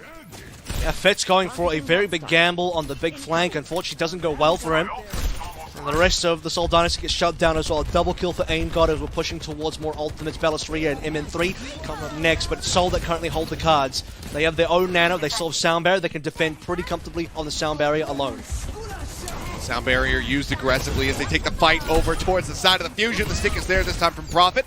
It's MN3, doesn't get any additional value, but as he chases forward with the help of the rest of the squad, they will be able to clean up the supports. Fitz in the meantime deals with Belastria, who does wisely hold on to the Primal Rage. Zest has to go for the reset as well. Ults are there, coming online now. The visor nearly online for MN3, so Fusion have some tools to work with. At this rate, Philadelphia Fusion can no longer match the same time bank as Seoul Dynasty, although we were probably expecting that to be the case anyway.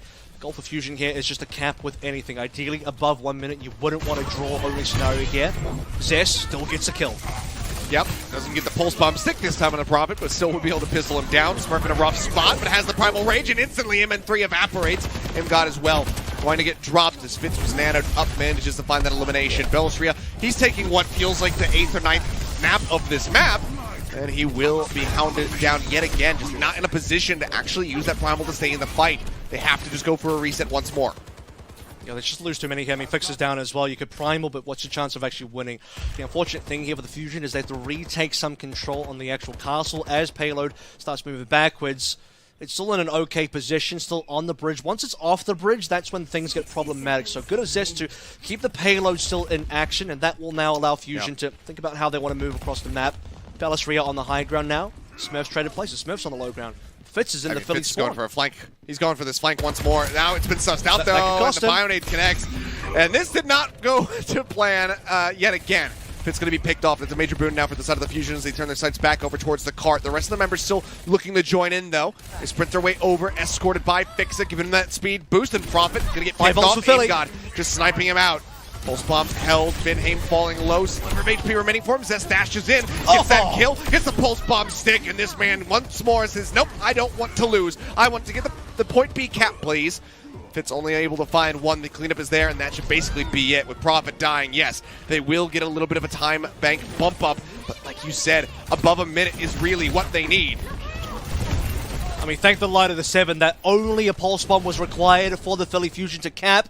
Fitz going on a flank twice in a row. Doesn't work. It gets punished. It's hard to explain what he's looking for. It's just greedy, you know. Maybe it could work out. If he gambles correctly and it works, fine. But losing it is just so poor. Pulse bomb from Prophet connects. He's just competing with Zest. Fusion still have a lot of other ultimates, so they can keep in this fight if they want to.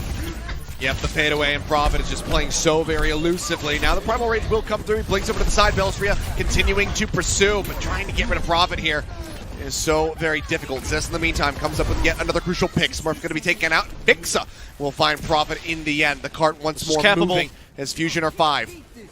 They have to get a really good fight coming up because double creative and Vindame supports are coming online. Smurf as well for the Primal. Belistria has already used this Primal, so can't use that to stay in the fight. Philadelphia Fusion have one good attempt there, and they lose Aim God. They might have to reset, yeah, because you don't want to be pushing without your support.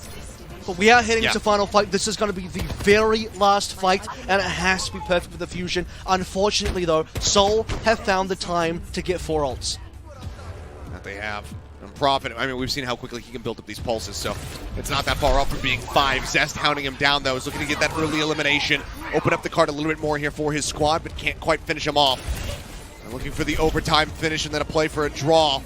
We'll see if they can make it happen, or if the Dynasty will be able to successfully hold. Both teams have a plethora of tools to try to utilize. The pulse bomb at the ready. Zest playing forward. He's looking for creative. He's going to be anti. Takes the recall. Goes back up to 130. Fitz going to be taken down first and foremost. Now the attack visor comes in. The nano layered on top of it. Creative going to be out of the fight. Then Haim drops the beat. Shields up the rest of the squad as best he possibly can.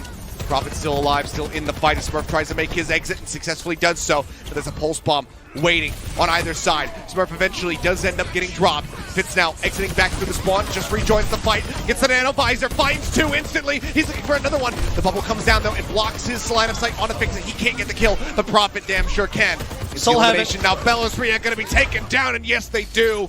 Zest, despite his best efforts, his wants to win, cannot clutch this out. Seoul Dynasty will successfully hold at C, and they will move up 2-0 in this grand final.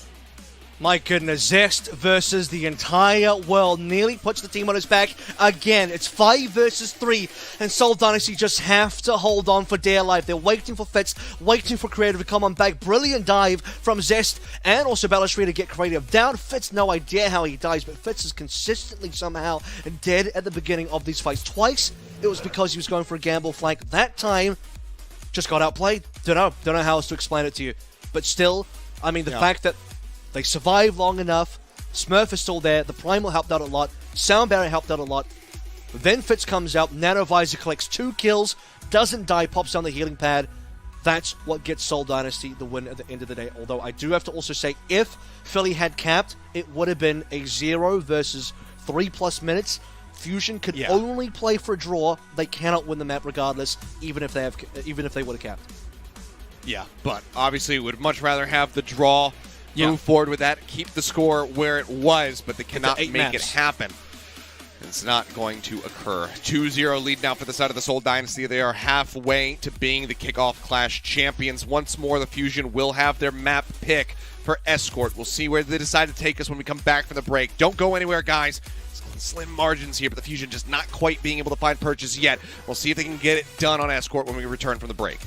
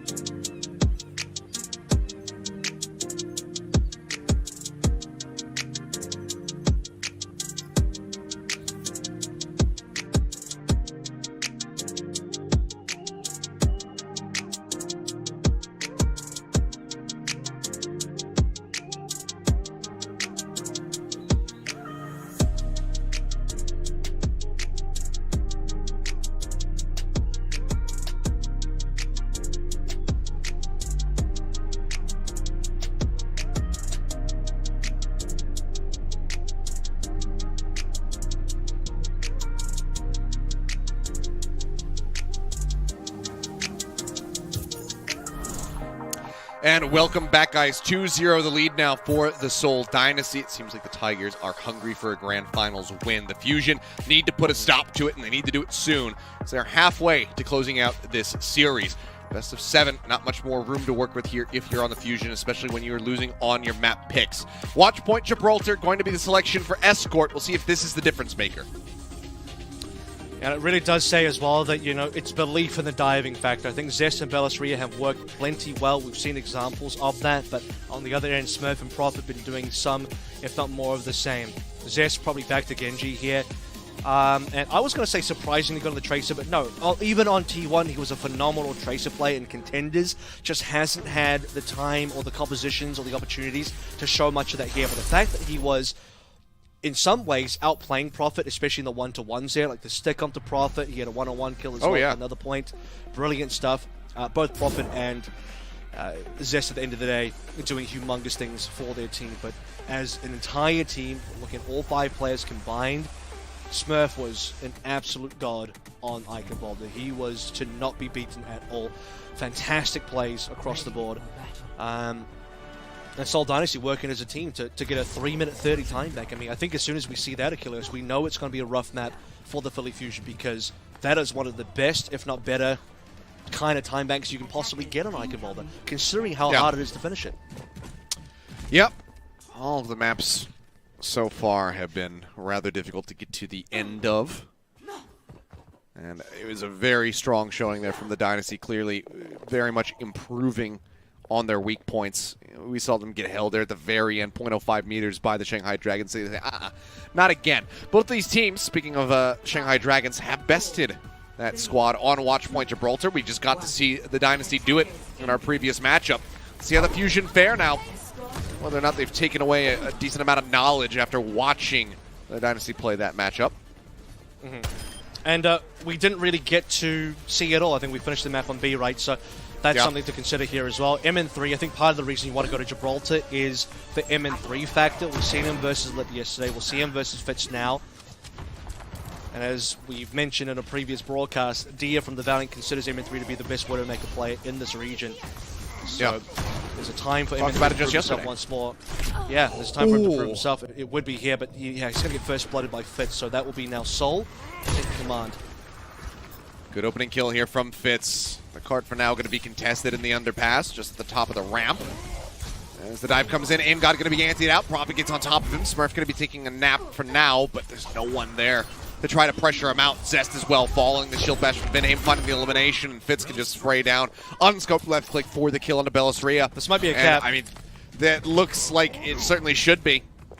No one really can contest, even if Zest goes diving in there with the Genji. He can get the touch in time, but he's not going to last very long.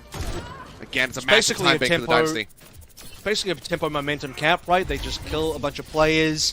No reset there, sadly, for the Fusion. The last few players have to hide away in the car wash. When Bellisria is one of the last players dead, he's not going to be there alive to contest. If you don't have a tank alive, well, there's no chance for you to defend any further.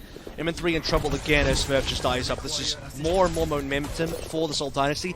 And ultimates haven't even been a fact yet, but Seoul Dynasty are definitely hitting ultimates. Except for Aim-God. Except for the Nano. I mean, Aim-God has had a hell of a lot more damage to try to rectify there with his healing. So yeah, his team's taking more damage for sure, yeah. Yeah, he's also been nailing Smurf with a couple of sleep darts so far. I believe he's gotten him 3 times on what little we have seen of this Gibraltar as things have been speeding along. Bellisria as well, going to be taking a bit of a nap. The ante goes out. That's going to force the primal from him. He's into the back lines. Looking for Fitz, grapples over, doesn't go for the mini pack, tucks into the side room, and now we'll pop the infra site as the call comes in. They say, Bellisria, we need you back over by the cart. Smurf finding an elimination, finds the second. Aim-God going to be taken down now. Zest falling as well. And, I mean, they're just playing around this so perfectly. Fitz says, no, it's fine. Like I can deal with the Winston pressure, and the cap is going to come through, and it is just shades of Eichenwalde yet again. 5.5 minutes. I mean, that's even one extra more minute than they had on Eichenwalde. I think on Eichenwalde was, what, 4:30? Moving into C, cap within the next minute for a 3:30 time bank. Here we got 5:30, moving into a yet-to-be-determined cap. Some of the Philadelphia Fusion have not gotten their first ultimate yet. I think this is Zest's first blade. You need Zest to be on that blade. He got taken down by Vindame. Vindame got his... Vindame received a nano from Creative and just ran at Zest and got him down because he knows, hey, I got the rally. I'm going to be the carry here. I'm going to get rid of Zest, the other carry on the other team, and we're going to win the fight. It feels like Fusion have not really had any good contests. It feels like Fusion haven't really had too many fights. It's just players being picked off, and Seoul Dynasty working that tempo forward. Okay. Okay, that's good. Yeah, good opening kill. Brigida says nice one, and it indeed was. It's the kind of kill that they need to have to open up this cart presence a bit more for the side of the Fusion. Fitz playing well into the back lines, just scoping in, looking for a target. You see Smurf there on the high ground as well, trying to relay some information as to where the enemy Widowmaker is, so that Fitz can try to get the better of MN3 once more. Certainly holding on to that infra site. Hasn't felt the need to pop it yet. Diving for Proc, going to be coming through the rally in response. He gets on top of MN3 though, and finds that elimination. Zest also going to be hounded down. Vindame again away with a flail. Finds the elimination onto the enemy Genji. The DPS duo broken down. Question now, MN3, do you swap off of this Widowmaker, or do you continue to try to pilot it? He's going to pop the infra site. He's going to be looking for some clutch shots to stop this cart in its tracks. They do. Zest has to save the game again. He has to be the one to clutch this one forward. He has the blade. There's not a lot to stop him. MN3, he finally makes his way out of the spawn room doors, gets the headshot there on a Prophet. Tags Vindame down low, forces him to keep the shield raised and try to make his exit barrels free in the meantime. Did find creative, and there you go. That is exactly what the Fusion fans have been waiting for. As MN3 starts to come alive, but at what cost? They've already made it so very far on the map, and they still have 3.5 minutes left to go. But if you can continue putting out shots like that, I suppose that this hold is certainly possible. Well, they have the ultimates to play through. That's a good news for Fusion because MN3 is such a high value play in terms of getting kills. Don't have to spend ultimates. Widowmaker, I think, is one of the highest value generators in the entire game of Overwatch because the neutral play of Widowmaker is simply person on the other end of my rifle dies. Nothing has to be spent for that. So, still waiting for ultimates to come on through. Seoul, rounding up to their second ring of ultimates for some of these players. Fusion. Oh, instant sleep there. Bellisria probably just screaming into the ether. How can she nap? How can she nap me? As it has happened so many damn times, Creative has been Johnny on the spot with these ults. That's now the blade comes out. MN3 opens things up, gets rid of Creative, says, nope, no sleep darts for you. Reflection going to be used. Still a nice shot there onto Zest, and despite the pressure, Fitz will manage to survive. In the meantime, the fight is being turned. Prophet gets Bellisria. Fix are going to be gone. The headshots in. They get the finish onto the Widowmaker. And Aim God, last one standing. They cannot hold it. They drain the time bank considerably, but it's still 2 minutes and 35 at the finish of Gibraltar for the side of the Dynasty. And that's the thing, right? Because, okay, credit to Fusion. They hold that for 3 minutes. Still a 2:35 finish. A and B was the problem here. C started to hold on. Win a couple of fights. Reset the Seoul Dynasty. MN3 gets a bit of a pop-off. Zest, kind of quiet here. I believe he only had one blade. Didn't go well from Vindame. Received the nano from Creative. It's a lot of nanos being put onto Vindame here, but Vindame is doing a pretty reasonable job of keeping Zest inside and shut down, keep the lid on the entire way through. Zest end up going towards Fitz. Gets a slash in, but Fitz escapes him. Using that hook shot. So the Seoul Dynasty work off a 5:30 time bank moving in towards C. I think it's still a pretty reasonable good cap at the end of the day, and it certainly puts pressure on the Fusion to do something similar, but man, it took them a very long time to turn on that defense. Really, really concerning for the Philadelphia Fusion so far in the series. And it just puts that much more pressure now on this attack where they need to excel. They need to take this point A extremely quickly if they want to come close to the time bank, because granted it is escort. It's not going to be the same as a hybrid map. If they finish the map, no matter what, they will get that minute bump up if they finish in overtime. I got a fact. You want to have as much of an advantage here as possible. I have an unfun fact. Or it depends. If you're a Seoul fan, you'll love this. If you're a Philly fan, just cover your ears for the next 3 seconds. Zest has 0 final blows. Oh. 0. That's my unfun fact. Or if you're a Seoul fan, it's a very fun fact. That's certainly a turn of events compared to the last map. Well, we'll see if you can add anything to that count. It certainly has been. It's been the lion's share of the pressure, the weight here of getting kills has been on the shoulders of MN3, and he's widely been delivering on it pretty decently. Goes up for the pop shot there, spots Fitz, avoids getting shot in return. I think Vindame might be one of the best rookie supports currently. He's got as many final blows as the highest final blows on all the Fusion, which is MN3. 4 for both. Oh. Well, there you go. Vindame's popping off. For real. Vindame actually popping off. Man's been looking absolutely clean in his play for the most part. You know, a couple moments. We had a little bit of an Ajax moment on that King's Row in the last series, but other than that, he's widely been incredibly good. Yeah. Ajax on the last map. That's right. We didn't We actually missed that one, but we caught the fact that he got an Ajax on Lijiang the day prior, so, you know, he'd give it, take it away. This time he's definitely giving a lot. Creative barely ahead of AimGod in this fight so far. It's pretty quiet. I don't believe anyone's been first blooded, so about a minute 15 gone.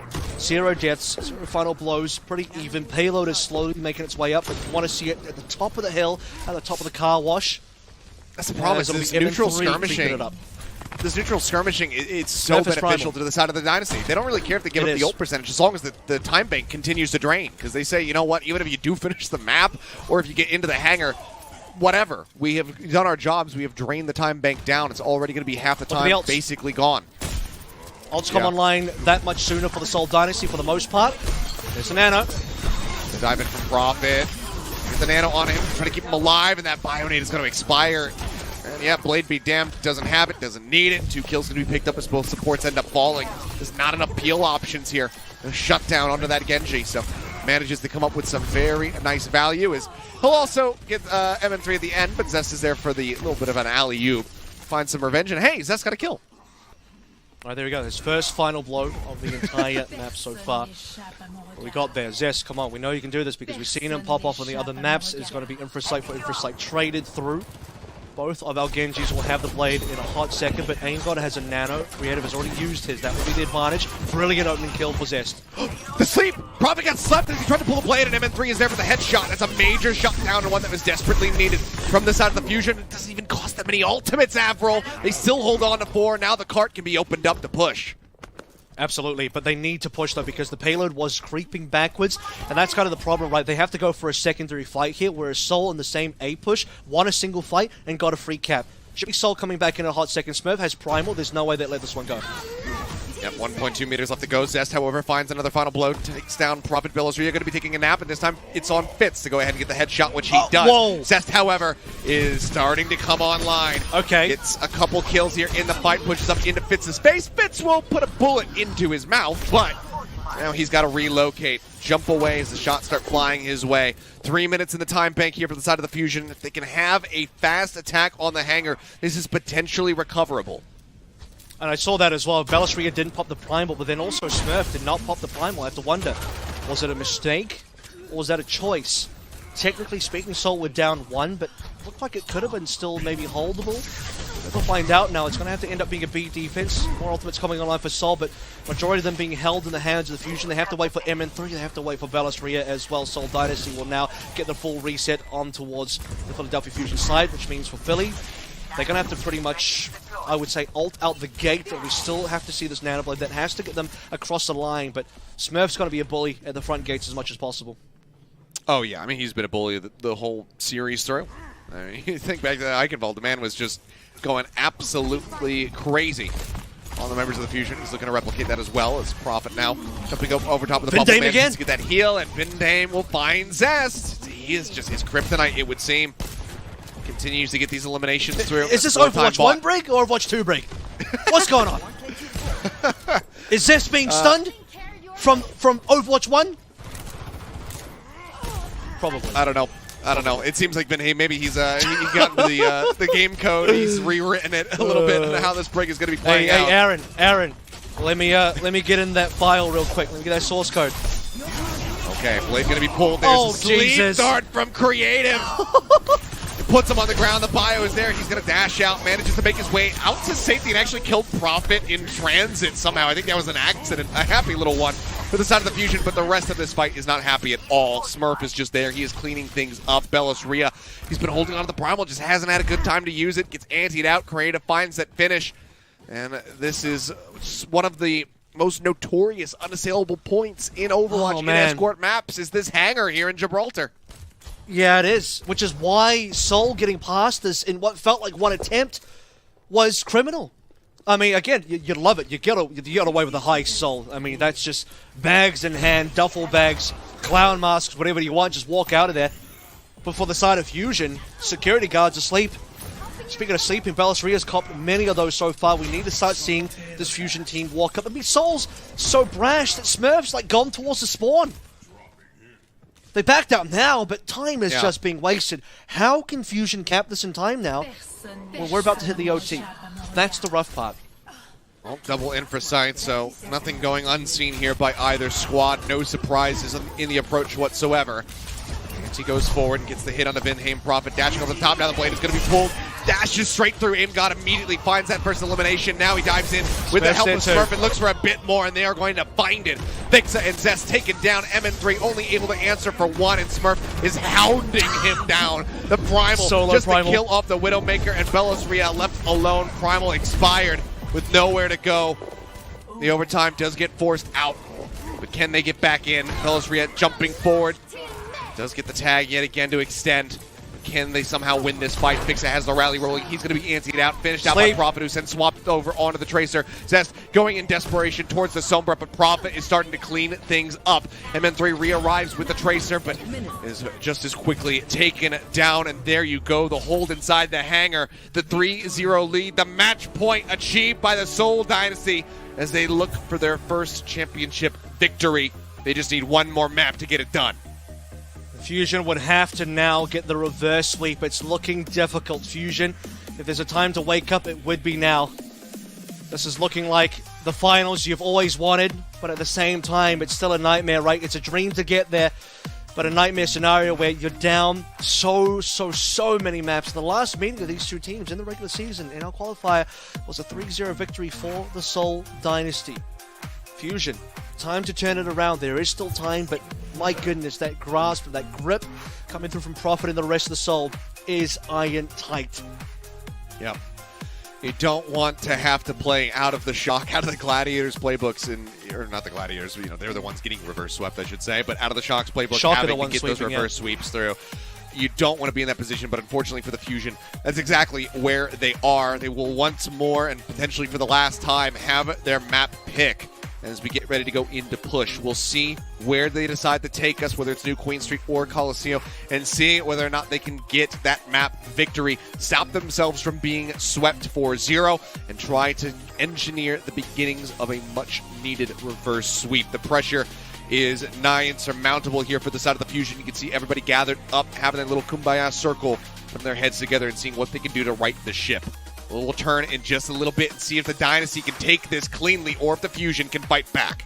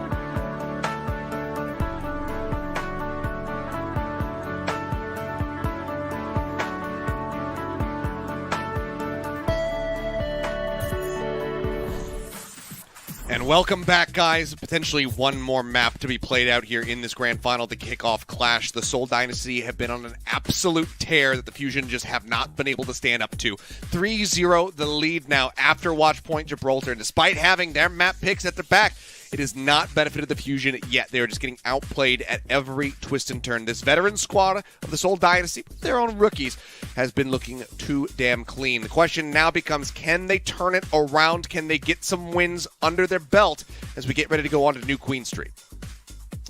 This is a sort of stage as well where, you know, looking back on some of the statistics from our previous matchup, previous map, Watchpoint Gibraltar, a couple of things become very clear to me. Just the insane pop-up potential with individual plays coming through from a couple of members on the Seoul Dynasty. We all know about Prophet already, but Vindame actually finishes that map with 6 final blows, which is equal to MN3 and Zest both on 6 final blows. So he, as a main support player, got as many final blows as the 2 DPS players on the Fusion side of things, as well as doing just about everything else as well to shut down as many players on Fusion. But ultimately, the best player so far this entire series, of all 10 in the server, has been Smurf. Undeniably so good. Back-to-back Overwatch League champion, 22 eliminations, 12 final blows, so doubled Vindame, 2 behind Prophet, and only, wait for this one, 2 deaths.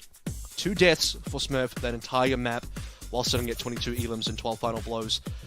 Just an incredible performance. Every primal, unbelievable.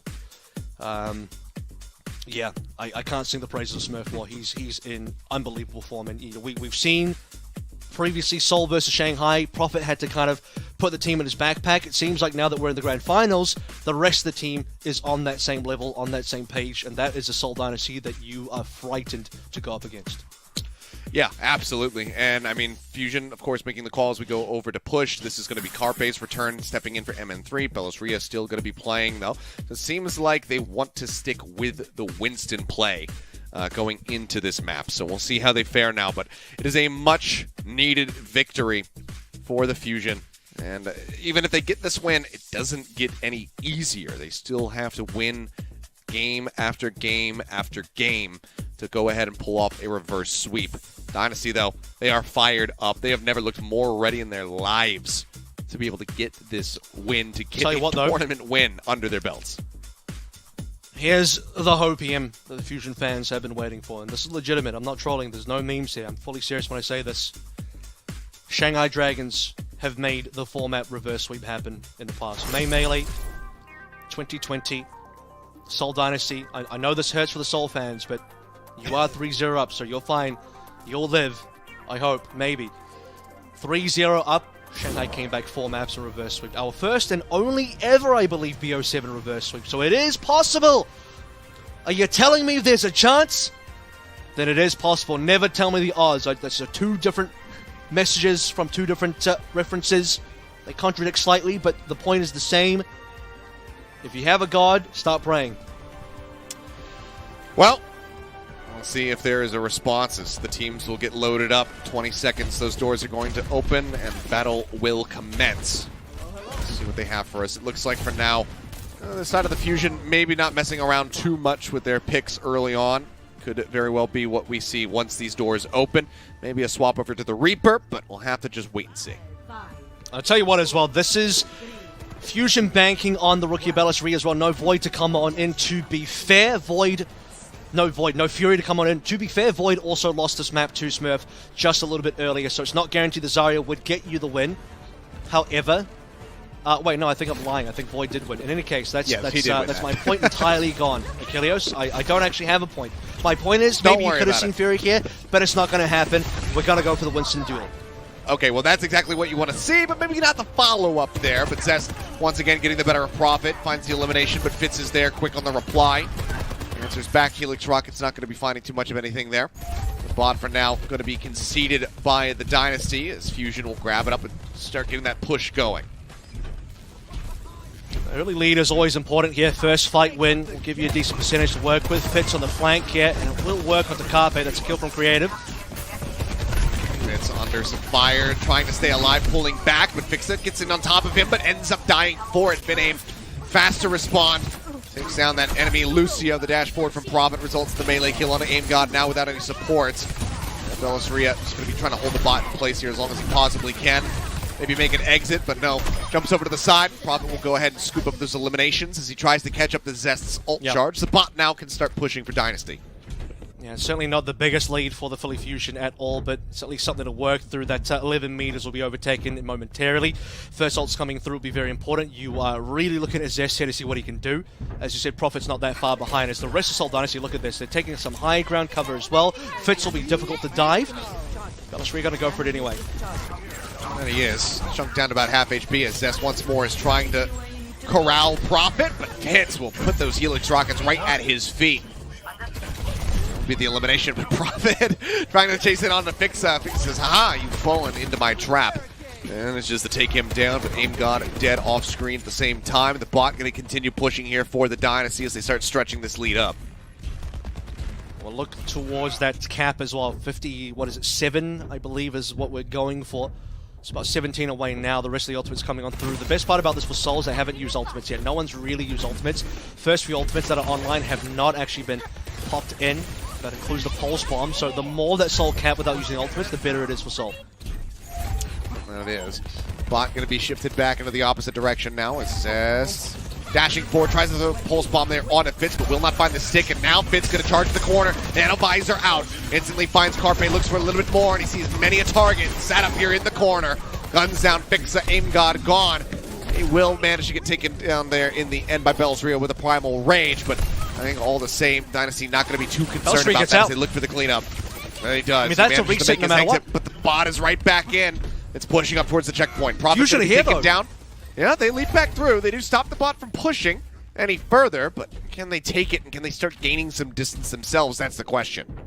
Well, you have to make sure the checkpoint doesn't come on through, because the only way it's winnable with this kind of time remaining, I know there's still about 5 minutes left, but guys, push can be very decided if a lot of actual distance comes on through early. The fact that Bellas-Ria gets a kill, stays alive, and Creative is dead means they can come back and defend the checkpoint. That's what matters at the end of the day. They do lose Carpe, but players are still here with ultimates if they want to contest.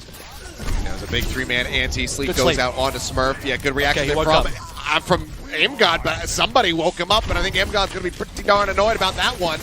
Need to leave the scientist to his slumber. They do not. He ends up getting taken down for it. Many an ultimate available here for the side of the Fusion, though, as Zest has nearly got that next pulse bomb ready to go, and that's going to give them 4 ults to work with, but the bot is still sat on their side of the map, and they haven't been able to find too much distance themselves. Fusion cannot allow the checkpoint to be made here, so they have to do everything within their power. If the checkpoint happens, it could be disaster. We've seen how difficult it is when you have limited time in the OT to make your own checkpoint cap, and then obviously the bot stalls on the checkpoint as well, which is not ideal. Zest is going to go wide again. Doesn't manage to find the stick and has to dash back, actually, because he almost got blown up by his own pulse. Prop in the meantime does find Aim God. Carpe dead to Fitz's hand. Bot shifting back, but they cannot continue to occupy this. Bells-Ria has to try to make his exit, but he cannot. Ends up falling. It's going to be an extended team kill, and that will be the cap. And that is catastrophic for the Fusion. Especially considering, look at the ultimates for Seoul. Seoul, again, didn't have to spend anything for that. Fusion are being passive. You got 3 ultimates online. None of it was popped. Aim got dead straight away. Maybe a sound barrier could have saved them. It's hard to say, but there's no primal for Bellas-Ria, but you need to at least swap ultimates. If you beat, then the other team might have to beat as well. You might have to have them use ultimates. The fact that Seoul have 5 ults means they can push further.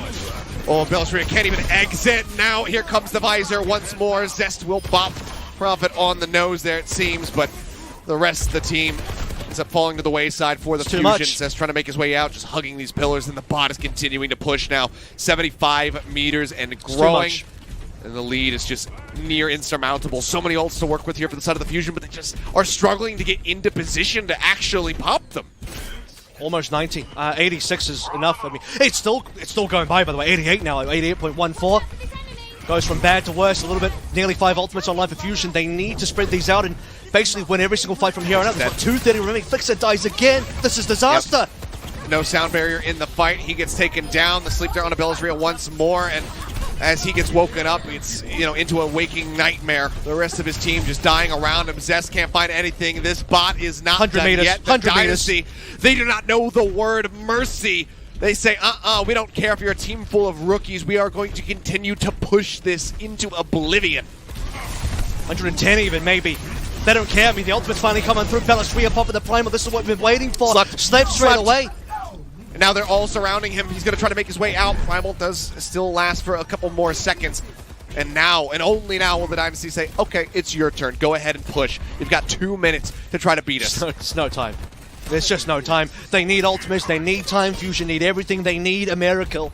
They need a damn 6th player in the team. Make it a 6v5. Let's go back to Overwatch 1. They need something here. They have to win every single fight from here on out.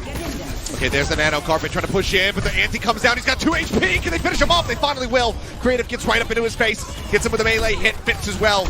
Getting down and dirty. Finds Aim God. Zest doing his damnedest. Got 2 kills here in the fight, but the rest of the team ends up getting dropped.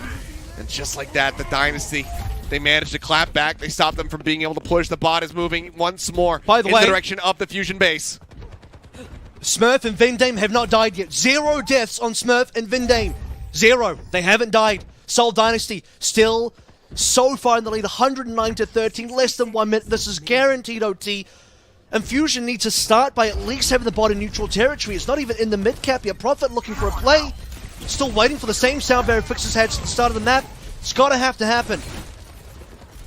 Just playing in this alleyway, ready to drop this pulse bomb on anybody who comes a little bit too close. Falls low, but the healing is there. He holds onto the recall as well. He knows he needs that exit strategy for when he lays that ult down.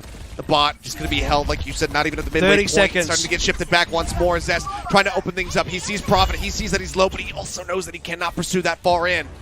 Tries to go on a flank angle. There is going to be the visor out. Fitz pops and finds Carpe. The beat from Fixa. It does not save their lives. The pulse bomb finds nothing, and that could just be it. Fixa will pick up 1 as Bellisria hits the floor, and with 10 seconds remaining, it seems like they have done it. The bot once more, pushing over towards the Fusion base. And no one can anyone even touch this. I do not believe so. I think that it is just going to come down to this. A final touch from Zest. He does manage to force out the overtime, but it would take an absolute miracle for them to be able to turn this around in overtime. Leap up into the window. They're looking for the contest now. Bellisria jumping forward. The Primal Rage nearly online. Now has it ready to go. Aim-God not too far off from having that Nano ready to roll. Bellisria keeps himself in the fight. The Primal going to be popped, but Smurfs does the same. He goes into the back lines. He's looking for the DPS. He's looking for the supports. Decides to contest the bot instead. Bellisria will find Creative. He finds Fitz. Bellisria looking to break things open for them. There's still so far to go, though. The bubble they have to get this cap now coming on through. To fall. There's the Nano. Visor nearly up for Carpet. They can start pushing. Okay, that's the first death so far for Smurf. He is no longer deathless. Vindame was the only deathless player. Sound Barrier coming online soon. Prophet probably not going to go for the touch just yet. They need to wait for the team. A lot of fights ahead. This is going to be a big journey, a mountain to climb, and I better hope we have some climbing gear Fusion. Nano. There's a Nano onto Carpet just to try to get that visor ready to roll. He's trying to break through the Winston bubble. Hasn't been able to find too much damage with this ult yet. No kills to speak of. Visor's still not online yet. Beat down to be dropped aggressively here from the side of Inheim. He pulls the trigger on that one, shields up everybody. An app from Bellisria, taken down. Creative, put him on the floor. They put him in the grave. The pulse bomb from Prophet finds Carpe. And yes, I do believe you are correct. Zest answers back with 1 last kill, but the OT will bleed down ever so quickly. And they absolutely dominate their way to a championship win here in the Kickoff Clash. The Seoul Dynasty will take this final 4-0. 3 finals it took for the Seoul Dynasty, but they have finally got their first ever title in Overwatch League history for this franchise. Long have they waited. This was the roster, this was the team, this is the year. 2-time champion Smurf to carry the way. Prodigy, main support rookie in Vindame. Creative having to fill in for Jonag after leaving the team. Fitz has been waiting for this moment his entire career as well. So many of these players. Prophet, let's talk about him next. It's been so long since Prophet has had his own chip. Not since the inaugural season, you're right. He won the first stage, won the grand finals, and since then, it's been all quiet. And now, the haters are silenced, doubts are put to the side. They said that a head coach, Toby, couldn't make this team good. Well, you're wrong. This team is now a championship team. That they are, and they finally have delivered on it. A vindication for these players, for the coach, for the entire organization, and the fans. Dynasty are, in fact, a team that you can, with some relative safety, cheer for, it would seem. They are our Kickoff Clash champions. The Fusion, unfortunately, put into second place once more by Prophet. But I gotta say, as much as we are celebrating this massive moment for the side of the Dynasty, this is still, I think, a great showing for the Fusion. This is not the final that they were looking for. It's not the final that we were hoping for. They are unable to pick up any maps. But this beginning to the 2022 season overall, I think, is a good showing for the Fusion. They made it into the grand final with a bunch of rookies, Carpe and Aim God. They get there, and I think that they could still and should still hold their heads high, and I hope that the fans, in typical Philly fashion, do not go burning down the street. They don't go flipping cars and climbing telephone poles. I hope that they will just sit back and continue to cheer for these teams and realize I hope that they really just realize how much promise there is behind this squad with some more time. We saw them rebound after the hot start. They start falling off. They come back through. They make a great run in this event. I hope that people continue to cheer for them because there is so much promise. There's so much potential in this squad, and Philly overall is great at extracting that. So I still have faith in this team to do great things in the future. Absolutely. I think, there's definitely some sadness out there, but remember, it's taken an entire year or more to get to the stage again. Same thing for Seoul. I mean, both franchises, both fan bases wanted this. Inevitably, one side was going to have to lose and be sad about it, and the other side was going to have something to celebrate for the first time. So at the end of the day, I think both fan bases can look at the other one and say, okay, we feel your pain, we know what it's like, and at some level, you could be happy that the other side managed to get that win today. If it wasn't us, then it should be them kind of deal coming on through is what I would like to see, just because I know how Seoul and Fusion, both teams, both franchises have fought so hard to get to the stage with so much, failure and hurdles and barricades in the way. Finally, one of our two teams were going to punch it through. So, I'm just so happy that this ended up being the finals because I knew that somebody was going to have to win. But Seoul, they're the team that have the veterancy in every single position. Toby as well proving himself when people doubted him so much. Shame on you, by the way. And Seoul Dynasty now, off the back of everybody, but, especially Prophet, who delivered them here into the finals after his insanely good performance versus the Dragons, right? They slay the Dragons, they topple the Fusion, and now finally Seoul can have their dynasty. Finally Seoul, with their namesake, can kick off their real dynasty. Prophet will once again be our player of the match. Deservedly so. I don't want to hear it. Prophet play the match again.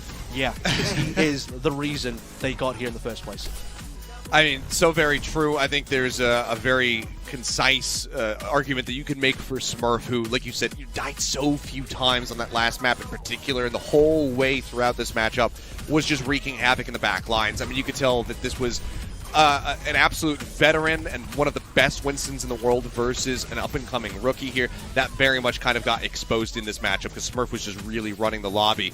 But he was smurfing. Prophet is right there. He's constantly backing Smurf up on those dives or vice versa to be able to come up with these massive kills, these massive explosions of death against the Philly Fusion.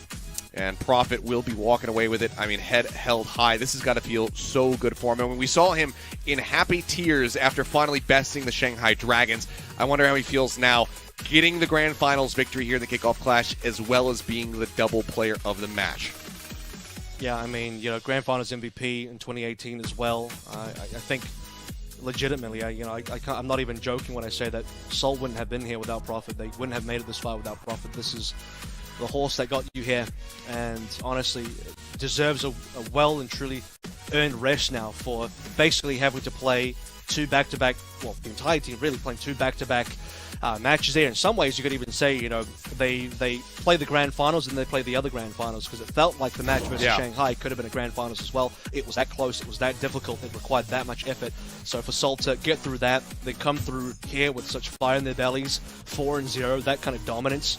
I mean, so happy for Seoul Dynasty, because even last year when we casted them, Seth, in 2021, it felt like they got close. It felt like they were nearly there. They got bested by Fusion, the East play-ins towards the end of the season, and they never made the playoffs. But this is a team that got so close, but yet it was so far. And now they have it firmly in their grasp, that trophy, that title, that chip, the respect, everything. Yeah, and I mean, now, if you're a Dynasty fan, you just got to have the hope that this level maintains and that this isn't just a flash in the pan here at the beginning of the 2022 season, because I know that they've been spurned many a time. But I think that, yes, this is finally a year, finally a season where the Dynasty are looking like a real contender. It looks like they may very well be able to go on during the end-of-season playoffs and make a real run for the title. But it's still so close. I mean, you think about it going to Game 5 versus the Shanghai Dragons, they're still going to be in contention. The Fusion are going to be looking to continue to improve and bounce back after this loss.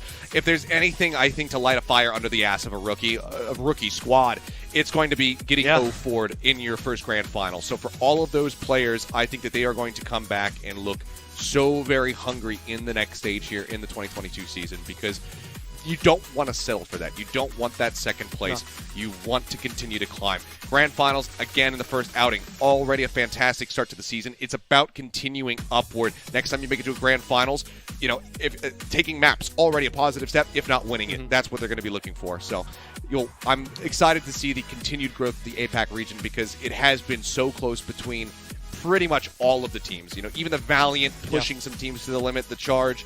You know, there's things to work on for sure for those squads down near the bottom of the barrel, but overall, it feels like this is the closest that we've had it in so very long. And, you know, as cheesy as this sounds, you know, I think losing here builds character for the Fusion, for the rookies. Look, I know Carpe, unfortunately, has to cop another L, which is not great for him. But for the rest of the rookies, they probably need this. They need, like you said, to get a bit of a fire behind them to push them further. They need to taste this level of defeat at this sort of level to get that motivation. Not that they're not motivated, but to sort of just have that, that character building, that arc building phase to get to the next stage and have that performance again. I definitely don't think this will be the last we see of Fusion. Although that being said, Dragons will certainly be angry, fired up themselves, ready for the next tournament. That will be yet another hurdle for every single team. So Seoul and Fusion got past Dragons this time around. I can't wait to see what Dragons does in the next stage forward, and Seoul are going to end up being the ones defending their title for the next stage as well. So that'll be very exciting times for the Eastern Division moving forward. It's only going to get tougher from here for all of these teams, for the Dynasty trying to defend, for Shanghai trying to claim their spot once more into the grand finals of these tournaments. Every team, no one is really going to be walking away with free wins here. Like I said, everything so very tight-knit between everybody. But guys, that basically does it. So I got to say congratulations, Avril, on your first Overwatch League grand final here. And it was a pleasure to have you alongside me, of course. And hopefully next time it won't be a 4-0. Hopefully it'll be a little bit closer, and who knows, maybe it'll be a rematch between these two squads. But guys, that's going to do it from us here in the APAC region. NA, of course, is going to be concluding later today, so make sure you set your alarms, get your little nappies in like Bells Rio was doing earlier on, and make sure you're well rested to watch those matches, because they are sure to be absolute bangers as well. From myself, from Avril, from all of the production team here on the APAC broadcast, thank you so much for tuning in. We love you guys, and we will see you when APAC returns. Good night.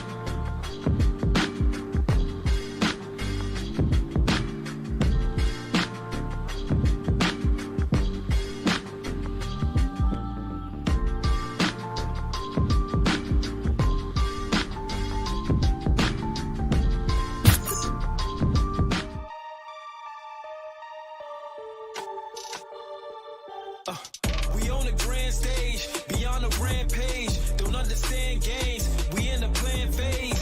But Shu on the high ground is just doing an absurd amount of damage and healing. No one's going to be able to dislodge him. Dante's finally found him, but Shu doesn't go down and he kills Dante. Shu with another kill. It's up to Proper, but it's not going to happen. He finds 2 kills, but Hawk is just way too strong. The Atlanta Rain denied Shock the reverse sweep. On the court in my range, shoot a shot and it's drained. Hit the left and then change. They're looking like that is strange. On the court in my range, shoot a shot and it's drained. Hit the left and then change. They're looking like that is strange. Push it to the limit, on sight. Stick it to the vision, on a mission, a collision, on sight. Ain't no indecision, on sight. Been through, Ryan doing a whole bunch of work. No one can move. They all get turned into a smoothie. And the Los Angeles Gladiators book their ticket to a Kickoff Clash final. Didno taken down. Gorio strikes first. Oh, and second. Oh, make it 3. The Dallas Fuel wash the Shock away.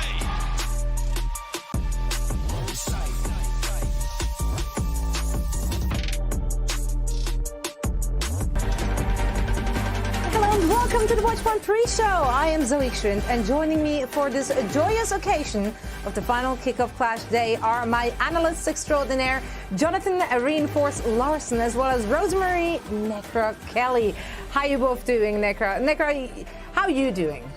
I can talk to him like all day long. I'm really just interested in your well-being. Well, thank you, Zoe. I'm doing fantastic. I have had such a blast on the Watchpoint desk with all of you so far, and I can't wait to have another incredible day of competition here at the Kickoff Clash. Yeah, Jonathan has been hyped all morning. He's been running around outside in circles, making all sorts of noises. I'm just like a kid within an Overwatch store or something. Yeah, it's like Christmas. Just, like Christmas, yeah. I'm just... So many good things. This tournament has been fantastic. Like, genuinely, this has been one of the best tournaments we've ever had in the Overwatch League. Like, the close matches, all the clutch moments. It's been so many memorable things about this Kickoff Clash. We're going to end it on a very high note, sorry. Yeah, we are indeed. Now, speaking of ending, the Eastern region reached its conclusion last night. But if you've been a good internet denizen, you've avoided spoilers. And of course, we're not going to be the ones to ruin this for you. So let's take a glance at how the Eastern region looked last night before the games begun. Just to once more rehash where we were at. So the Philadelphia Fusion, they were waiting in the grand finals, and it was all about the Seoul Dynasty and the Shanghai Dragons to duke it out, to see who can match up against the Fusion in the finals and get that championship title in the Eastern region. Now, while most of us were counting sheep, the Eastern region did get treated to an absolute banger of a semi-final between the Seoul Dynasty and the Shanghai Dragons. I mean, they played each other so close, but in the end, it was Seoul coming out on top and moving on to the finals. Necra, what were your thoughts on this game? Oh my gosh. I mean, where do I even start, Zoe? Because this was an incredible matchup for the Eastern region of the Kickoff Clash. I mean, this is not the first time that Shanghai and Seoul have duked it out. In fact, it was the Shanghai Dragons that ended up dropping Seoul Dynasty to the lower bracket very early on in the tournament. But Seoul this time around was able to come out on top after 5 incredibly close maps. Now, during the series, it was pretty obvious that these two teams were trying to posture for map pick. Obviously, Shanghai Dragons being very, very well versed on that Zarya composition, switching in Void and Fleta in order to be able to play that comp. But Seoul Dynasty, you know, they have their tried and true core 5 members of the roster, and they just kind of continue to try to play the mirror or just force out the dive, because that's one of the compositions that they are best at. But it was all about that map 5 for me, Zoe. I mean, if there's one map that I have to recommend people to go back and watch, it is that final map of Ilios. But I know I could talk about this match forever, so I'd love to know both of your guys' thoughts. Absolutely. Yeah, I mean, the Dragons, they might have lost, but really, this was a great showing from both of these teams. I think, actually, if you missed the series, I want you to go back and rewatch the end of New Queen Street, because that was just so hype and so clutch. I probably stopped breathing for about 30 seconds or so there. I was that got me all sorts of excited, and that was very early in the morning, mind you. So, yeah, absolutely fantastic. It really was. So thank God I don't have neighbors to listen to that. But no, this series was everything you would have wanted and then some. And now with that performance, Seoul moved on to the Kickoff Clash finals, where the Fusion were patiently waiting for them. And now, to say that the Seoul Dynasty were warmed up and ready is an absolute understatement. Reinforced, this match could not have been more one-sided if they tried. Unfortunately. Unfortunately, it could not have been more one-sided for the Seoul Dynasty in this finals matchup. And, you know, they just like launched themselves out of a cannon. You know, they were fresh, hot off that 3-2 win against the Shanghai Dragons, and then straight into the finals, they were ready to go. And meanwhile, maybe the Philadelphia Fusion, you know, you sit there and you wait the entire day, you're thinking, okay, we're in the finals, it's time. Maybe we'll be able to break this second place curse as a franchise. Maybe we can finally do it this time around. And maybe that pressure kind of built. You got to remember, this is a team that is full of rookies. I mean, MN3 and Cest, an amazing damage duo that's been promoted from contenders this year. Fix as well, coming in from the Uprising Academy and North American contenders. This is a young team that is relatively inexperienced compared to the likes of Smurf on the Winston. He's a two-time champion. Prophet as well. He's a 2018 Overwatch League Grand Finals champion and MVP, right? So the Philadelphia Fusion, they were outclassed in this finals matchup. They were. So the Philadelphia Fusion, I think, though, you have to be pretty happy with where you ended up, right, in the Kickoff Clash. Because going into this season, there was a lot of talk about, are the Chengdu Hunters going to be as good as they were last year? The Shanghai Dragons, again, this absolute juggernaut in the APAC region, and once more, of course, Seoul with Prophet and Smurf, right? The Philadelphia Fusion, they're competing with these teams. Hell, they even 3-0'd the Shanghai Dragons. They 3-0'd the Hangzhou Spark. So this is a tournament run. You have to be so happy for these rookies. You really got to celebrate the achievement of just making it to the finals in the first place. I know that this 4-0 loss is a bit of a blemish on their record and, you know, what they managed to achieve so far in the Kickoff Clash.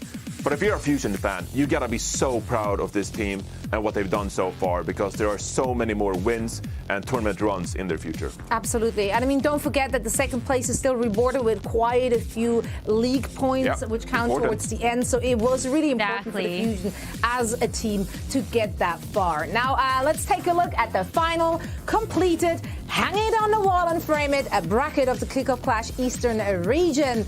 Just because we really love brackets, don't we, Necra?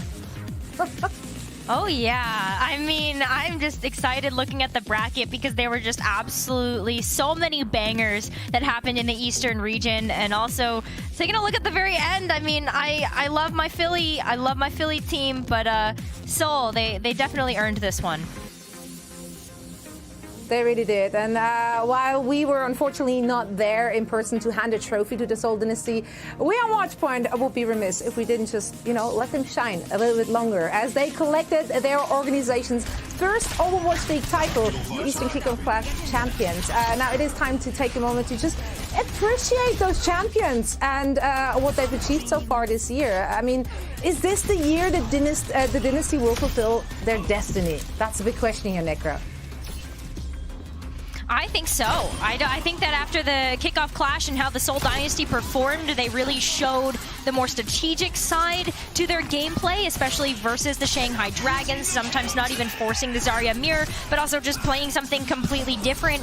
So it's just been really great to see how Seoul has performed, and I definitely expect big things in their future. What about you, John? Yeah, I mean, it's been such a long time coming for this franchise. Because remember, when the league started in 2018, this was supposed to be the Korean representative, of course, representing Seoul, the capital of South Korea. But they just fell flat. Again, the Lunatic High lineup, they came up, they didn't live up to expectations, they struggled to really fulfill their destiny back then. And it's been a long road coming to finally win this first title for them. Obviously, they made the grand finals in 2020. But overall, that just wasn't what Seoul Dynasty fans were expecting of this franchise. So to finally win their first stage title, a huge achievement for this organization, Zoe. It really is, and it's so great to see such a turnaround. And I feel like a lot of the franchises we have in the league, they had that moment, you know, and it really was Seoul's time to finally have that moment. And for their fans as well, who have been loyal throughout the ups and many downs, unfortunately, of this very franchise and of this roster. It's been absolutely fantastic. And I mean, every individual on that roster put up an absolute star performance. It was really hard to even, you know, you could have taken the entire matches as a highlight reel, just as is. Like, there was no cutting really required because they were just all so good on an individual level, and then they came together as a team. That's the Seoul Dynasty we always wanted to see, and you just can't help but to be really happy for Seoul and their fans as well. A historic franchise, as you said,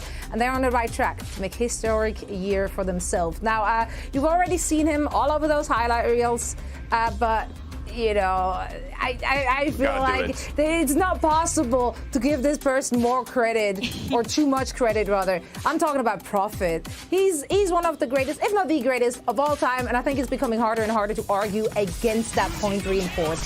Prophet is just getting better and better.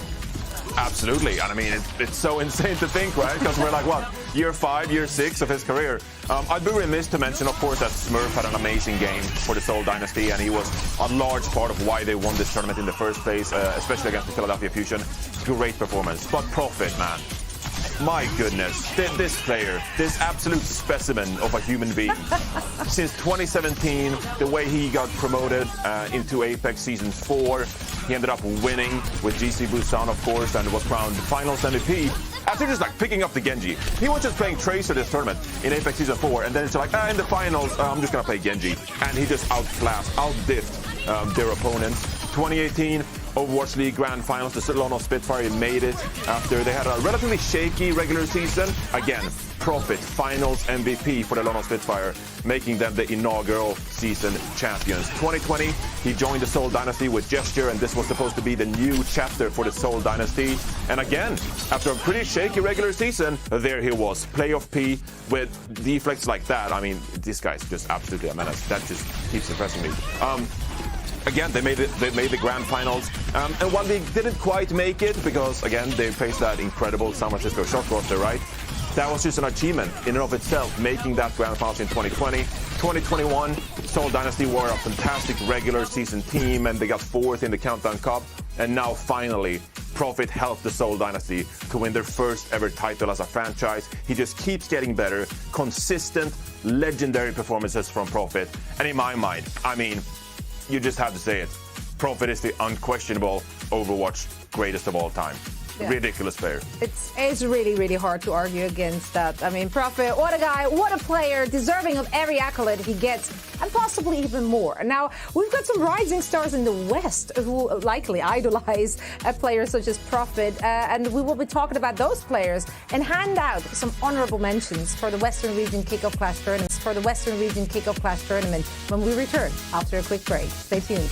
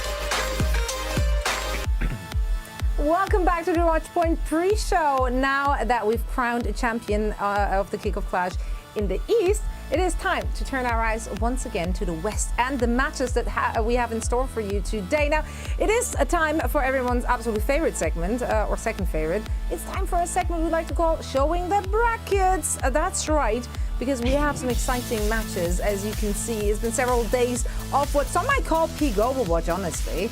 And we still have 3 teams vying for the coveted crown of the Kickoff Clash champions of the Overwatch League 2022 seasons. But we wanted to take a moment to, give some respect now to the fallen. There were some absolutely fantastic performances throughout the tournament from some players whose teams fell short here in the lower brackets. So I think it is now time for some honorable mentions. Necra, let's start off with you. Plenty of players really deserve at least a modicum of praise, I feel. And you wanted to give some credit to a Watching Injustice player who, surprisingly, is not happy or decay. Yeah, I know. How weird, right? But honestly, we talk about Happy and Decay a lot, and I feel like they have a lot of highlight reel to be able to show just how good they are. So I really don't feel like we need to talk them up anymore. In fact, the player that I want to give my honorable mention to is Krillin, the Ana player from the Washington Justice. Now, Krillin, his history in the league was pretty interesting. He was a part of the Overwatch League for 2 years. He took a little bit of a break, played on T1, Philadelphia Fusion's academy team, and then came back as a part of the starting lineup here for the Washington Justice. And now Krillin, for this entirety of the first stage, really hasn't stood out in a negative or a positive way.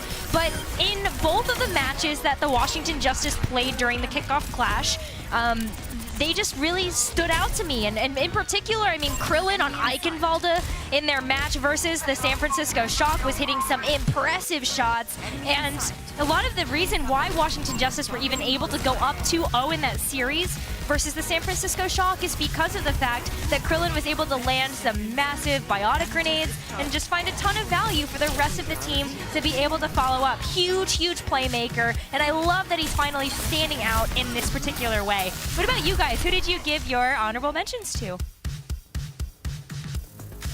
Here's the thing, I completely agree. Washington, definitely a team that didn't get the respect they deserve, and some of their players either. Looking at you here, Costa. But they do have a roster that looks very, very solid going forward. Now, I feel like another team, which is kind of in the same vein, is the Florida Mayhem.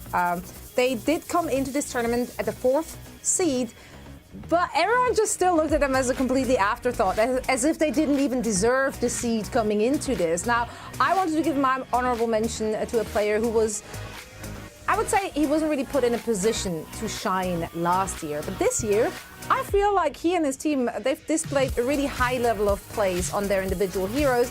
I'm looking at the Florida Mayhem's damage dealer, Checkmate.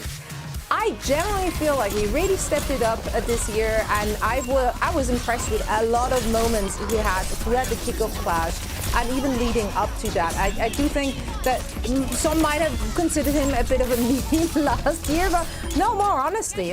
His Genji looked very, very confident. I am personally also a really big fan when they utilize him on the Mei. I think he's been doing a lot of work on that Mei when the Mayhem chose that kind of composition, and it's been working for them. His traits look very, very competent as well, and the stats really also back it up. In fact, he's ranking a lot higher in some of the individual hero stats than I initially even thought he would. He's rolling with the big guys here, having those top 5 placements out of 10 players, and we have some really good Genji players.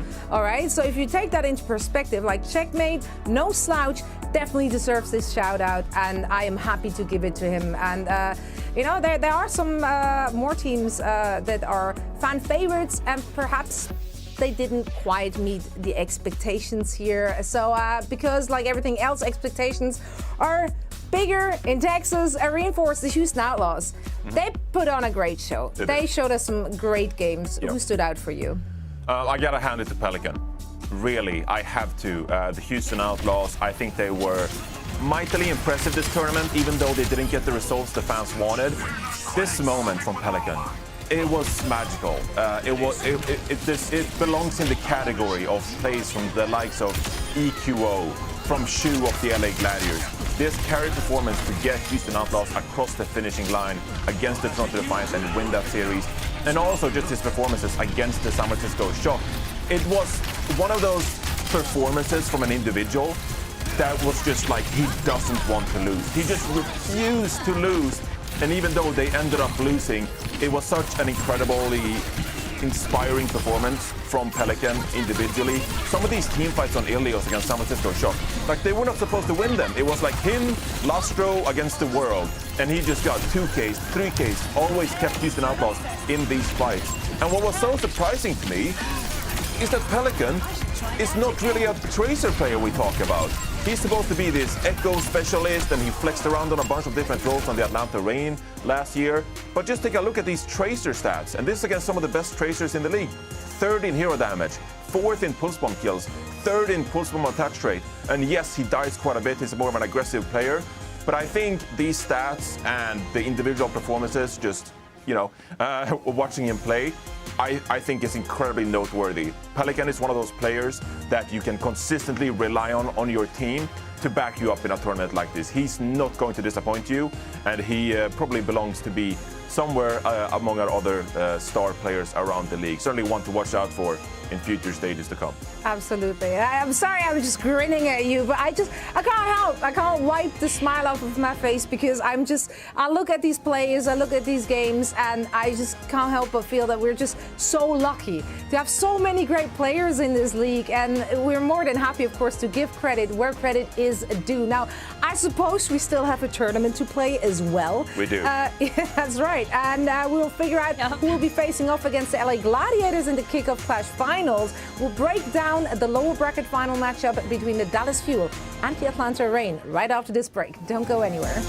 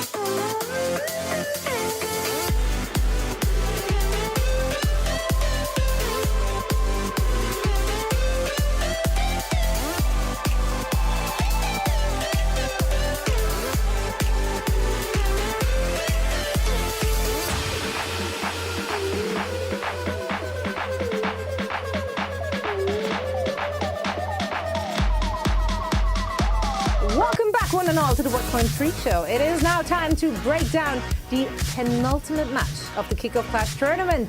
Dallas Fuel stomped their way through the San Francisco Shock yesterday, earning them the right to face off against the Atlanta Reign in the lower bracket finals today. Now, maybe this is a case of extreme recency bias, which I'm known for, but I simply just don't see how you can stop the Dallas team. They seem to be nearly perfect on their Zarya composition. That's really been what's breaking all their opponents' necks so far. So, yeah, I don't know. We literally don't have an answer. Every time I'm asking one of our analysts, like, so how can you take them down? You just can't. The only real choice you have is forcing them off of that Zarya composition, because so far it doesn't look breakable.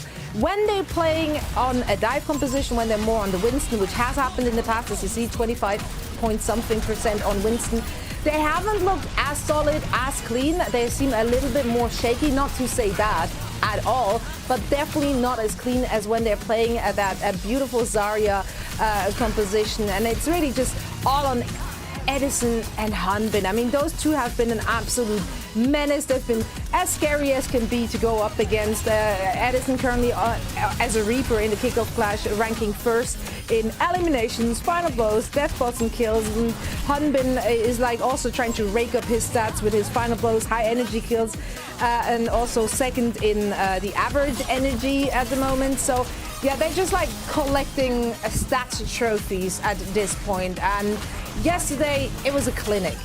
It wasn't close. They're rolling over their opponents. I hope they can ride that momentum heading into their game today. So, Necro, I still have to ask, and this is going to be the hardest question I'm going to ask you all weekend.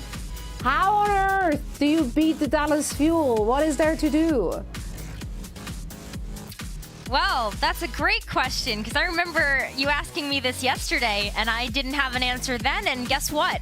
I don't have one now either, to be honest with you, because like when you take a look at the Dallas Fuel, I mean, Zoe, you just put just a really nice cap on that, which is that Hanbin and Edison, they are both incredibly good at being able to play aggressive, and it's just their synergy together that really allows them to kind of do that. And I mean, they were playing like touch the spawn door challenge. Like I know every other team here is playing Overwatch, but they're playing a very different game right now.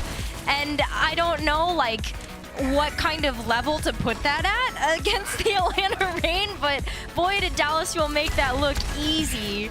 It's gonna be so tough to actually break through that if we're gonna see the Zarya composition again. But I'd love to know what you guys think about how they could stop Dallas Fuel from touching the spawn door. Yeah, I guess step one, get out of your spawn, and then you're already on the right trajectory to win against the Dallas Fuel.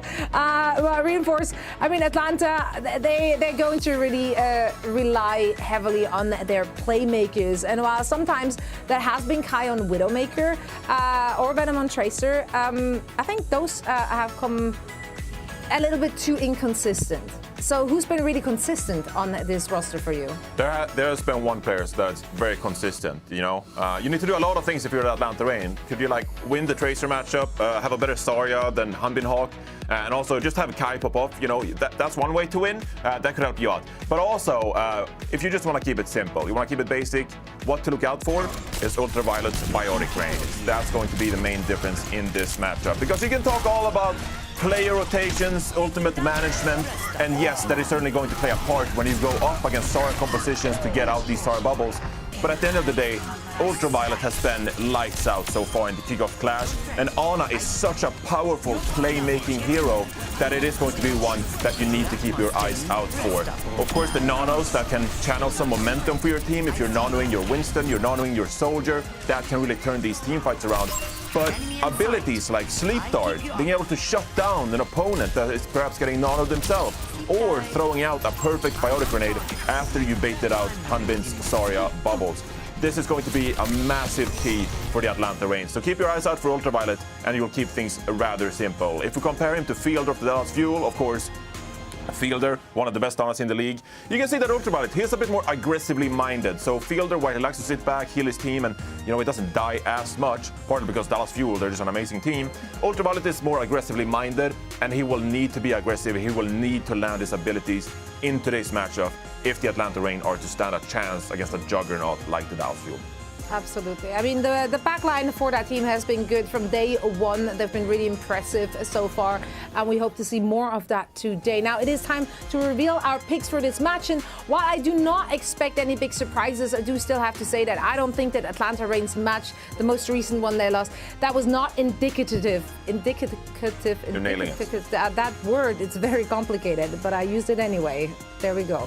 But I just don't think it really shows how good they have been so far in the Kickoff Clash. So let's see if that was just an off day, unfortunately for them, and what they can get done against the Dallas Fuel. So let's take a look at our picks to see where we at with this one. There we go. They're coming in hot. Well, there you go. I'm not surprised. But no. Again, this is really just because Dallas Fuel have been looking so solid in their most recent match, whereas from the Atlanta Reign, unfortunately, that was not the case. Also however, the crowd as well. The crowd, yeah, they got a crowd buff. Crowd buff. Yeah, that's a big one. I can't hear you, but I know you're cheering. Exactly. Dallas Fuel fans, I know you're cheering. We know. Actually, I can hear them. I can hear that Texas energy up here in California. Feel it. That's how loud and proud they are. So. Exactly, you can feel it. I can feel it through my screen. So make some noise over in Texas. We can't wait to watch you go wild on our screens. And of course, we can't wait for that first match to happen. That's it for the Watchpoint pre-show. Thank you so much for joining us. There are only 2 matches left in the first tournament of the Overwatch League 2022 season. The Kickoff Clash Championship, day number 4, starts right now. Woo!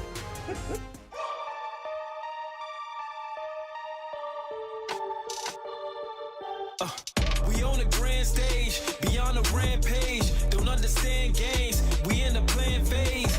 But Shu on the high ground is just doing absurd amount of damage and healing. No one's going to be able to dislodge him. Dante's finally found him, but Shu doesn't go down and he kills Dante. Shu with another kill. It's up to Proper, but it's not going to happen. He finds 2 kills, but Hawk is just way too strong. The Atlanta Reign denied shot the reverse sweep. On the court in my range, shoot a shot and it's drained. Hit the left and then change. They're looking like that it's strange. On the court in my range, shoot a shot and it's drained. Hit the left and then change. They're looking like that it's strange. Push it to the limit, on sight. Stick it to the vision, on a mission, a collision, on sight. Ain't no indecision, on sight. Been through, Ryder doing a whole bunch of work. No one can move. They all get turned into a smoothie. And the Los Angeles Gladiators book their ticket to a Kickoff Clash final. Finno taken down. Gorio strikes first. Oh, and second. Oh, make it 3. The Dallas Fuel wash the shock away.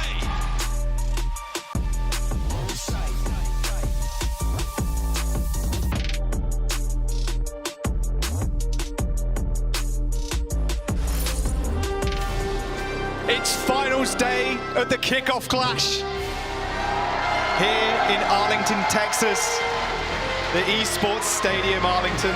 Scott, we finally made it. We've got 3 more teams to battle it out for that trophy. The hometown team is still in it, fighting for their chance through the lower bracket. The desk was saying they could hear it in the ether. We can hear it. The crowd is absolutely phenomenal right now. They're going nuts, and they're behind their team. Everyone on the desk predicted the Dallas Fuel for this first match. Oh, yes, they did. The Dallas Fuel, they had a slight bumpy start to the very start of the tournament, but, I want to go back to the interview that Edison had on the stage. He didn't care. Didn't care who he faced, who he got to the finals. The Atlanta Reign are their first opponent. If they make it all the way, they're facing the Glads, looking for some revenge. It's funny because the Dallas Fuel, they want to make it back to the grand finals to go against the Gladiators, get their revenge, but so does the Atlanta Reign. Everyone wants to face the Gladiators, the most dominant team so far in the Kickoff Clash. Both of them lost pretty convincingly to the Gladiators, so it's time to have that grudge match, see who's going to win from this one, and move on to the penultimate match in the grand finals. Yeah, the Dallas Fuel, of course, they have the home crowd behind them. I think we better bring them out. The crowd have been waiting long enough. Please welcome to the stage, the Dallas Fuel!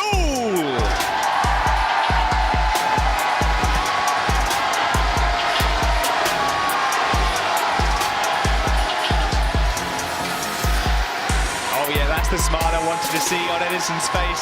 They're all pumped, they're locked in, they're ready to go. They've been pumped up ever since that loss. Their match against the San Francisco Shock was a different beast. They were touching the spawn door. They were not allowing them any inch. They were just going in, keeping up that aggression. But the thing that stands out to me right now on those people that just walked out, Fearless is starting in the primary lineup, not Hanbin, which makes me think they're going to start on that dive composition. Yeah, it felt like a brand new Dallas Fuel, like the evolution throughout the entirety of the Kickoff Clash. That tempo just shifted into 7th gear. It was insane, yeah, like you said, touching the spawn door against the San Francisco Shock, a team that has done exceptionally well, had an undefeated streak coming into the Kickoff Clash. Like, that is unreal stuff. And I'm sure they were hurting coming into this event, losing the first LAN event we had in 2022 against the Houston Outlaws. But it's a completely different team if you look at it compared to week 1 to right here, right now, on the final day of the tournament itself. They looked angry yesterday in their match. You could see it in their gameplay. They weren't willing. Sparkle giving us a wave. Hello, Sparkle, I miss you. I'm sorry for calling you a D-tier tracer. Please stop calling me out on Twitter. Everyone gets really mad at me every time that happens. But Sparkle has been instrumental for this team. Didn't play as much in the regular season, but has been absolutely incredible on the Tracer, on the Genji, on the Mei. Anything he has needed to play, he has stepped up for them. Well, there's one team standing in their way before they can take revenge on the Glads, or attempt to take their revenge on the Glads. We'll bring those out too. We've got the red team, the Atlanta Reign.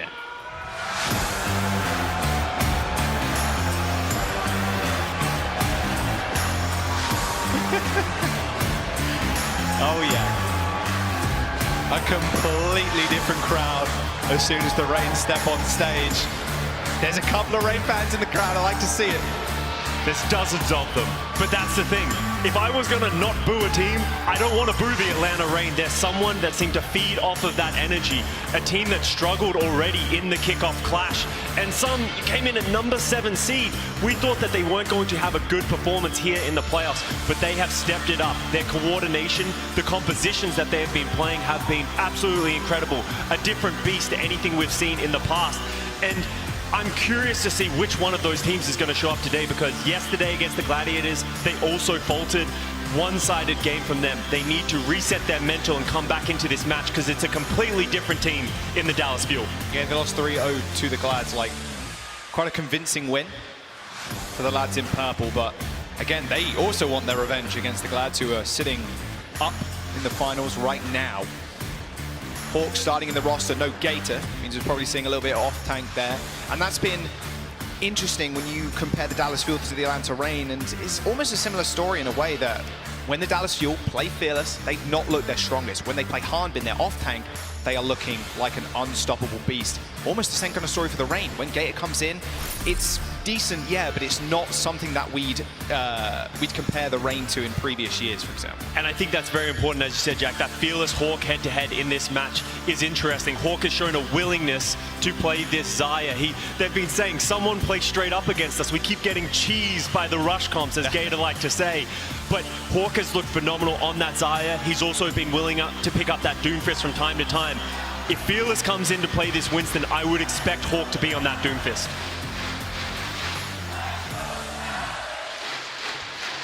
The crowd already, that is for sure. They want to see their Fuel in the finals. The Atlanta Reign fans in the audience, their cries maybe a little bit lower compared to the hometown heroes. Going on to Ilios first, Scott. Atlanta Reign's map pick, and it makes sense now why Fearless is in the lineup. We've seen Dallas Fuel, they're happy to play that Xayah composition. They want to play that Xayah composition, but the Atlanta Reign recognizing that, sending them onto Ilios, a map where it can be very difficult to play that. On Ilios is the only time we've seen the Hanbin Winston, and it worked, but something they didn't want to lean on in this matchup. Yeah, so something in Fearless here does make a lot of sense in that regard. Playing that Winston, but there you go, Hawk already locking in the Doom.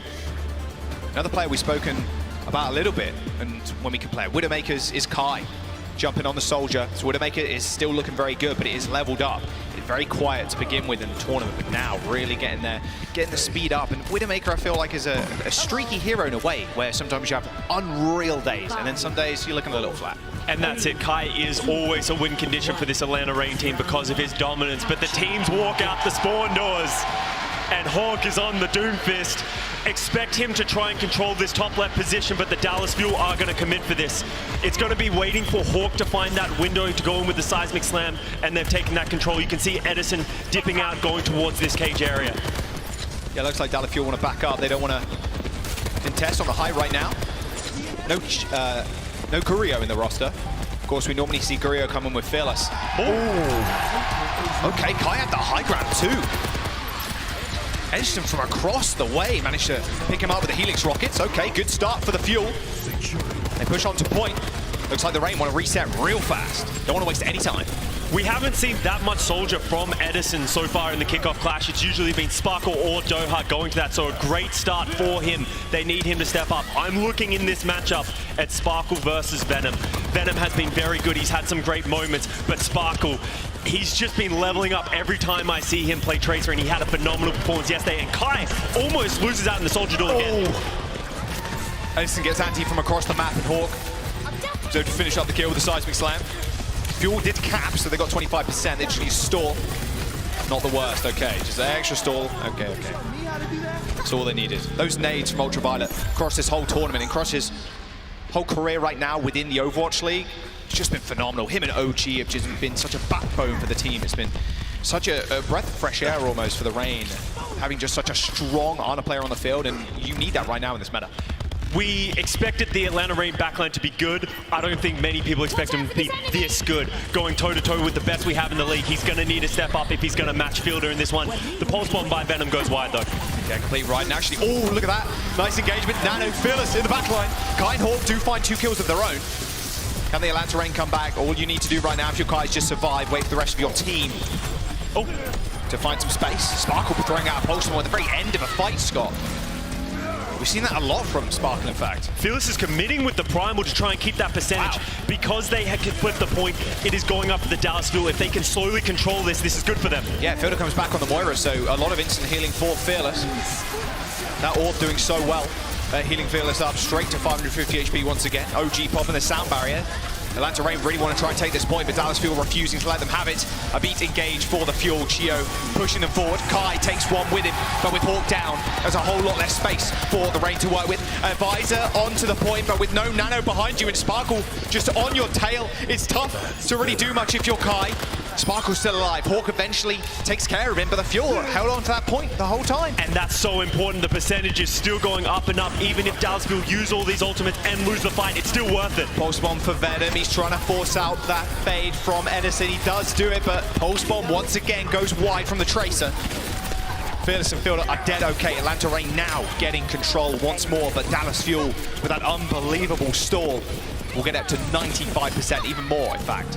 Dallas Fuel only need one more team fight now that it's at 98%, and we've seen the switch over from them. Fielder onto that Moira, Edison onto that Reaper. They're going to want to play fast against this Atlanta Reign composition.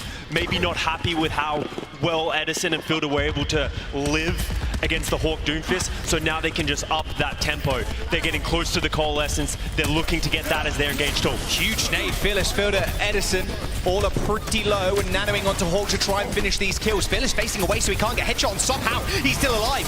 A triple seismic slam. He eventually finishes off the Winston, and Venom chases down Sparkle. Sparkle's been quite a nuisance in the backline, trying to harass Kai as much as possible, so he's not granted space. The Reign do win this fight, but Dallas Fuel, a couple of tools in their back pocket. Sparkle didn't use that pulse bomb very late, like he's normally done over the last couple of days. Holds on to that one, and it might be very important. If he can get one of the backliners, it'll open everything up. We're going into final fight territory. Dallas Fuel, what have they got? Well, they got Pulse, they have Coalescence, they got that beat coming out, they got a whole field of ultimates. Oh, Pulse bomb onto Fielder goes wide. Venom once again missing that stick. Sparkle does not though. A nice punch from Hawk sends Fielder into the drink, and the Atlanta Reign still controlling the point, but Sparkle chasing down Ultraviolet. This dive from the Fuel is just so good. The beat is going to land on Kai, make sure he's survivable in this visor, but the lack of damage and Sparkle just chasing him down. Kai has not been able to get much of anything done. Eventually, the Fuel are going to have to cap. Edison with the Death Blossom could open this all up. There you go. Hawk falls in the pit, though. Somehow, not sure how that happened. Maybe a small boot. The Atlanta Reign lose their tank again for early on in the fight. Ultraviolet, though, ending Edison's life with a nade. When the Reign just holding on, they just have to deal with Fielder. Dallas Fuel have the point. Fielder's just trying to stay alive, needs to stay alive so they can control this point. Sparkle's getting down to 1 health. Kai's hunting him down. Another nade will signal another kill for Ultraviolet. He's so close to that nano. The Dallas Fuel need to come out with something big. Venom throws out the pulse on, goes wide once more, but dissuades the Dallas Fuel from touching the point. Ultraviolet with the nano, with a good sleep on Shio, ends his life. Hawk with the nano boost. The Atlanta Reign might just take this round here and now. They just have to get rid of Edison. They should be good. There it is. They find the last final few kills. Sparkle recalling on the point. Ain't gonna work out though. And the Reign, they fight in round 1. Hawk has been so good on that Doomfist all season. They got exposed for it around the middle of the Kickoff Clash and they sort of moved away from it, but they always have that pick in their pocket, and Hawk making it work in this one. We talked about the Winston versus Doomfist head-to-head heading into this map, and it feels like Fearless is struggling to stay alive so far.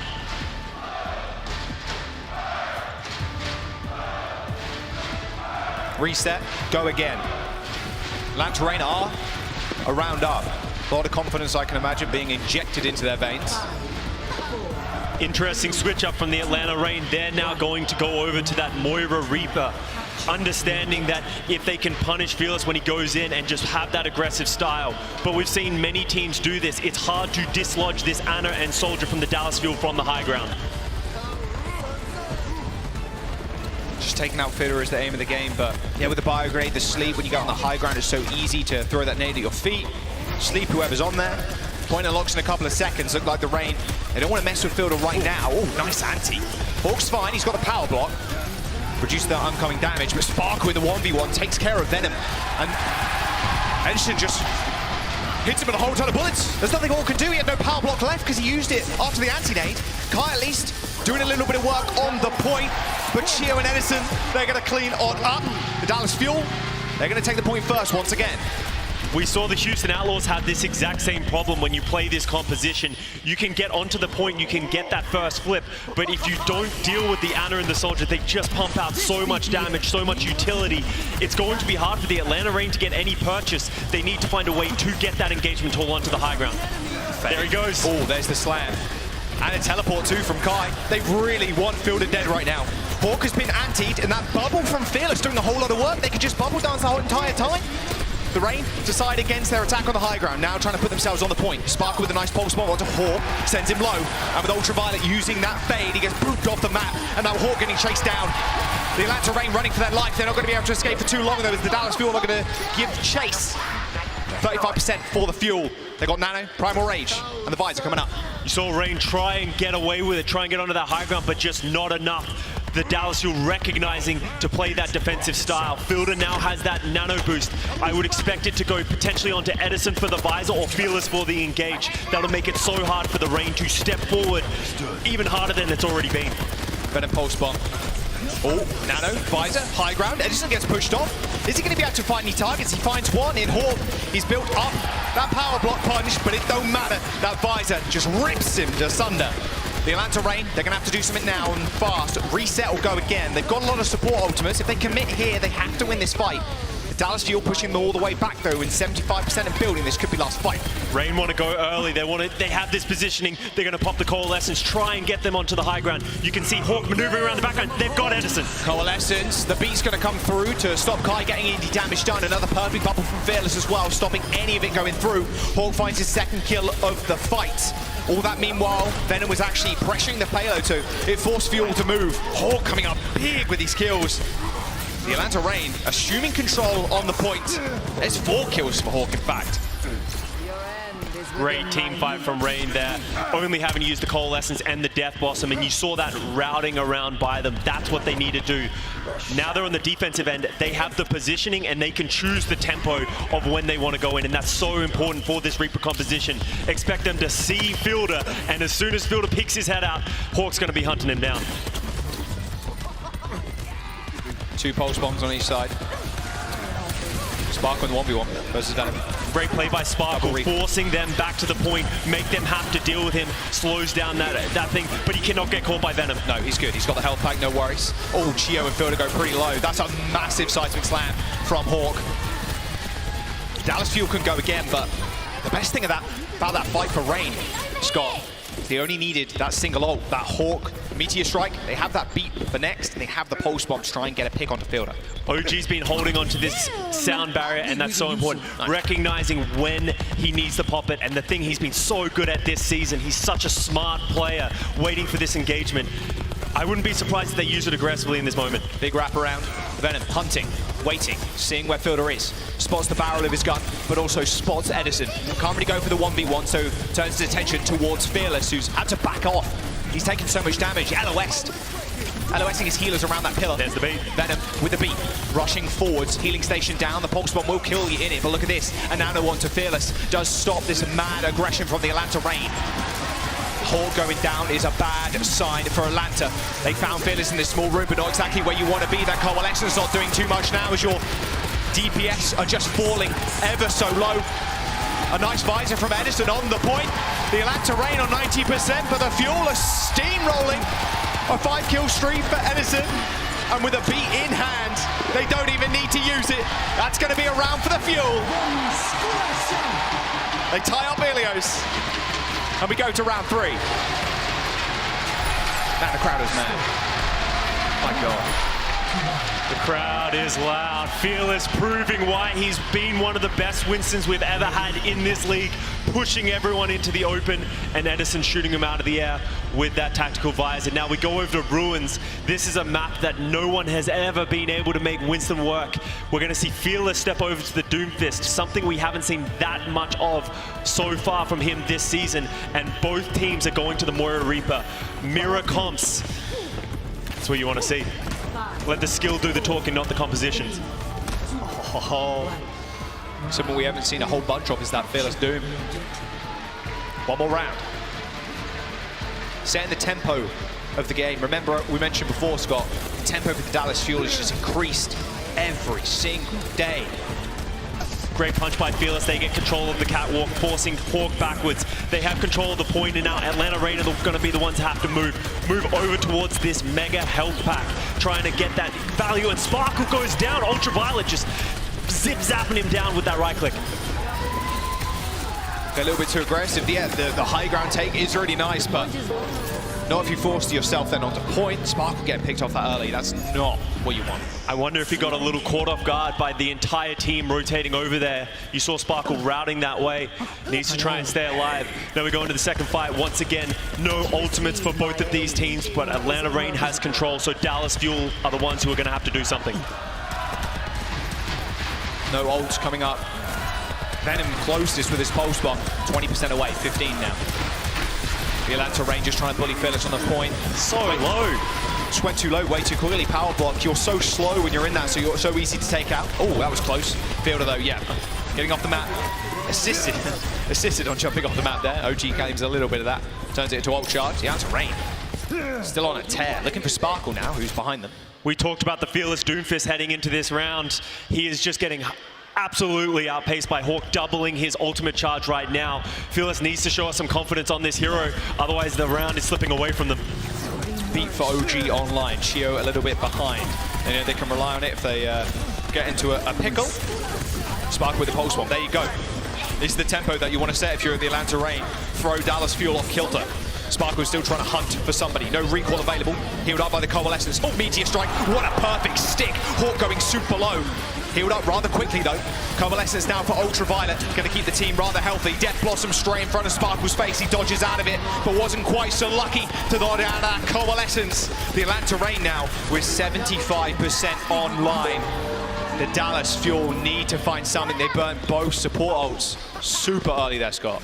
Edison's not even at his Death Blossom as well. The Atlanta Reign have just been in complete control so far in this round, getting everything up first. The Fuel just not able to sustain with those two defensive ultimates. Venom looking for the pulse bomb onto Chio, thinks better of it, but that could be the nail in the coffin for this round for the Dallas Fuel. Spark and Venish having a little 1v1, you got to be careful. If you get stuck there, it'll be made to a highlight reel. Oh, good punch to get Hawk out of the power block there. So whether can finish the job. Oh, pulse bomb from Venom's good though. They lose both. Doomfist. They disappear it, but so is Kai. Just keep him alive and you should be good. Edison doing so much work on the Reaper. As soon as you blow a lot of those defensive cooldowns, Death Blossom does so much, especially if Lucio's not nearby. Hard to get away from. Edison now in trouble. Atlanta Reign still on the point, ready and raring to go. A pulse bomb from Sparkle ends OG's life, and the Atlanta Reign are falling by the wayside. Stalling out for a little bit of extra time here, but they are on 99 as the Dallas Fuel find the flip. Sparkle with another big pulse bomb, but the Atlanta Reign, Venom has something to say about it. They need to keep Ultraviolet alive. He's going to commit the Coalescence. He's so low though. Venom is just tearing the Dallas Fuel apart right now. The Atlanta Reign managed to flip the point. Overtime's ticking in. Sparkle hitting the recall to try and a little bit extra OT. He ends up getting taken out, and now it's up to Fielder. He's 1% away from that Coalescence. Use that jump or the Moira to get on the point, but instantly punched away by Hawk. Edison falls. Overtime is here. The pulse bomb laid out on the floor, and the Atlanta Reign looking like they're going to take this first map in the series. The Dallas Fuel will need to find that tempo. The Reign with 2 rounds over the Fuel, and they take map 1. Crowd gets silent. Brilliant pick by the Atlanta Reign, recognizing the advantages that they have in this matchup against the Dallas Fuel. Atlanta has been a team that has been liking this Hawk on the off tank, being able to play that Doom style, and they feel more comfortable on it. Fearless just not able to have the same level of impact on the Doomfist as Hawk did.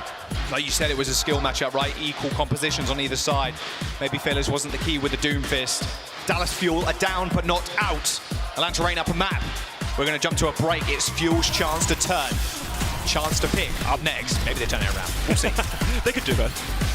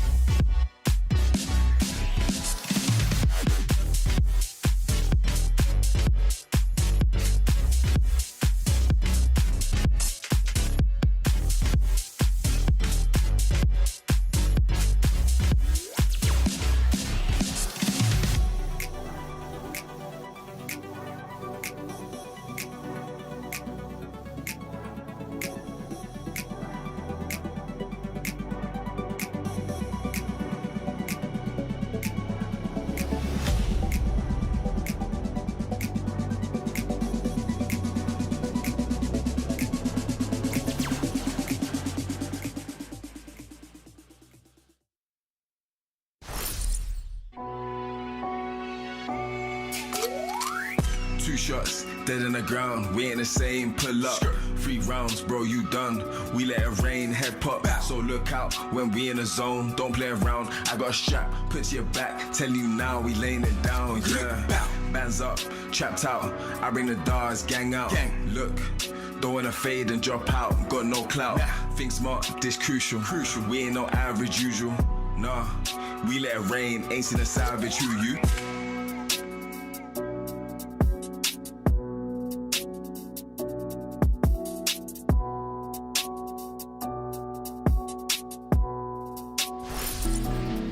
Welcome back. Map 2, Dallas Fuel versus the Atlanta Reign. Winner goes on to the grand finals to face the Gladiators. Both teams want revenge against the lads in purple. Now we go to King's Row as our next map. That was Fuel's choice. And that is going to be an important thing for this entire series. The loser will pick the map, and with the very different styles that these teams like to play, they want to head to their comfort.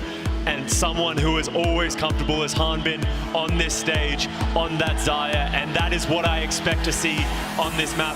King's Row has been a map that the Dallas Fuel have been very good at, but the Atlanta Reign as well. Hawk on that Xayah has proven to be very good, and when you see that, Nero's coming in to play the Reaper.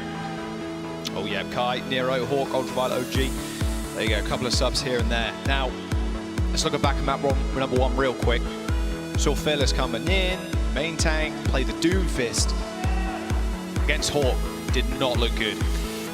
We've been talking about throughout the Kickoff Clash, Dallas Fuel, great dive team in the past with Fearless, and Fearless is a phenomenal player. They just haven't been able to make it work so far this year. So that's something they're going to want to avoid. Where they have looked the strongest, how they decimated the San Francisco Shock yesterday is on the back of that phenomenal Hanbin Xayah play. I want to see him get on that. I want to see them lean into that, because that is their ultimate strength, and that's how they're going to win the Kickoff Clash. Crowd's ready. I'm ready. Yeah, the Dallas Fuel need to keep up that same tempo they did before. Now Edison Sparkle, and it's funny, we talked a long time ago about Sparkle's Tracer. You know, I'm not going to bring up your comment, but I don't think a lot of people had faith in Sparkle's Tracer at the very beginning of the season. It felt like in Overwatch 2, you very much needed that Tracer player, a very sustainable and like almost solo-oriented hero that you could do basically anything on. You're just kind of self-sustaining, pick up health packs here and there. And people were worried, obviously including yourself, that Dallas didn't have that Tracer specialist. Now they got 2 of them. When Sparkle came into the league, everyone knew him for his Genji. We know he's a phenomenal Genji player. But the thing that's impressed me over the years is his ability to play so many other heroes, Tracer included. But we're going to see him on the Soldier today, another hero that he is very good at. He's a smart player, understands his rotations, understands what he can get away with, and he's going to need to step it up. Kai starting on the Widow, unlikely to walk out of spawn, just giving a look. We are going to see the mirror compositions from these teams again on the Xayah. This is Dallas Fuel's comfort. Can the Atlanta Reign match them on it? That was a very cheeky hiding spot by Edison there, just hanging in that mini health pack. Yeah, so again, complete skill matchup, but like you said, the originators of the comp, the Zarya comp, is the time you want to come alive. Just get Hanbin in the back, Edison in the back, just make sure he's pocketed. Hanbin's Zarya is just absolutely phenomenal, but Gio on the side actually just gets dominated by Kai. Those Helix Rockets doing a whole bunch of damage. Sparkle putting down that healing station fairly early. He's going to have to back off and Fielder falling.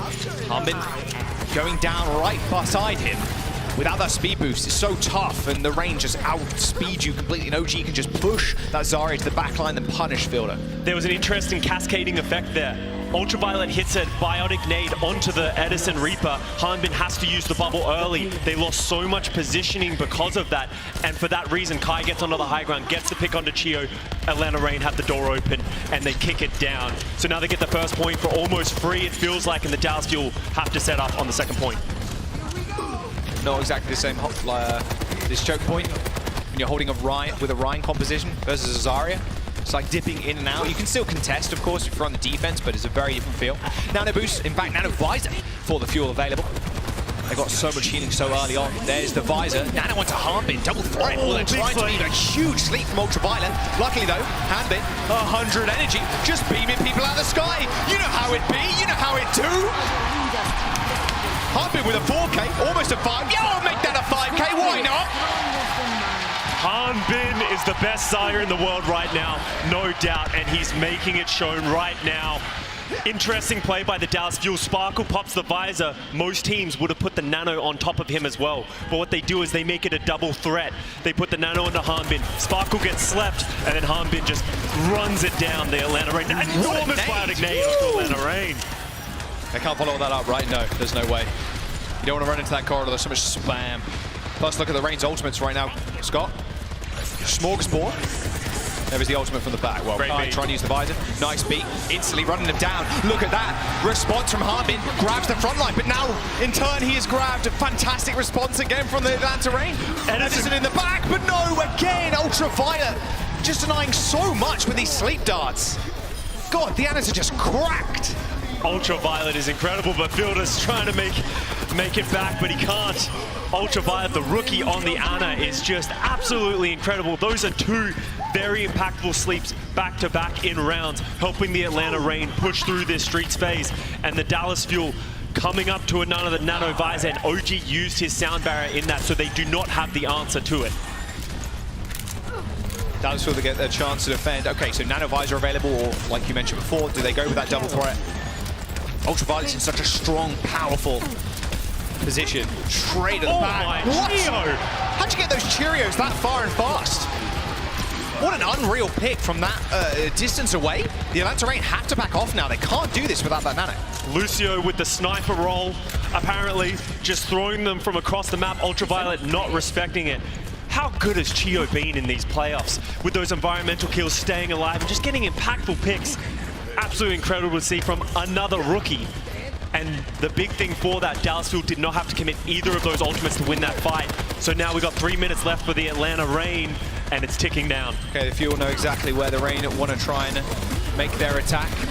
Zarya, Nanos, both of them in fact. Hawk struggling to get out of this room, finally just booping Hanbin down with a left click, or a right click even. Didn't get too much done with the Nano, neither did Hanbin to be fair, but it's all about who gets these Graviton Surge online first. Sparkle with the visor. Chio chasing down Nero, and how does this keep happening? The Fuel. The backline right now is just dominating. Chio and Sparkle just tag teaming straight back. You just, what, speed boost the visor, and Chio also just pumping out just a world load of damage. Even getting those stagger kills at the very end, it delays the Atlanta Rain's assault. The backline of the Dallas Fuel is doing a great job of mitigating any type of flank that the Rain are trying to pull off. Kai and Nero just struggling to get in there, and Hanbin and Edison, you saw in this upper doorway, they're just closing it, not allowing the Atlanta Rain to just stream out of there and get the advantage. But both Graviton Surges on it, both sound barriers coming up. Dallas Fuel have to wait. They need that sound barrier. The Atlanta Rain go now, they could be in trouble. But Kai's getting checked on the sidelines now. Hanbin throwing the grab on the stairs. He finds two. Nice beat in response. Two universes created right on top of each other. And Edison coming up big once again. The late sound barrier from the Fuel is going to push them on. Ultraviolet getting the nice sleep onto Hanbin. Not sure it's going to mean a whole bunch as he wakes straight up. Has a couple of bubbles to use. Applies one to Edison. They're playing a bit of rough and tumble in the pub, it looks like. Both supports dead. The Atlanta Rain with 1 minute to go.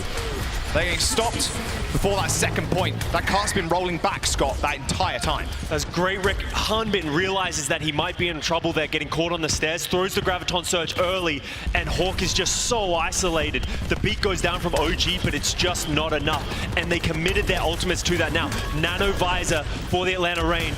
And you can see Edison hunting in the backline. How many times has he got the Death Blossom? Both DPSs are in the back right now. He's got the Death Blossom online. Boom straight in. OG booped that Death Blossom straight towards Kai. 4K for Eddie. Almost a fifth. The Atlanta Rain with 20 seconds to go. Can they get back in time? You can see the Dallas Fuel, they want to hold aggressively, make the Atlanta Rain have to use abilities, use ultimates to get forward. Edison's going to be holding in this high ground. Is he going to find Kai in the high ground? Oh, there he is. Gets him. 1 DPS dead for the Atlanta Rain. Nero's Death Blossom gets slept. Are you serious? There's no way. Edison and Kai are in Edison and Sparkle are in a little bit of trouble. Sparkle goes bright purple and goes down, but Hanbin's there. to the rescue, as always. 10% away from that grab, overtime ticket through. He's got the grab, can do it whenever he so chooses. He catches Kai, slipping in the back. Those bubbles on Edison, keeping him permanently alive. Hawk changing to the Doom to try and get back to the payload in time. But it don't matter when Edison is AFK turret mode on the cart, gunning down the rain. The Dallas Fuel stopping them just before that second point. This is the tempo we wanted to see.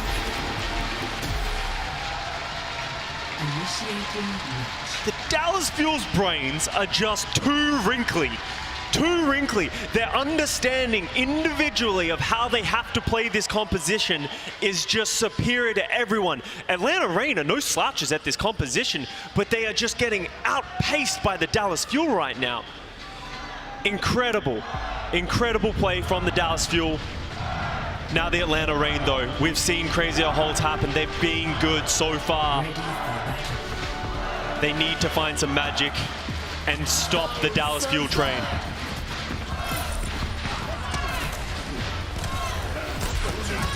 This positioning from Fielder, oh my, just godlike. That was the only tool that the Atlanta Reign had to try and get that payload under their control.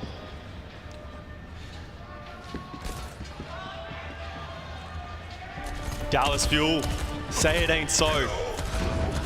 The Gladiators exposed the Xayah composition of the Dallas Fuel playing the rush. Are Dallas Fuel just messing with me? Yeah, they're messing with me. I could have seen it coming. We're gonna end up in the mirror matchup again. Let's see if Atlanta Reign can put up a heroic hold. Dallas Fuel's ultimate economy has just been so good on this Zarya comp. Kind of scary when you go up against it. I mean, you know they got ults. Just which combination do they have? Sparkle quickly making his way to the high ground. Nero trying to fend off against Harbin right now. Teleport in from Edison, super aggressive. Look at this. The amount of time he's just staying on the front line is insane. He's getting so much damage in. This first point is a tug of war about getting that positioning. Nero's trying to take it back on the high ground with the bubble from Hawk. Nicely. Hawk gets slept here. He might get isolated. He's getting pushed down. Oh, he's Edison trying his hardest to get that kill. Doesn't quite get it though. Hawk stayed alive using those bubbles. Now Edison on the high ground is trying to get Kai out of that fortified position. Kai's now backing off. It's a 4v5 near the point. Wraithform already burned by Nero, and Edison just doing an absolute unreal amount of damage. Nice healing and nano boost from Hawk though, but is it enough? Both Reapers end up falling. Hawk at 100 energy, but Harbin looking the same right now. A late nano boost from the Dallas Fuel. Hawk in a lot of trouble trying to make ends meet on this point. He's trying to get stuff done. Kai comes back, however, on the high ground, kills Chio and Sparkle, but Harbin's still alive. He throws a Graviton Surge used all at the very last moment. Responded to, or in fact, no, the B was used before the grab even came out. A mistake by Harbin, one you don't see very much. Believes it's winnable, but just starts slipping away. They just couldn't dislodge Kai from that high ground, and he's just pumping out damage. So that's 2 minutes off the clock for the Dallas Fuel, and we said Atlanta Reign need a heroic hold. It's already started. Sparkle has this visor. He needs to try and get this positioning, and Edison with that Death Blossom has come up clutch so many times in the Kickoff Clash. Wow, it was 0.2% before it got taken. Sparkle in the 1v1. Oh, we can't really handle the life steal from Nero. Oh, Edison. How did he end up there? Jump down? Was it a little pixel ledge or something? 1 minute and 40 seconds to go. They need one tick on the first point. And the Reign are just accruing ultimates. They're almost back to that nano boost. Nero's coming up to that Death Blossom. Fuel, they need to come up with something special because they're running out of answers right now. Edison's going up to this window, trying to get that positioning. Doesn't want Kai to hold off on that high ground, but Nero's doing the same. Yeah, Nero's behind. There you go. That's the ghost signal. Oh, although Sparkle on the side using that tactical visor, just trying to check Nero. Nano visor for Kai, but he's getting absolutely no value. The Atlanta Reign, they're going to lose this first point. At least Ultraviolet trades, but it's not going to be enough. That's Fuel. They're getting the payload going. And they only needed to get it just before second, and they'll take this match. We said they needed to make something special happen. Great play from the Dallas Fuel, recognizing Hawk go aggressive, Chio with a timely sound barrier to keep them alive. And most importantly, they kept the Death Blossom, same with Nero. How are both of these teams going to use it? Edison's been incredible, but Nero is no slouch on that Reaper as well. Is Kai going to get caught by Edison again on this high ground? He's done it time and time again. Oh, take that wall, take the sleep. Take the sleep, it's okay. Nice grab, nice nade, straight on top. Edison more than happy to just stand in the back line. Okay, Ultraviolet needs to die, and he needs to die now. The Rain, they got a chance to come back. But what a good grab by Harbin there. The nade on top too. Forces so many cooldowns. You have to use the bubble, you have to use that Wraith to stop that anti-nade being your demise. Rain maybe getting caught off a little guard. Edison on the high ground. Waiting, watching, waiting from the go call from everyone else. Do the Rain know he's up here? Yes, he's shown himself. Oh, Nero. Very aggressive position against Edison. Edison's bubble disappeared, but look at this. Death Blossom straight on top. Double kill for Eddie. Straight to the back, and now look at this. The Nano, can you survive this damage? I don't think you can. Harbin does end up falling, but look how close they are to the point. A beat in desperation for the Rain. They need to get on, and they need to keep touching before the Dallas Fuel end up winning here. Sparkle on the sidelines, one by one by one, the Rain fall. And the Dallas Fuel will claim King's Row.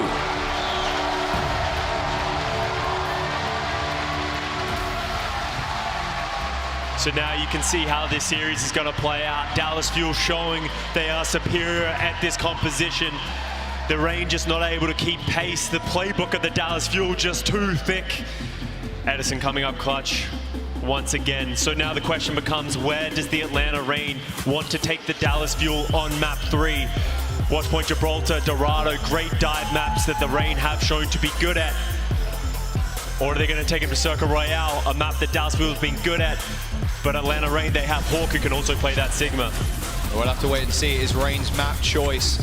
It's 1-1 in the series so far. We'll see you after this break. God, this is going to be clutch.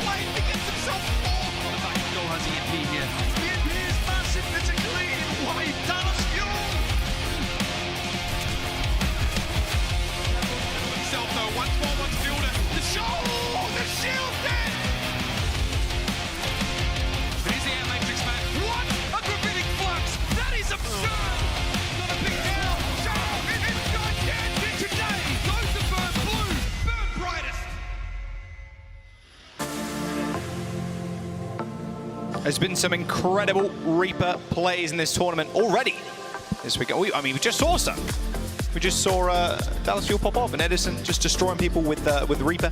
And what better way to commemorate that play or those plays than picking up yourself the Luchador Reaper skin. It's on sale now through June 25th for just 200 League tokens. I've heard that if you put on this skin, you play Reaper just as good as Edison. So you want to make sure to get that one.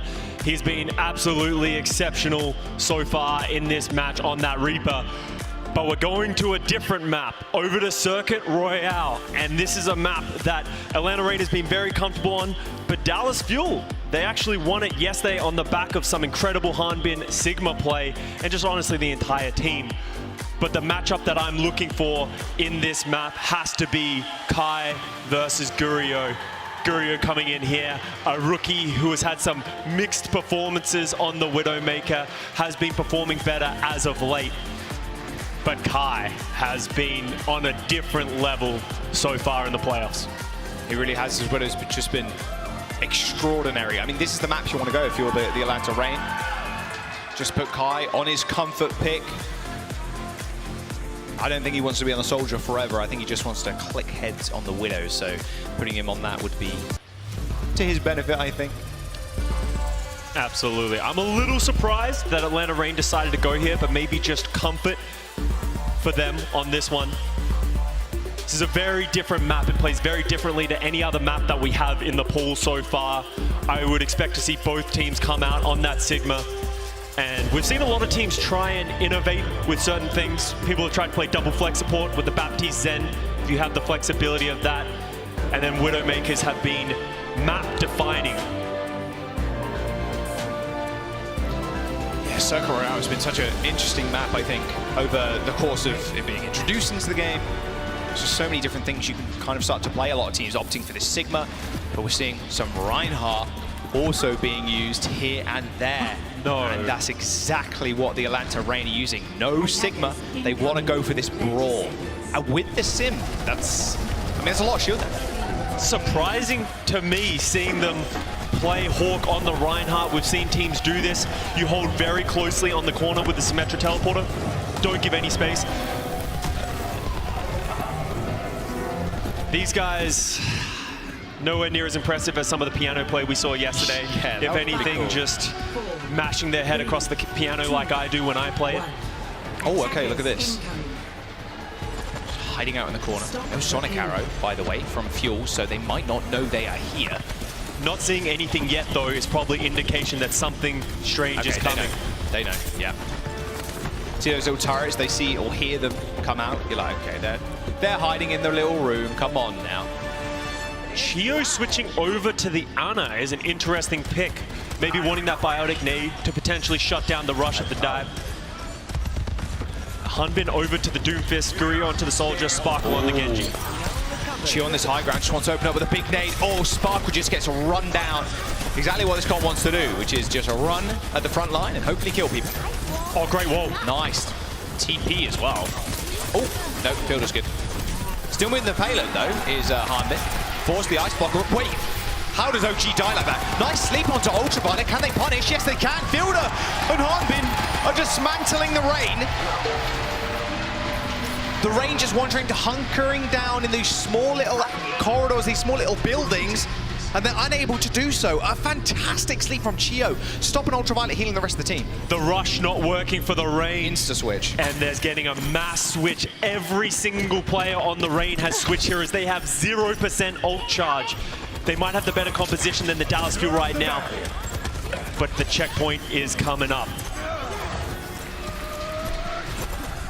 Well, they still need to be able to touch.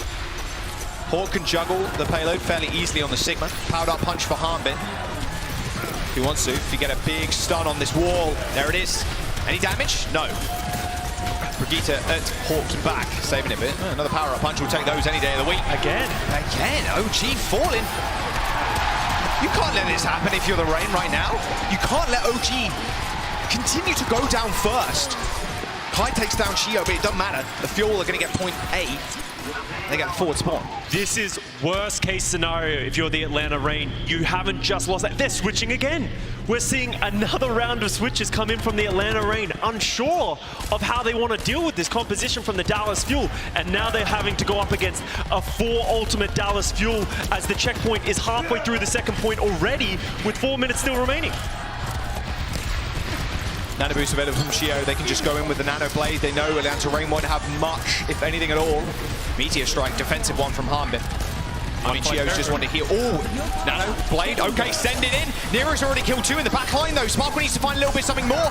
Him and Hanbin dive to the back line, and 3 kills for the duo. Chio finds Nero, takes care of him. OG takes Sparkle out of the picture, but still. The Dallas Fuel still pushing the payload, and that's what's important. The Rain are going to take so long to get back with 3 people on it. They might be good. That's an important kill by OG at the end. Sparkle's not going to be here, so the Dallas Fuel are going to have to disengage. They still have the Transcendence. Kai with the visor. And this is where it gets harder if you're the attacking team. They have the defensive positioning. It's very hard to engage onto this, especially with Kai shooting them down from range. Ooh, Hanbin going low. Yeah, you have to back off if you get an angle like that. There's no way you stay in the engagement. However, I say that, they're going to use the tactical visor to create a little bit of space. Kai's got one of his own, a Nano Boost available to him too, but then choosing not to pop it. In fact, they're going to use it on Hawk instead. Transcendence from Fielder to heal them up throughout the entire fight. And with Hawk still being nanoed, it's a lot of damage resistance and damage, but he's not getting too much done. Meteor Strike is earned, is Nero once again on the just a plain Genji, no blade required. Still doing a fair bit of work. But Chio's got something to say about it. A bloodthirsty support in the back line. Nero finds 3 for this fight and a missed sleep dart and a nice kill. Little BM there from Nero, you like it. Nero has been looking very good on this Genji, putting a halt to this Dallas Fuel attack. I want to see some switches coming out here. Fielder onto the Lucio? I don't know how I feel about that. Probably not wanting Chio to switch away with the Nano Boost coming up, but this has been a strange one so far on Circuit Royale. Exceptionally strange. Now Nero has the blade. They've got no nano. Oh, they're just nanoing Hanbin straight in the back. This tempo, what we saw from the Fuel the other day, is being replicated here. Oh, a punch over the head of Ultraviolet. If that landed, it could have been devastating. Nice boop away, but Chio was already dead to that blade. Oh, Sparkle's just going back in. That's not what you want to be. A Meteor Strike from Hanbin just results in his death. Nice, Nero is cleaning up on this Genji. Absolutely great play by Nero right now. And we're starting to see the Dallas Fuel switch to what they want to do. Nero. Crowd doesn't like that one. It's fair to say. We're finally seeing the Fuel switch over to the composition that they want to play. Hanbin back onto that Zarya. Guri on the Reaper, something we haven't seen very much, but the composition that they're comfortable with. This is tried and true, really, isn't it? Tried, true, and tested. Hanbin, with no power block on Hawk, he can just run on forwards. And Nero has to be a little bit more careful too. Nano boost in the back pocket for the Reign. Sparkle sends out the pulse and a Harbin kill on to OG. And now Hawk trying to create more space with this Nano. Does take care of Harbin, and with the spawns being very close to the Atlanta Reign, that could be good. But Sparkle on the sidelines, just chipping away at the health bars of the Atlanta Reign. There is the Meteor Strike straight on the payload. Power block is up, but 4 members of the Fuel looking straight at him. The point's unlocked. 2 minutes to go. Dallas Fuel are making their final approach. When all else fails, put Harbin on Xayah. Strange amount of switching coming in. We're going to have to see the Atlanta Reign, how they're going to adjust against this switch by the Dallas Fuel. We have Nero going over to the Hangzhou, a hero that he is phenomenal at. He has been putting in so much work from time to time. His flexibility coming in clutch already just in this map alone. Fielder has the coalescence. The Atlanta Reign are actually going to give the entire first half of this point to the Dallas Fuel, wanting to prioritize having this high ground positioning on this window so they can just shoot down. But the more you move around this corner, the less of an effect Nero has. He's going to have to back up rather quickly. They can play under him too, a little bit more dangerous of course, but using Edison actually bubbling up to the high ground to get him to check Nero is pretty good. Great rotation by the Fuel. They're in the room. They just want to keep pushing this card closer and closer to the checkpoint. Force Atlanta Reign to go, but there's Nero on that Hangzhou already having impact. Huge kill. Huge. Another one. Wow, Nero is on another level right now. Genji, Hangzhou looking good. Sparkle was taken care of, and with a minute to go, it's a very hard point to push onto, Scott. It could be done. That Graviton Surge from Harbin has to be big. I would like to see the Dallas Fuel. You only have 45 seconds. You only really have one good fight left in you. Clear that high ground from the Reign. Don't allow them to stay down there. Stay up there. If you allow Nero to just shoot down on you, he will hit headshots. And you can see them doing that, moving around. Sparkle's going to try and stay on the point to keep the cart moving, keep the Reign honest. A lot of storm arrows, a lot of damage. Yes, okay, checking Nero to a T. They're actually using the coalescence, Scott, to clear it completely. Yeah, super early, but look at that. Sparkle gets killed with a pulse bomb. Okay, everything worked out in the end. Oh, but Kai still on the high ground, trying to regain that control. The Dallas Fuel are quite close to the payload as those Dragons do try and separate the Fuel, but a return beat is good. They survived the onslaught of damage, and now Spark's trying to clean up. Kai's Visor is still available for the Reign, and the Visor's coming up. They want to pair it, but is it going to be too little, too late? A Graviton Surge on the payload is good. They just need to survive the damage. Kai is dead.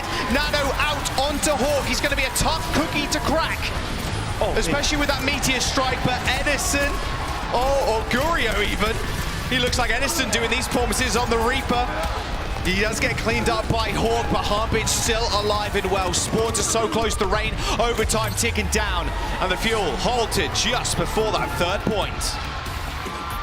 Smart by Ultraviolet to throw the Nano Boost onto Hawk instead of Kai. As much as the Nano Visor would have been valuable, keeping Hawk alive on that point gives him the ability to just stall it out for the spawns of Atlanta Reign to come through.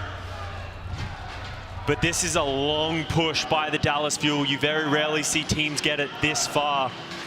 What are we going to see from these two teams now that the sides have switched? Because that was a musical chairs of heroes.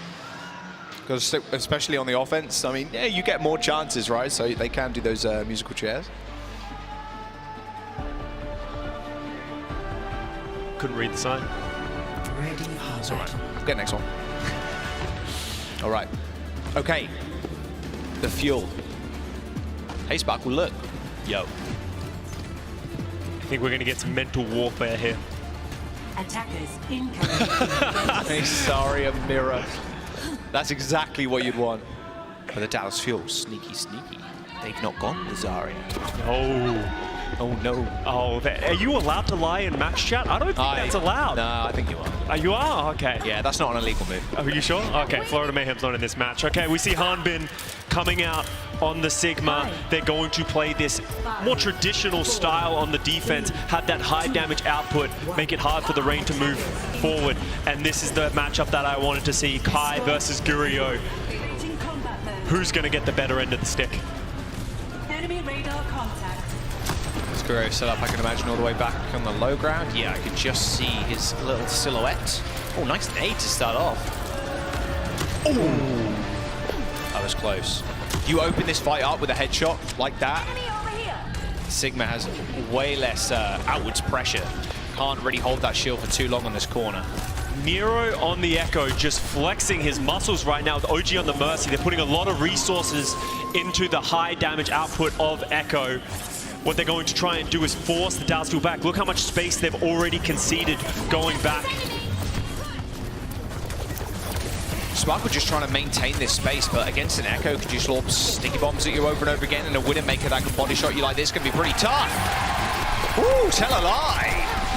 Gurio with a headshot on onto Nero as he was up in the sky. We said he needs to have impact, and he already is. Nero, it's as an Echo, these Widows are so good at picking them out of the air. He's probably going to need the bubble, never mind. He goes over to the Hangzhou, something he got value on their defense. Hangzhou's so tricky on these corners. The shield from the Sigma is just going to be non-existent, but still need to watch out. Rather tough character to headshot, but if anybody could do it, Gurio can. Oh, Sparkle! No recall, maybe? Not sure.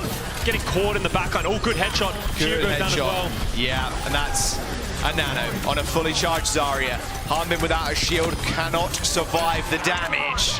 Hall with 3 kills. That was a really nice tempo play there from the Rain. Sparkle just got caught out so early. I'm interested to see if the Fuel are going to switch in any capacity, because they have no way of dealing with both of these snipers, and if you just leave them unchecked, they're just going to be pumping out so much damage, and they will find picks eventually, like we just saw. Fuel need to get a stop here on this high ground to stop the momentum of the Rain, but they have ults coming up. The Graviton Dragon nearing. Yeah, Nero's going to charge that one up rather swiftly. Sparkle looking for a pulse bomb on the side. Wants to spot out potentially Kai. Oh, Flux, pulse bomb on the bottom. Does get Nero. OG is popping the wings and instant res. No punish there from the Dallas Fuel, unfortunately. And Nero just loads out the grab. What a perfect timed ultimate there from OG. And because Nero died so far back, Scott, Dallas Fuel couldn't punish. Interesting pick from Gurio at the end there, getting Ultraviolet. That's going to heavily limit the amount of healing they have. Are the Dallas Fuel going to recontest this? We have Sparkle switching over to the Genji, and it looks like they're going to go for it. They have the Transcendence from Fielder to be able to stall out the point. And they have Rally coming up. Two big support ultimates. Dragons splitting the team up. There's the Transcendence. Okay, now they can walk through if they so choose. In fact, they're just going to run straight towards them. Ultraviolet's on the stairs. He's been spotted. Gurio taking the height. Dallas Fuel have stopped the aggression from the Rain, but they've layered both support ultimates. And Nero with a good first pick onto Fielder. And a second one from Kai. The sniper's working out too well right now for the Rain. The sharpshooters. Oh my goodness. The Dallas Fuel, they're going to crumble. That's what happens if you go up against double sniper comp. You cannot be peeking those angles aggressively. The Atlanta Reign see the Transcendence and the Rally come out, just disengage. Play to your strengths, play to your snipers, and they will come up big for you, and they did. Getting caught between 2 stones with the compositions of the Fuel right now, and we have 4 minutes for the Reign to push through. When you're playing double snipers, you have 4 minutes to get a couple of picks.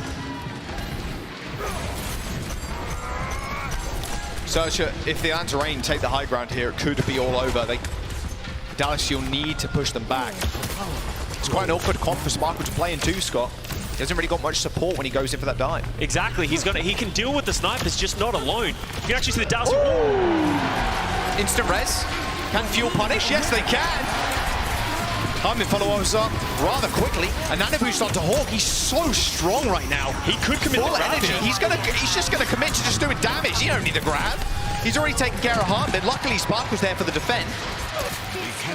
But still, that gives a lot of room to the Atlanta Reign to push the card for free. Exactly, if they get a couple of picks here, they could keep rolling. Gurio's very low. Oh wow, res. Very nice. OG popping the wings. Oh! You don't want to test him. Looks like he's turned up today. Love me some Battle Mercy, but they have the Graviton Dragon. The Dallas Fuel have got to be careful from grouping up. They do not have the Transcendence to deal with this one. Wow, was that? Nah, no. Oh, Dragons. Oh dear. Harmon's caught in the grab. Gurio takes care of OG, however. And Spark was in the back. If you just distract them, if they're all looking forward, they ain't looking behind at their supports. They got to defend here. The Dallas Fuel cannot let that payload get a couple more meters. They got a little bit of time to defend though, Scott. 1 minute and 30 seconds, but look at that red box of victory for the Atlanta Reign. That'll be match point if they win here. Absolutely, and Dallas Fuel have a wealth of ultimates right now to deal with anything the Reign throw at them. They just can't all get picked by these snipers at once. I'm curious to see how they want to use this Sparkle Blade. Are they going to wait for the Atlanta Reign to step up, or are they going to use it aggressively to negate the Atlanta Reign from taking space? Nice sights. No one's peeking. You don't need to. Now the Atlanta Reign, like I said, if they get high ground, it could be disastrous, but the long sight line here from Kai is good. Dashville still need to be able to touch that point. It's Harbin's duty right now to do so. Blade for Sparkle. Will he use it after this flux? Gurio yet again with another humongous pick on the supports. Nice flux from Harbin. Sets them up for success. 1 minute and 30 seconds to go. The Dallas Fuel holding strong. Again, Scott talked about it earlier on. The support, the ultimate usage, the ultimate bank. The Dallas Fuel always looking strong. The Reign don't really have any big ultimates to get them into these fights. They're going to make a change into the Lucio and a Doomfist, but their DPS lineup doesn't match what everyone else is doing right now. Curious to see how they're going to try and make this work, but I want to talk about Gurio. We talked about the Kai Gurio head-to-head. We haven't really seen those two go toe-to-toe, but Gurio's been getting timely picks against other players of the Atlanta Reign. Double support ultimates and double DPS ultimates for the Fuel. They're only missing one. 60 seconds to go. Atlanta Reign on the approach, rather slow, and Gurio's going to delay them with that with those sights. Jump over the top. Ooh, I was close. You got to be careful though. Hunter's right around that corner. You know it, of course. But Fielder from downtown. Okay, the Reign. They know they need to go again. They got 30 seconds to go. Sparkle does die, but the spawns are close. Are the Dallas Fuel going to get aggressive here, try and punish more of the players? No, they're going to disengage, and the Reign are coming in to final fight territory here. Ultraviolet has that nano probably to help get Hawk in, but Sparkle is still holding on to this blade. He's going to pop it as soon as the Reign peek their heads around, and they have both support ultimates to deal with it. Kai gets a pick on Gurio just to open it up though. Extremely early pick. Gurio's going to spawn in a couple of seconds, and the Dallas Fuel still have ults. Very early rally as the Dragons come on through. There's the blade from Sparkle. He doesn't quite get a slash onto Nero. In fact, Booth back again. He gets the reset straight up into the high ground. Ultraviolet's in trouble. Overtime is here. The Atlanta Reign need to touch. Nice. The Dallas Fuel, though, they're holding strong. Hawk is dead. Crowd's going crazy. And the Dallas Fuel are 2 maps up. 1 map away from their potential revenge against the Glads in the finals. Sparkle, he's feeling himself. He's ready. He's going. The Atlanta Reign fall by the wayside, just 1.5 meters away from that 3rd point. Clutch pick after pick after pick. Kai, unfortunately, the end just couldn't make it work. Match point now for the Fuel. Great composure by the Fuel, playing around their win conditions, playing to their strengths. That was a weird Circle Royale. The Atlanta Reign just getting caught between wanting to play snipers and wanting to dive at the end there and never able to find a team fight win. Ooh, Dallas Fuel up 2. The Atlanta Reign have got to get a comeback going here. We're heading over to Push next. How can you not love that man? I know. The smile on his face brings joy to millions, I'm sure. Let's jump to a break. Atlanta Reign, they've got to choose this map, and it could be their final one. We'll see you in a bit.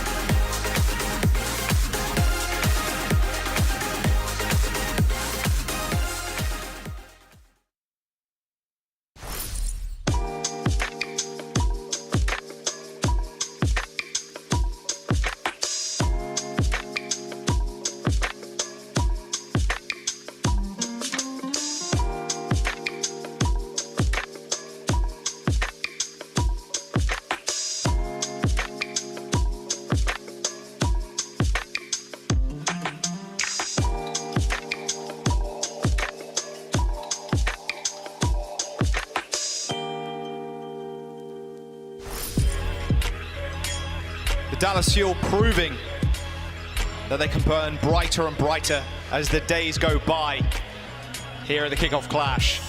They're one map away from meeting the Glads in the finals. The Atlanta Reign need to claw their way back now.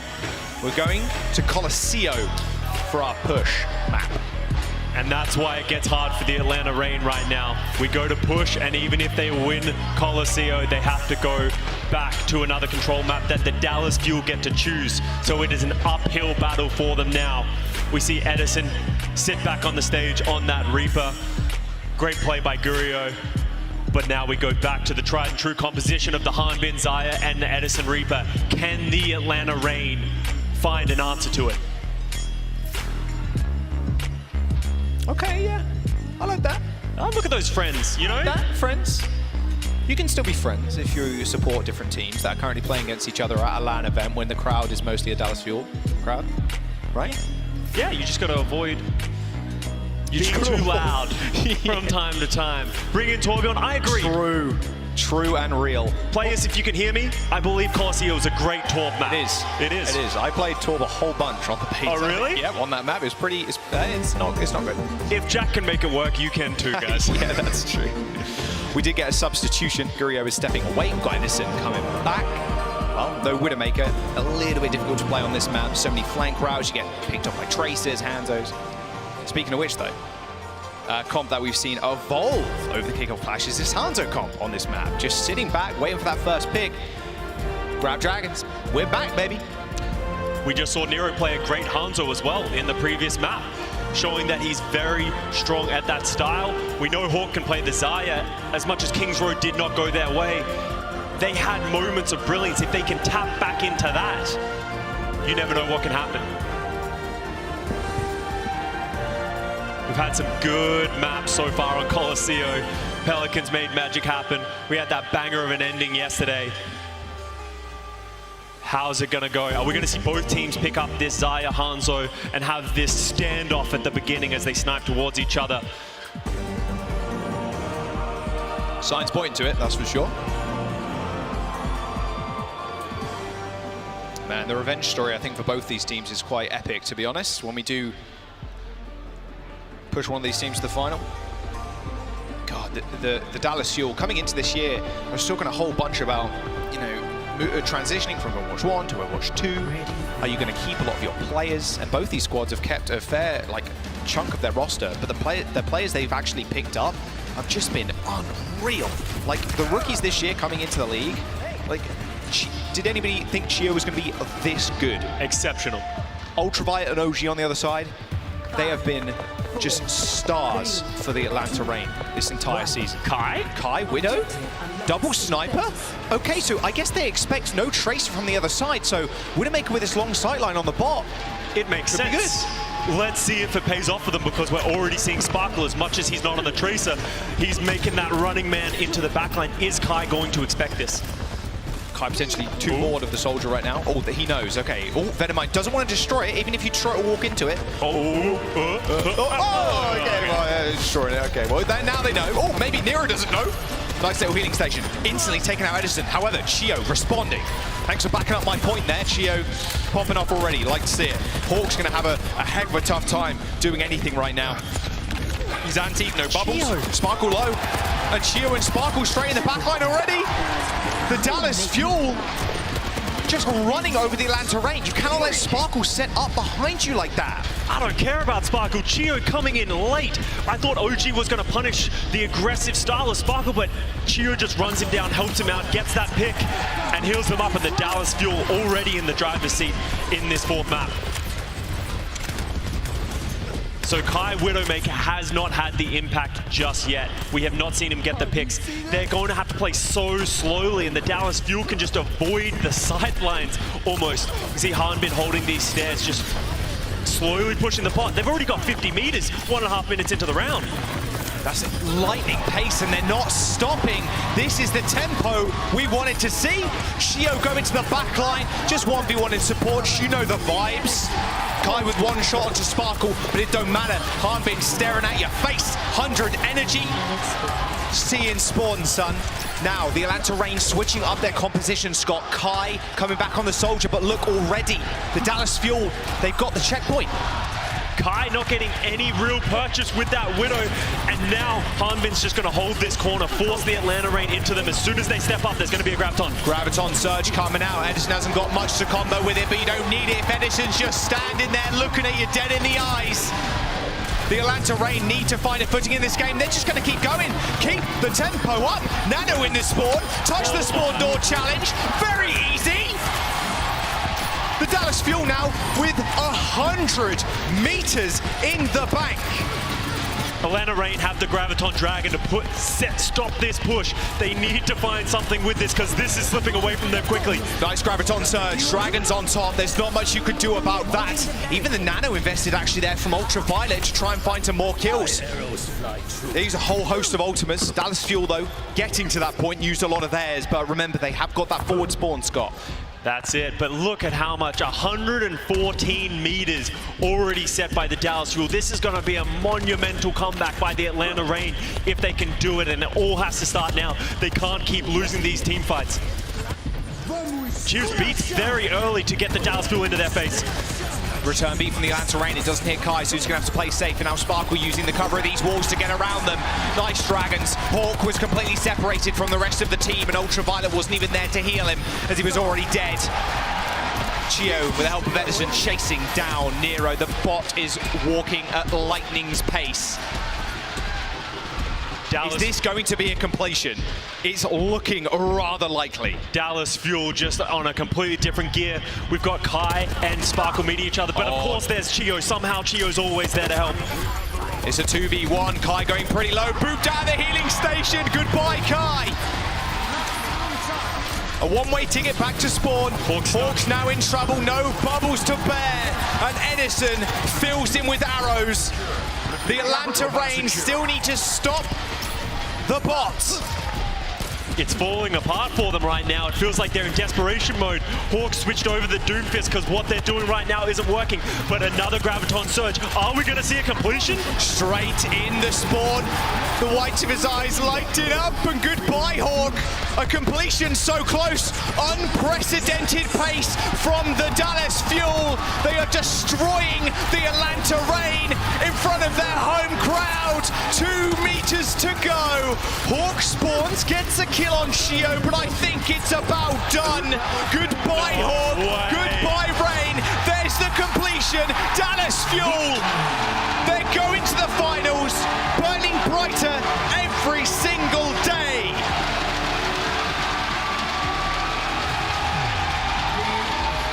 Incredible performance by the Dallas Fuel. Atlanta Reign just had no answer to everything that they threw at them. Jaws is hot, I agree. He's done a great job. But who's hotter? The Dallas Fuel right now. That flame is at 1,000+ degrees. That tempo, that speed, that aggression was insurmountable for the Atlanta Reign. So hot right now. The Dallas Fuel go punch their ticket to the grand finals to get a grudge match against the Los Angeles Gladiators. Last time these two teams faced, the Fuel had no answer to the rush aggression from the Gladiators. Will they come up with an answer this time? That is going to be the question on everybody's lips. But the only answer in everybody's minds in this stadium right now is yes. The Dallas Fuel are taking it home. It's going to be a first of 4 in the finals too. We've got some extra maps to go through. You know, you've got to make it special at the very end. And the Dallas Fuel, they can continue this. They've warmed up right now. They're ready to rock and roll. The Gladiators, such a fierce competitor though. Look at their run, Scott, throughout the entirety of the Kickoff Clash. I want to give a shout out to the Atlanta Reign. Not the ending that they wanted, but a phenomenal performance in these playoffs. Coming in at the number 7 seed, having some shaky performances, but they rallied in the playoffs as they always do. They can leave heads high and come back into the next tournament. I mean, this is the ideal situation, having the Fuel go to the finals and get revenge on the Gladiators. The Gladiators have shown such like unreal compositional fortitude, maybe? Is that the word? I don't know what it is. I know he's got a few words to say, though, in front of the home crowd. We have Danny on the stage with Hanbin. Johnson Costa, thank you very much. I am loving this energy. Everybody give it up for Hanbin and Dallas Fuel. Dallas is going to the finals, baby. All right, Hanbin, that was an amazing match, an amazing showing from you. How was the Atlanta raid? Going into the match, were you worried at all? And like after playing your match today, did anything change? Your perspective change on the Atlanta raid? 자, 일단 오늘 경기에 대해서 좀 말씀을 좀 나누고 싶어요. 일단 경기 들어오기 전에 아틀란타는 좀 어떤 팀이라고 예상을 했었고, 또 경기가 끝난 후에 좀 어떻게 아틀란타에 대한 좀 이렇게 생각이 좀 변했나요? 일단은 호크가 둔피를 준비한 것은 이미 알고 있었고요. 솔직히 둔피 조합만 파괴하면은 맞자리아는 제가 문제 없다고 판단해서 맞자리아 나오면 이길 거라 생각했고, 둔피 조합만 잘 대처하면은 충분히 이길 수 있을 거라고 생각해서 뭐 약간 도발도 하고 그랬던 것 같아요. All right, I mean, I knew that Atlanta and also Hawk have been preparing with that Doofus composition, and I knew that if they run the Zarya comp, I was pretty confident in that mirror matchup that I could win, so I just really had to prepare well for Hawk's Doofus. Other than that, I didn't have any problems. That is why I, sort of wanted to taunt them as well inside the match. All right, Hanbin. I know you have another match coming up really shortly, so I'm going to go ahead and let you go. But before, one last quick question. You guys are going up against Los Angeles Gladiators for the finals, a team that put you guys down once, and that score was 3-1. How confident are you going into the final match of the Kickoff Clash? 자, 마지막 질문입니다. 다음 경기. 글래디토에서의 경기 저번에 한 번 했을 때 3대1로 아쉽게 패배를 했지만은 오늘 이제 결승전에서 만나게 된 글래디와의 경기 좀 어떻게 좀 걱정이나 이런 건 없으신가요? 자신감 있으십니까? 솔직히 저번에 진 거는 그냥 저희가 아직 경기에 적응을 못했었던 것 같고, 이렇게 다시 붙게 되면 저희가 100% 이길 거라고 확신하기 때문에 절대 안 진다는 마인드로 게임할 수 있을 것 같습니다. Last time we played, I think we lost because we weren't just used to this whole environment. Everything was a little bit new. So going into the finals of the Kickoff Clash, I am 100% sure that we could beat the Los Angeles Gladiators. So I am not worrying at all. Everybody give it up for Hanbin. Thank you so much. Costa and Joss, back to you. 감사합니다. I mean, pure confidence coming out of that lab right now. 100% we're going to win. 100%. No doubt about it. No doubt about it. With the confidence they've been playing ever since the Gladiators knocked them down, I can start to believe it. But they're going to have to crack the code of the Los Angeles Gladiators, and so far no one's been able to do that. Oh no. Okay. They do face the Gladiators in just a little bit, Scott. But of course, we've got Hanbin up on the stage, and he's going to be our player of the match as well. His Zarya play, just the tempo in which they play. I'm going to have to check with the stats guys in a second, because Colosseo, that map has to have been the fastest we've ever seen any push being completed. Maybe, just maybe. Like, he was go time every single time. He had grab in their spawn. Boom, hits 2, kills them. Easy game. The supports don't even need to worry about it. Atlanta Reign, I believe, got 0 meters. So that's a clean sweep from the Dallas Fuel and a statement going into their upcoming match against the Gladiators. Hanbin is at the helm of this team. The only map that they lost was the one that Hanbin wasn't in.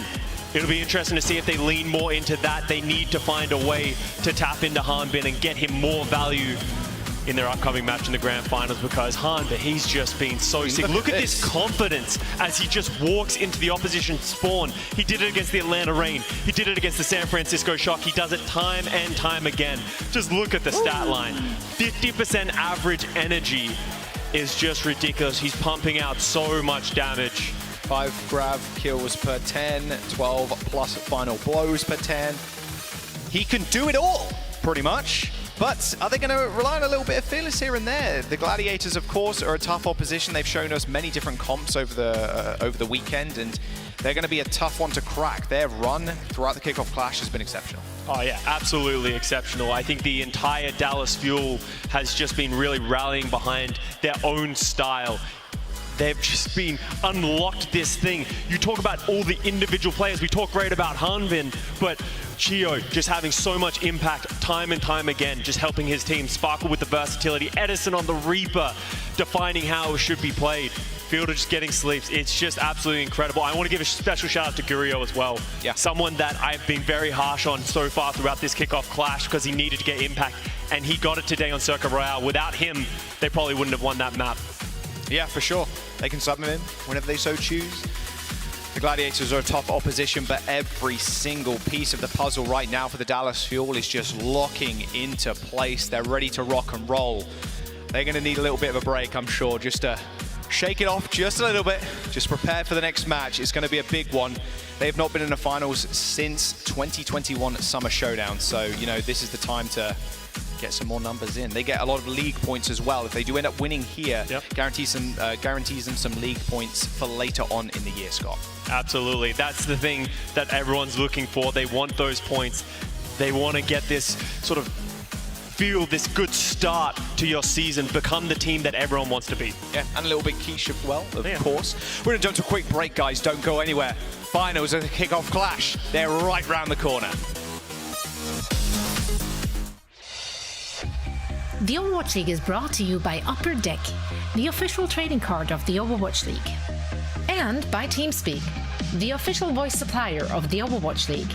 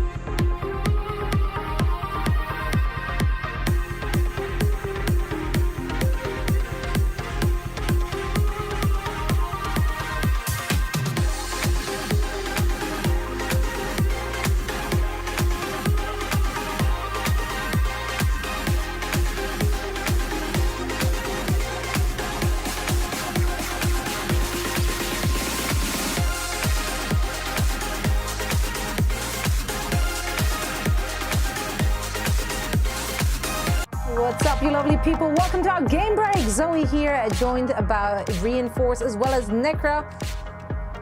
What are we pointing at? What happened? Also, why did you giggle when I said you lovely people? No, it was just like a nice introduction. That's all. Yeah, we're on the ball. What a great match. That was so fun. I'm powered up. Yeah. He's actually really hungry. We haven't had lunch yet, so he's that was great Overwatch, Zoe.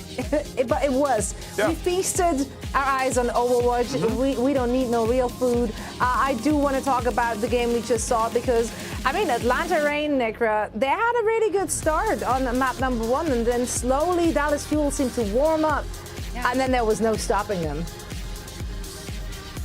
Yeah, absolutely not. I mean, it looked like a really great strategic choice by the Atlanta Reign to go ahead and kick things off on Ilios, and it did end up working out for them. But after that, Dallas Fuel just looked like they were starting to get into the groove of things, and when they were able to finally play the Zarya composition, that's really when they woke up. They got a chance to show us exactly why they're considered the favorite in this particular matchup, and ultimately won the set. So fantastic stuff. I mean, Atlanta Reign, I don't think they played badly. I just think that Dallas Fuel outclassed them in this match.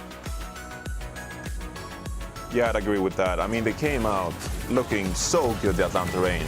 On the map 1 with that Doomfist composition, and that's one way to do it.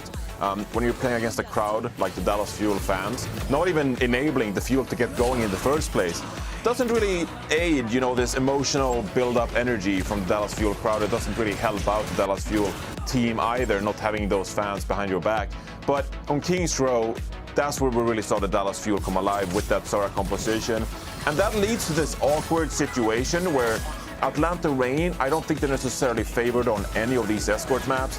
Doesn't matter if they pick Circuit Real, Gibraltar, Dorado, Route 66. These are just not maps where the Atlanta Reign get to play their style and get to really excel against the Dallas Fuel. We've talked a lot about Kai, for example, on the Widowmaker and how standout he's been. But this map right here, it was all about Hanbin and his Sigma, Sparkle on that Genji, and of course Gurio had a pretty good map as well. Gurio, someone who's had to deal with a lot of pressure so far, being a rookie of course, and going up against the likes of Kai. And then on Colosseo, I mean, it was once more all the Dallas Fuel when it comes down to these Zarya compositions. So I think when you recap this series, you have to just give so much credit to Dallas Fuel and how good they are on the Zarya composition. And that lends itself to winning maps like King's Row, like Midtown, those hybrid maps, right? And also it gives you a bit of a boon here on Colosseo as well. Because they're so tight corridors, it's so close range that Hanbin can get away playing the Zarya. And so that put pressure on Atlanta Reign. Hey, you gotta win all the control maps and you gotta win escort. And well, when you can't win the escort map, it puts you in a rough spot where you're forced to steal one of these maps away where the Dallas Fuel are so clutch on the Zarya composition. But again, big shout out to the Atlanta Reign because they did make the Dallas Fuel work for it. Yes, Colosseo looked very much like it's going only in the favor of Dallas Fuel. So one-sided. There was like 5 minutes left to the entire push map, and they were already almost at the end of it. So that was rough. But if we're heading back to the Circuit Royale, yes, Atlanta Reign, they had to play musical chairs. They switched their composition completely around 3 times in a row. Yeah. But they still made it to the very end there and actually put up a really good fight. I think Nero and the Hangzhou got a lot done for them. They really started making the Dallas Fuel sweat. Absolutely. There was some confusion there, of course, with the composition at the start of the map. And that's just one of those things. If you're a professional player, a team, you have an idea and you're thinking, this is really going to work out for us. And this time around, it really didn't. And they ended up, I don't want to say choking necessarily, but it's very unusual to swap from 3 different compositions in 3 separate team fights, right? Not having that plan necessarily laid out for you. I would have liked to see the Sigma composition straight from the bat and relying on Kai's Widowmaker against Gurio, but hindsight is 2020. I don't think you can necessarily blame the Atlanta Reign. If anything, a bit disappointed perhaps to see Kai come out on the Widowmaker on Colosseo and then staying on it. If you lose that initial fight with the Widowmaker, didn't work out in the narrow, long hallways where she shines, but then staying on it, difficult angles, and the Dallas Fuel, they just kept on winning the map from there. Necro, was there a single player which really impressed you in this match? Hanbin. I gotta give it to Hanbin. I mean, just the Zarya and overwhelming presence of that particular player. I don't know. You can give it to a lot of the different players on the Dallas Fuel, but Hanbin just consistently stands out to me as being one of the best, if not the best, Zarya in the league.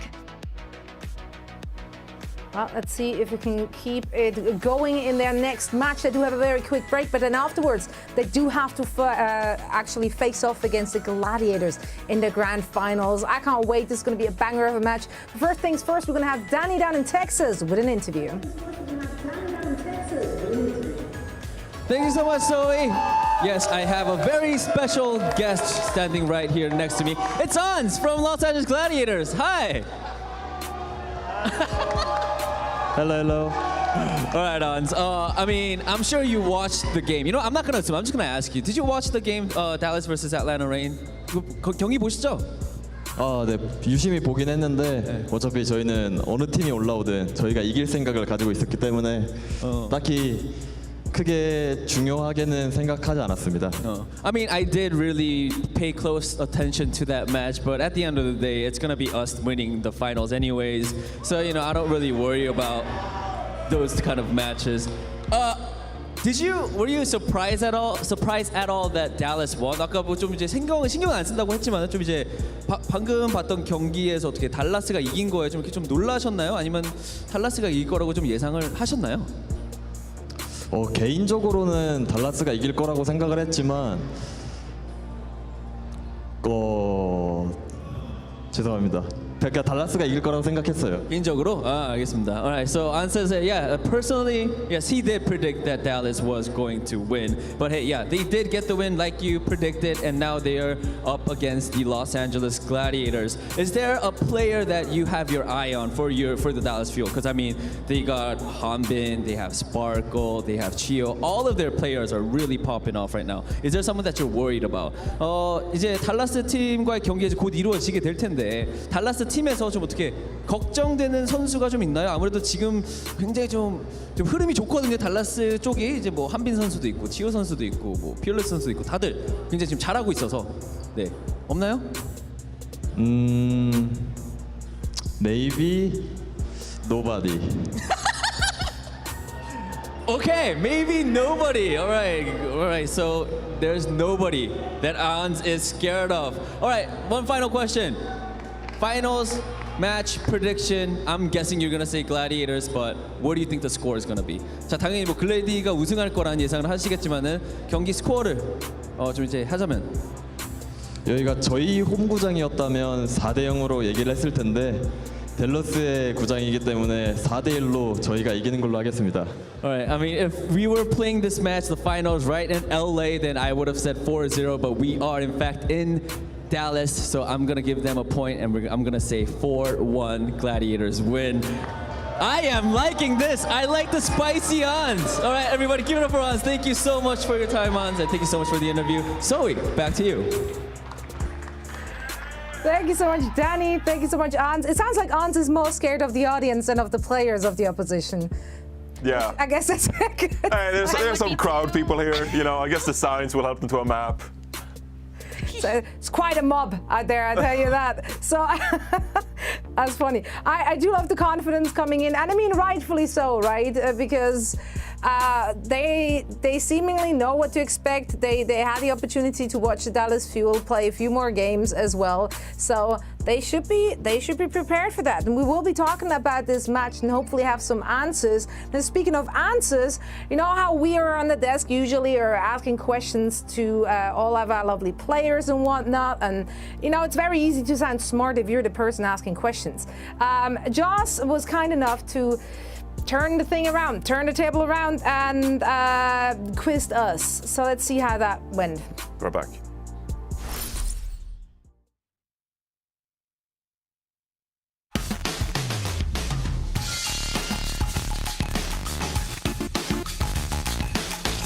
Hello everybody, welcome to the Overwatch League, where I test the desk talent's analytical knowledge of all things Overwatch.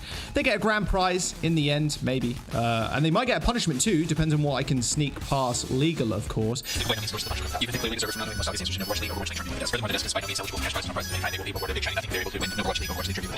They get 60 seconds to answer as many questions as humanly possible. I mean, let's just get right into this. First up, we have Johnny Reinforced Larson. Welcome to Overwatch, Johnny. I heard you can dunk. Haven't seen video evidence of that, but is that true? It depends on the height of the basketball thing, the hoop. Okay. All right, just making sure we get that out of the way because this is very serious. We are going to jump into the questions. You have 60 seconds to answer as many of these questions as you possibly can. Give me your best answer, okay? I know you're a big brain when it comes to Overwatch knowledge. Are you ready to go? You haven't told me what this is. What are we doing, Jaws? That's fine. You know what? Doesn't matter. We're going to start right now, okay? 3, 2, 1. Who won the grand finals in 2018? Lana Spitfire. Correct. Whose line is this? Headshot after headshot after headshot after headshot. Brennan Hook. Correct.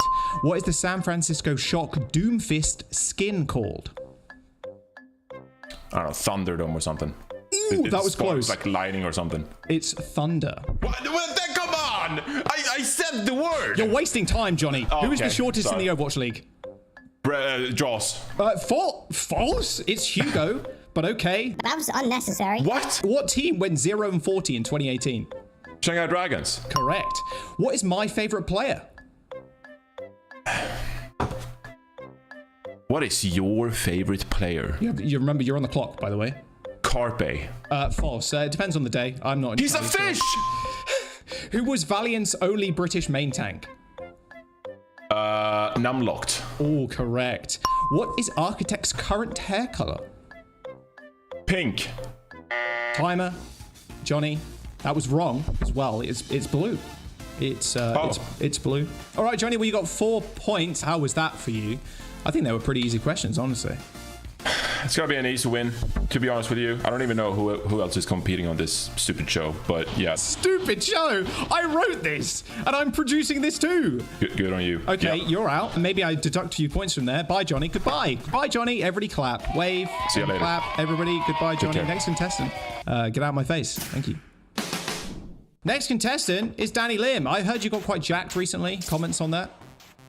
I can't. Oh, do you want me to take my shirt off? No. Okay, no. PG stream. No. Okay. Will you send me a picture of that later? That'd be great. And slide into my DMs. That'd be fantastic. Okay, so you have 60 seconds. Okay, 60 seconds. Clock. 60 seconds to answer as many questions as you can. Okay. Wait. Before we start, is it Overwatch related or is it Overwatch League related? No, it's actually about the Ottoman Empire. No, it's Overwatch related. Okay. Don't worry. It's Overwatch and Overwatch League. A little bit of both here, weaved in and out of there. Okay, are you ready? I guess, yeah. What is the hero Jonak MVP skin for? Zenyatta. Correct. Who was the runner-up in the 2018 Grand Finals? Wait, repeat the question? The runner-up in the 2018 Grand Finals. Who was it? Philadelphia Fusion. Correct. What is Symmetra's weapon called? Laser beam. No. Photon projector. Oh, okay. Who hard carries every broadcast? Oh, Danny Lim. Absolutely false. Production. What team did Dante play for in 2018? 2018. Yes. Houston Outlaws. The San Francisco. Oh, really? Yep. Where is Snillo? Where is Snow? I don't know where he is. Probably home. I don't know. Chilling. No one knows, but he's actually in the woods picking mushrooms. What player got the title Scrim God in 2017 and 2018? Come on, Danny. I know, ancient history at this point. Unfortunately not. It's actually Zephyr. Zephyr the Scrim God. I miss Fraggy. That was that's fine. That's fine. We all miss Fraggy. Don't worry. We all miss Snillo. Still don't know where he is. Where in the world is Snillo? Do people even know how to answer that question? Dude, hey, Jaws, ask that question to whoever doing this next. I don't think anyone would get it right. Okay, I will do just that. We actually have Custer up next. Okay. So I'm going to ask him that question right off the rip and see how he does. Thank you very much, Danny. Thank you. It's been great. I think you've been fantastic. I hoped you got more than Johnny, but unfortunately I don't think you did.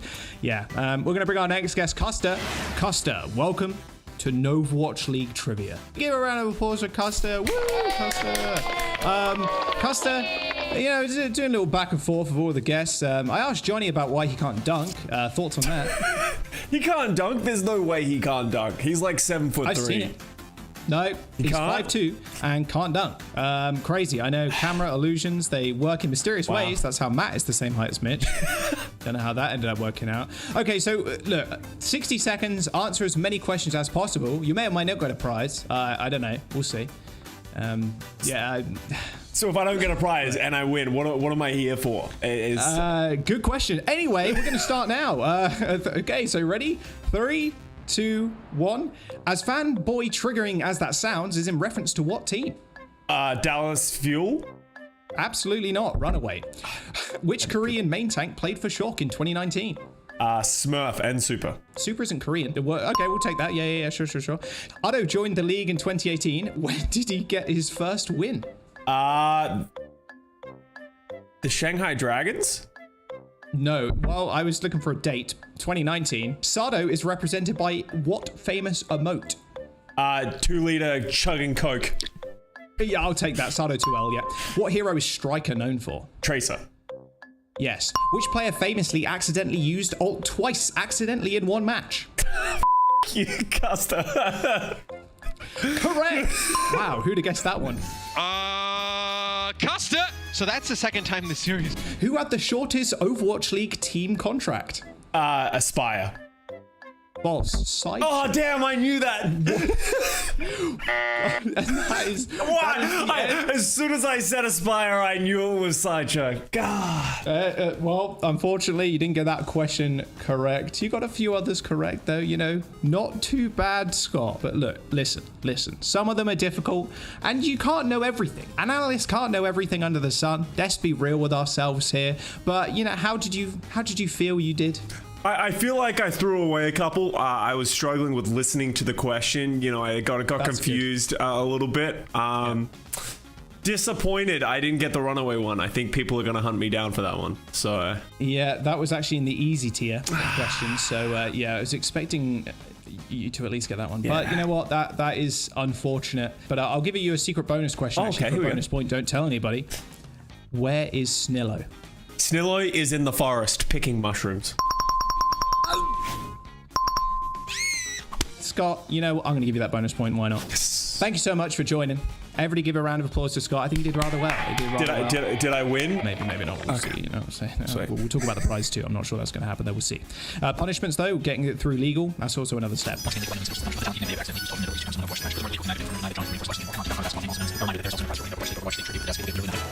Anyway, we're going to have Zoe next on. Zoe, welcome. Now, you are a woman of many talents. You're also a prediction god, but can you also care to comment on the fact that Johnny is 5'3" and the camera makes him look about 6'4"? Yeah, I don't go with those measurements. Can you give me the metrics on that? I can't. Okay, well, I mean, okay. Testing my maths knowledge as we go into this, and now I look like an idiot. Huge. But also in comparison, like I'm a very small person, so that just makes him look even bigger. So it's not helping. Well, all I know is that he can't dunk. That is for sure. I've seen the video. Johnny says there's no evidence out there. We know it's out there, so he can't dunk. No, it's. I know it's ridiculous. It's insane. Yeah, I want to have a dunking competition at one point, but I need to get it past legal first before anybody actually hurts themselves. But anyway. Let's go. Question time. Zoe, you have 60 seconds. Okay. Answer as many questions. Love the pressure. As humanly possible. No, there's no pressure. Don't worry. We've had some interesting competition already. So, yeah, you're going to do fine. All right. 3, 2, 1. What is Hex's last name? Kirkbride. Correct. What was the first BlizzCon skin?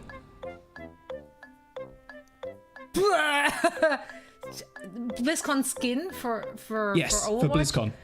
Yep. You can pass if you want to. I don't know. Yeah, passed. I don't know. Okay, Bastion. In 2020, who was Defiant's DPS coach? Who was Defiant's DPS coach? Yeah. Do I know? Okay, well, it's Magnitude.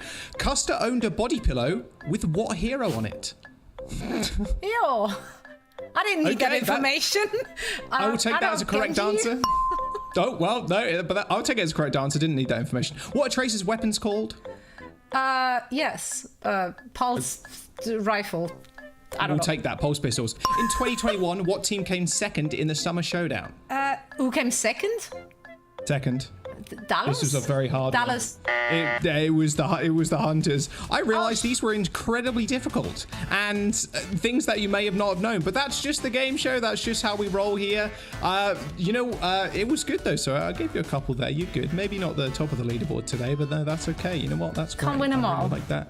You can't win them all. Exactly. I mean, sometimes it'd be like that, but don't worry, because there'll be more of these, and you can just bump up your score, and I'll maybe throw in a couple of easy ones in there just to make sure that someone has to beat Reinforce. I mean, at the end of the day, we all just want to make sure. Well, he's actually winning. Reinforce.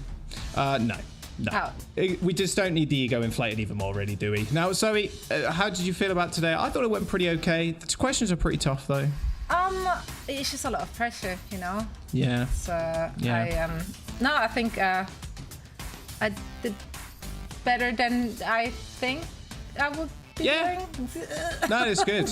You answered a couple of them actually. The body pillow one, I debated whether having it in there. No one really needs to know that information, but Custer, you got a lot of explaining to do. But other than that, that's been. So what is the body pillow? We'll have to do that off camera. Oh, okay. There's no way. Yeah, we can't air that. Can't leave me hanging on that one. Like now I need to know. Anyway, thank you very much, Zoe, and the scores are being tallied. Look, I want to say thanks to everybody that's come along today and participated. You answered a ton of questions, most of them wrong, but hopefully the audience did learn a little something. And I'm actually just getting in.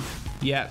Okay, so Scott somehow has managed to win. The secret bonus question apparently pushed him over the edge, edging out Johnny ever so slightly. 5 points for Scott. Your grand prize, I know I teased it a little bit earlier on, but it's absolutely nothing.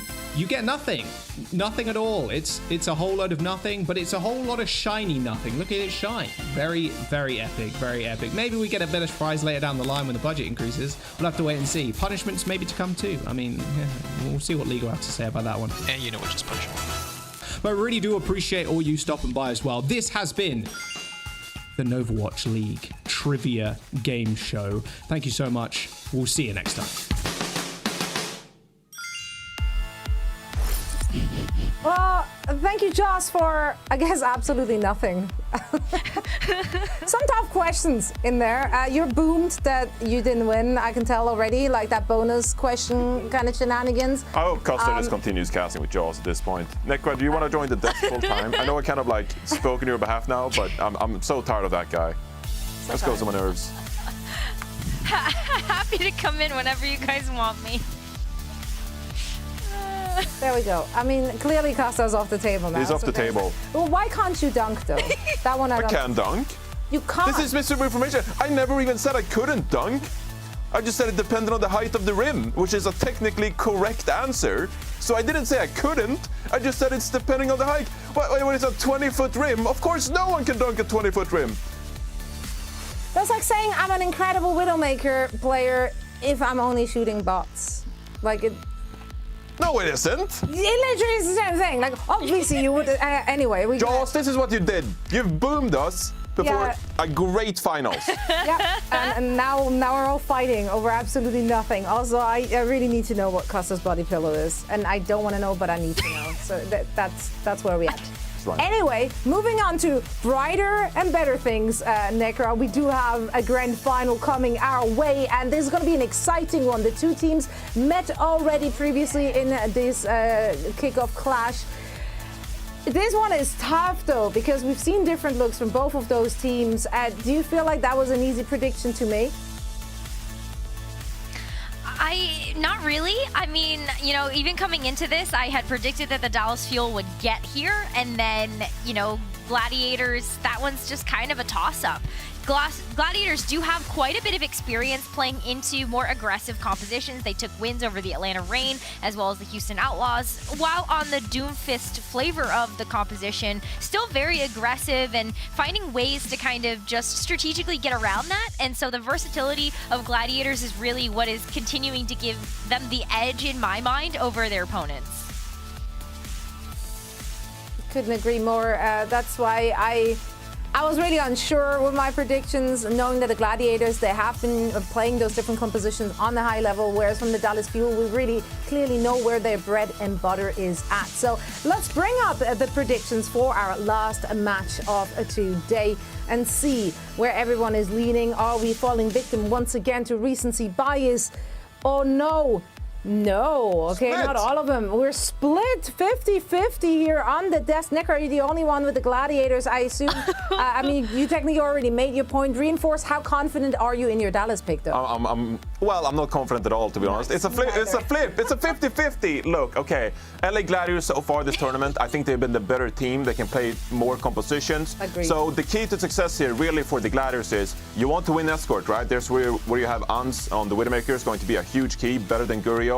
And also control maps. We're going to see a couple of control maps. Dallas Fuel, they haven't been great on the Winston compositions. Dallas Fuel, they should be able to reliably win push maps and the hybrid maps. There's where the Zara composition really flourished. But I'm hoping we'll go to map 7 because this series deserves it. Yeah. Yeah. Whatever the results are going to be, we want to be treated to good Overwatch, and I'm pretty sure that both of those teams are more than capable to provide just that. Now, Necra and Reinforce, thank you both so much. I'm going to see you again in our post-show after all the action is said and done. But now we're getting ready for our Kickoff Clash Grand Final happening right after a short break.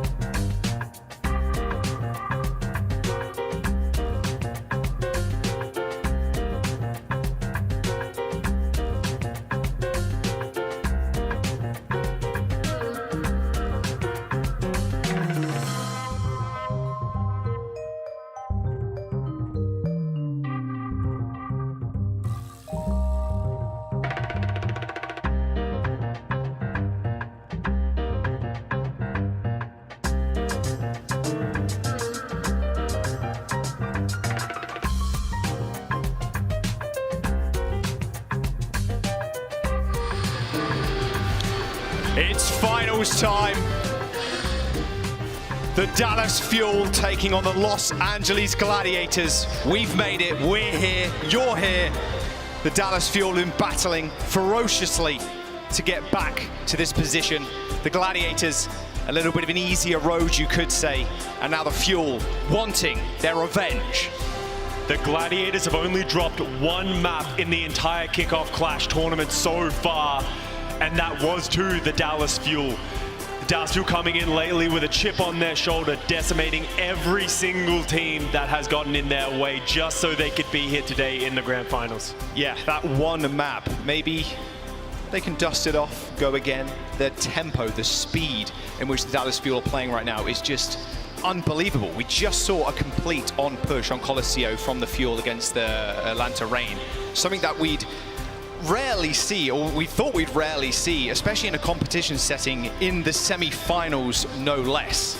And that's the crazy thing about the Dallas Fuel. They've always been so strong and just dictating the tempo against every team that they've played against. The only team that has been able to put a halt to them has been the Los Angeles Gladiators. So the Dallas Fuel need to prove that they've learned from that lesson and can come back stronger.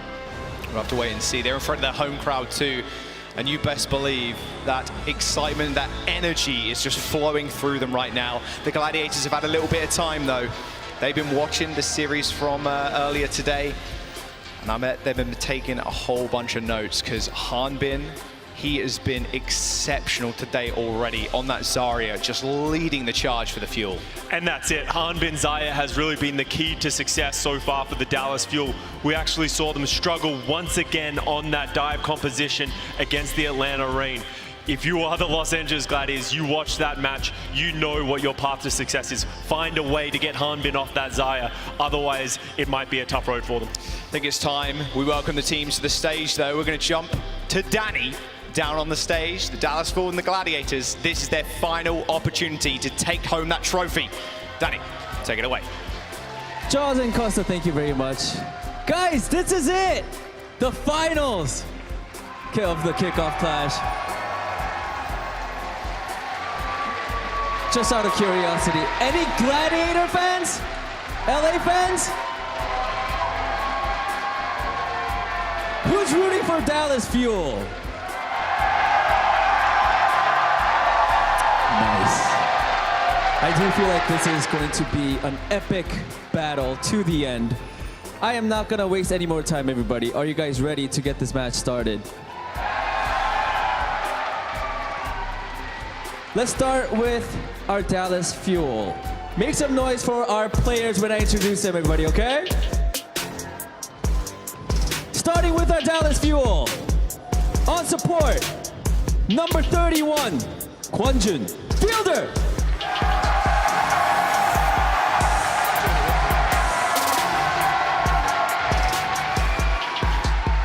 On support, number 9, Han Hyun-seok, Chio.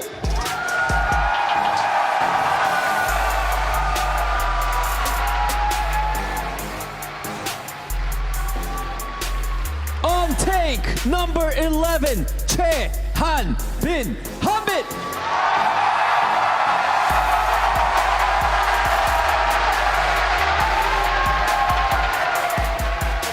DPS, number 7, Kim Tae-hoon, Edison.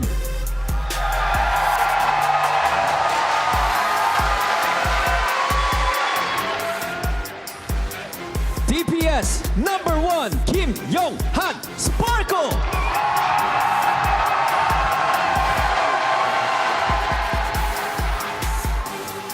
Ladies and gentlemen, give it up for your Dallas Fuel.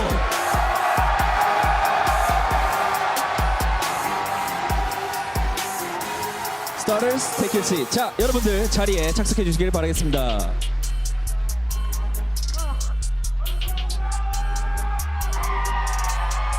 All right, everybody, are you guys ready to meet their opponent? Gladiators. Ooh. All right, here we go. Gladiators lineup. On support, number 33, Daniel Hathaway, Funny Astro.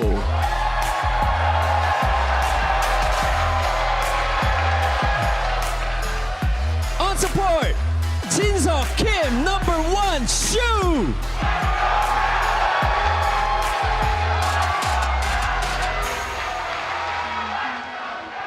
On take, number 94, Corey Skoda Reiner.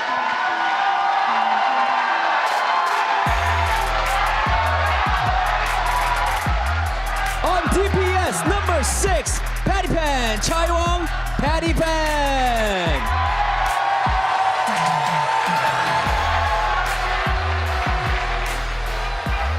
DPS, number 7, Kevin Person, Kevster.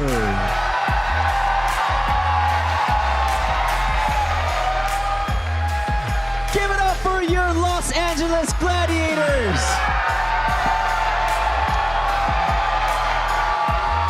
Starters, take your seat. All right, I am so excited for this match. To kick things off, let's send it back over to our casters, Costa and Joss. Take it away. Thank you very much, Danny. The Gladiators and the Fuel now take their seats. This is their final chance to claim that trophy set on the stage. The Dallas Fuel already scorching earth, making it here. The Atlanta Reign stood no chance. They run them over, and now their final opposition sitting just opposite them. And that's it, Dallas Fuel starting with Hanbin in this series, a difference from what they had against their match in the Atlanta Reign. They started with Fearless and it did not work out, so going to their tried and true tank player in Hanbin, who's been having an MVP performance so far this season. But the Atlanta Reign, the Los Angeles Gladiators getting booed by the home team crowd and Reiner trying to shush them down. Are they going to be able to feed off that energy and step up? Kevster, Padawan, Reiner, Shu, Funny Astro to start us off. Now this squad has just been so diverse in what they want to run. Reiner playing almost every tank under the sun. Are the Fuel ready for that? Because the Fuel right now, they're only playing that Zarya, but they play it exceptionally well. Reiner, they've got some secret picks in the pockets. Well, they could surprise the Fuel and dim that flame. They did that already in their previous series in the Kickoff Clash. The Gladiators came out with this rush composition with Patty Pan on that Mei, and they were able to isolate Hanbin time and time again. That needs to be the same thing they do again in this series. But the question is, have the Fuel learned from their mistakes? Have they found some adaptation to be able to counter this from the Gladiators? Look at the Glads already smiling. They know the crowd's against them, they don't care. They're ready to rock and roll. Going to jump into map number 1 shortly. We spoke a little bit about before, Scott. Comps and map-dependent comps. Do the Glads want to take the Dallas Fuel to where they've shown a little bit of weakness on these dive maps? We just saw the Dallas Fuel lose the only map in that series on Ilios. Of course the Gladiators are going to take them there. They didn't seem to have a good answer, and that's why this adaptation of Hanbin on the Zarya matters a lot. The Dallas Fuel not happy with their performance in their last series. Switch it up, go to what they know. Let's get into it. Map number 1, first to 4, here in the grand finals of the Kickoff Clash. Dallas Fuel, like you said, running out with Hanbin. It's going to be veteran Lucio player against rookie Lucio player. Shio's been stepping up big, but now he has to step up to one of the big boys in Funny Astro.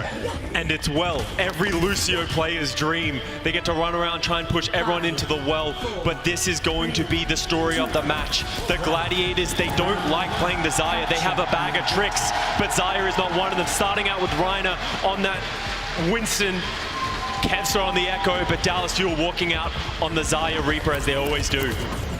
Kevster's going to be a little tricky to deal with up in the skies on this Echo.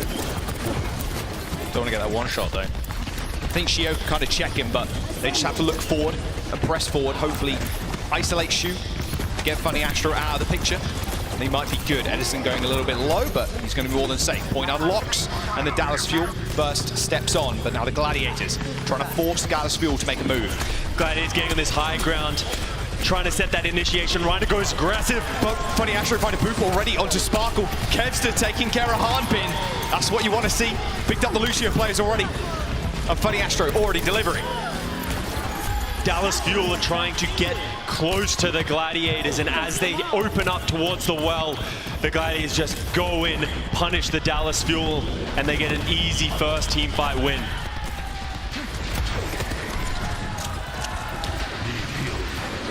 Kevster's got a couple of easy dupe targets as well. Looking at the Fuel, you want to do that Zarya, maybe the Reaper. Can be quite tricky to deal with, especially if you have tools to get out of the way, like the shift or the bubbles from the Zarya. You can see Edison trying to take this lighthouse position. Funny Astro trying to keep him down. Another boop again! Astro finds yet another pick. The veteran Lucio player showing up strong already. Edison did not see that coming. The Dallas Fuel don't want to waste any time. They end up backing off. Don't let him do it! Don't let Daniel Hathaway do it!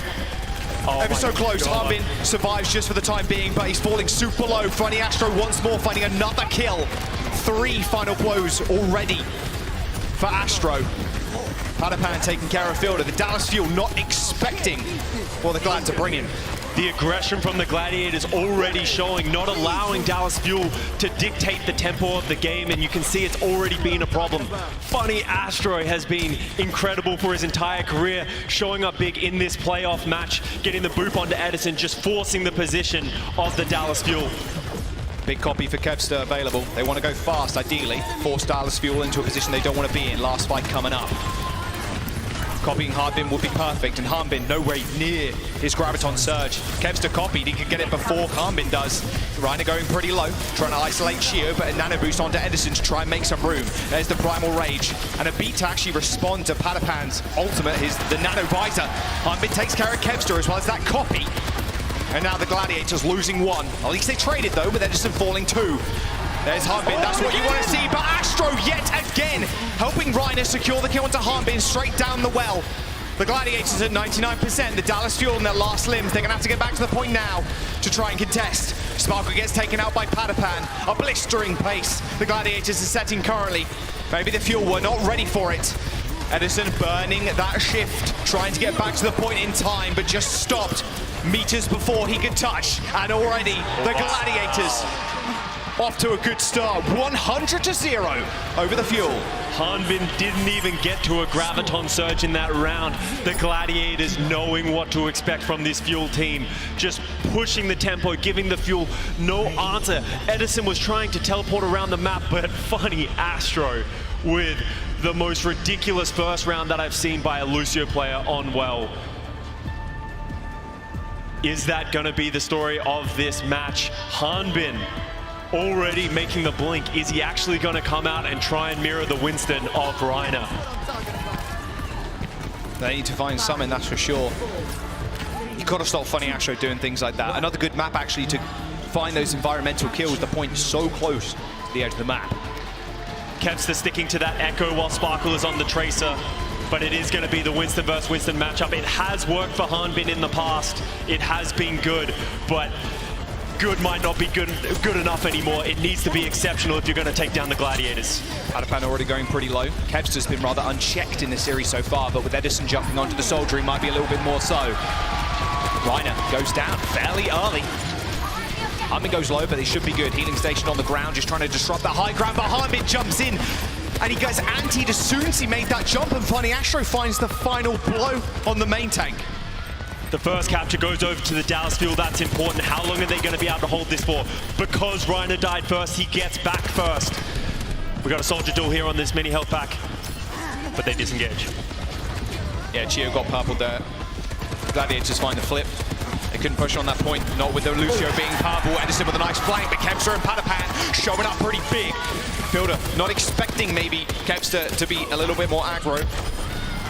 Sparkle falling as well. It's not a good look for the Fuel right now. The Gladiators are in firm control. Nano Visor in a couple of seconds. Fuel did lose the point early on, so the Gladiators have already got 25% already ticking up on the point. Sparkle's been exceptional on the Tracer so far in Kickoff Clash. His pulse bombs are the thing that really stands out to me. He's so consistent with them, and they're going to need that. But Nano Visor's coming up for both teams, as you said, Jack. Okay, pressure on the point. Pulse misses. Padapan dodging out the way. Chio finds the veteran in Funny Astro, and the Nanovisor is unleashed. Padapan trying to find as many targets as possible. Reiner helps him chase down Hanbin. He finds another. Let's go, he says in the mic. Gladiators, 50% now. Dallas Fuel struggling. This is not the Dallas Fuel we've seen in the previous series. Maybe the Gladiators just seem to push them off balance because the Fuel are just getting caught slow, but now they have the Nanovisor. I want to see the tempo that we know and expect from that Dallas team.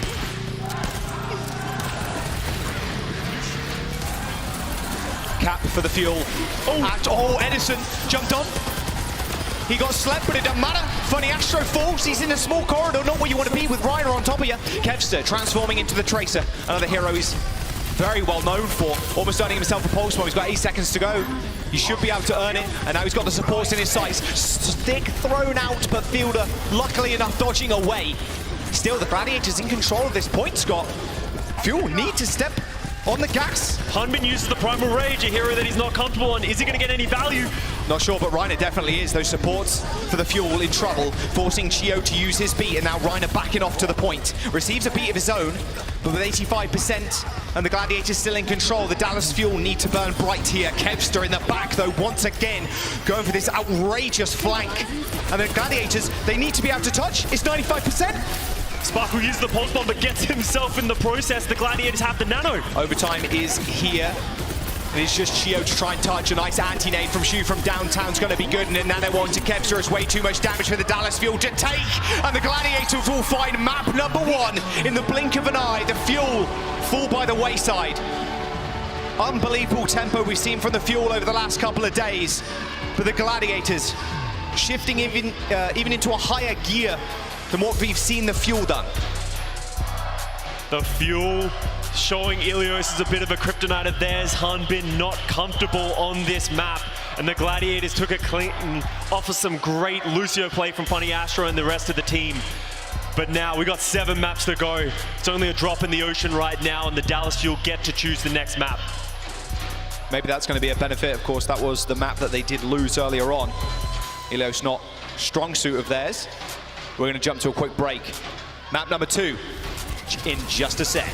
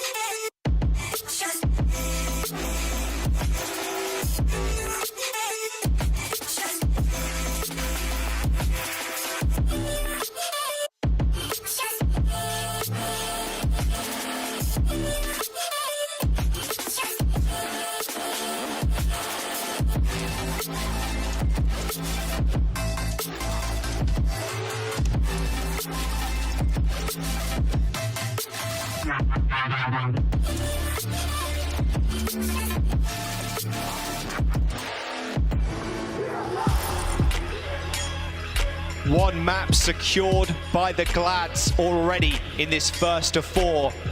The Dallas Fuel's choice to go to hybrid. As we jump into map number 2, we're going to Kings Row. Not too surprising for the Dallas Fuel. It's like a mirror of the last series we just had. They drop Ilios and then go to their comfort pick in Kings Row. The last time these two teams faced off against each other, the Dallas Fuel did take Kings Row, but it was close. They went into overtime. The Gladiators like to move to that rush composition to deal with that Harbin Zarya. Are we gonna see the same thing again? With no substitutions, it definitely feels that way. Like you said, mad comfort for the Fuel. So many maps, very much a marathon, not a sprint right now. Dallas Fuel claim this one, of course, Glads will choose the next. Escort could be a rather interesting tale, but Kings Row is up next. That is going to be the story of this series, of the map selection for these teams. Both have strengths in different styles. Dallas Fuel, they need to win this map. This has to be the map that they win. Otherwise, you can see it starting to slip away from them. This is their home so far in the Kickoff Clash.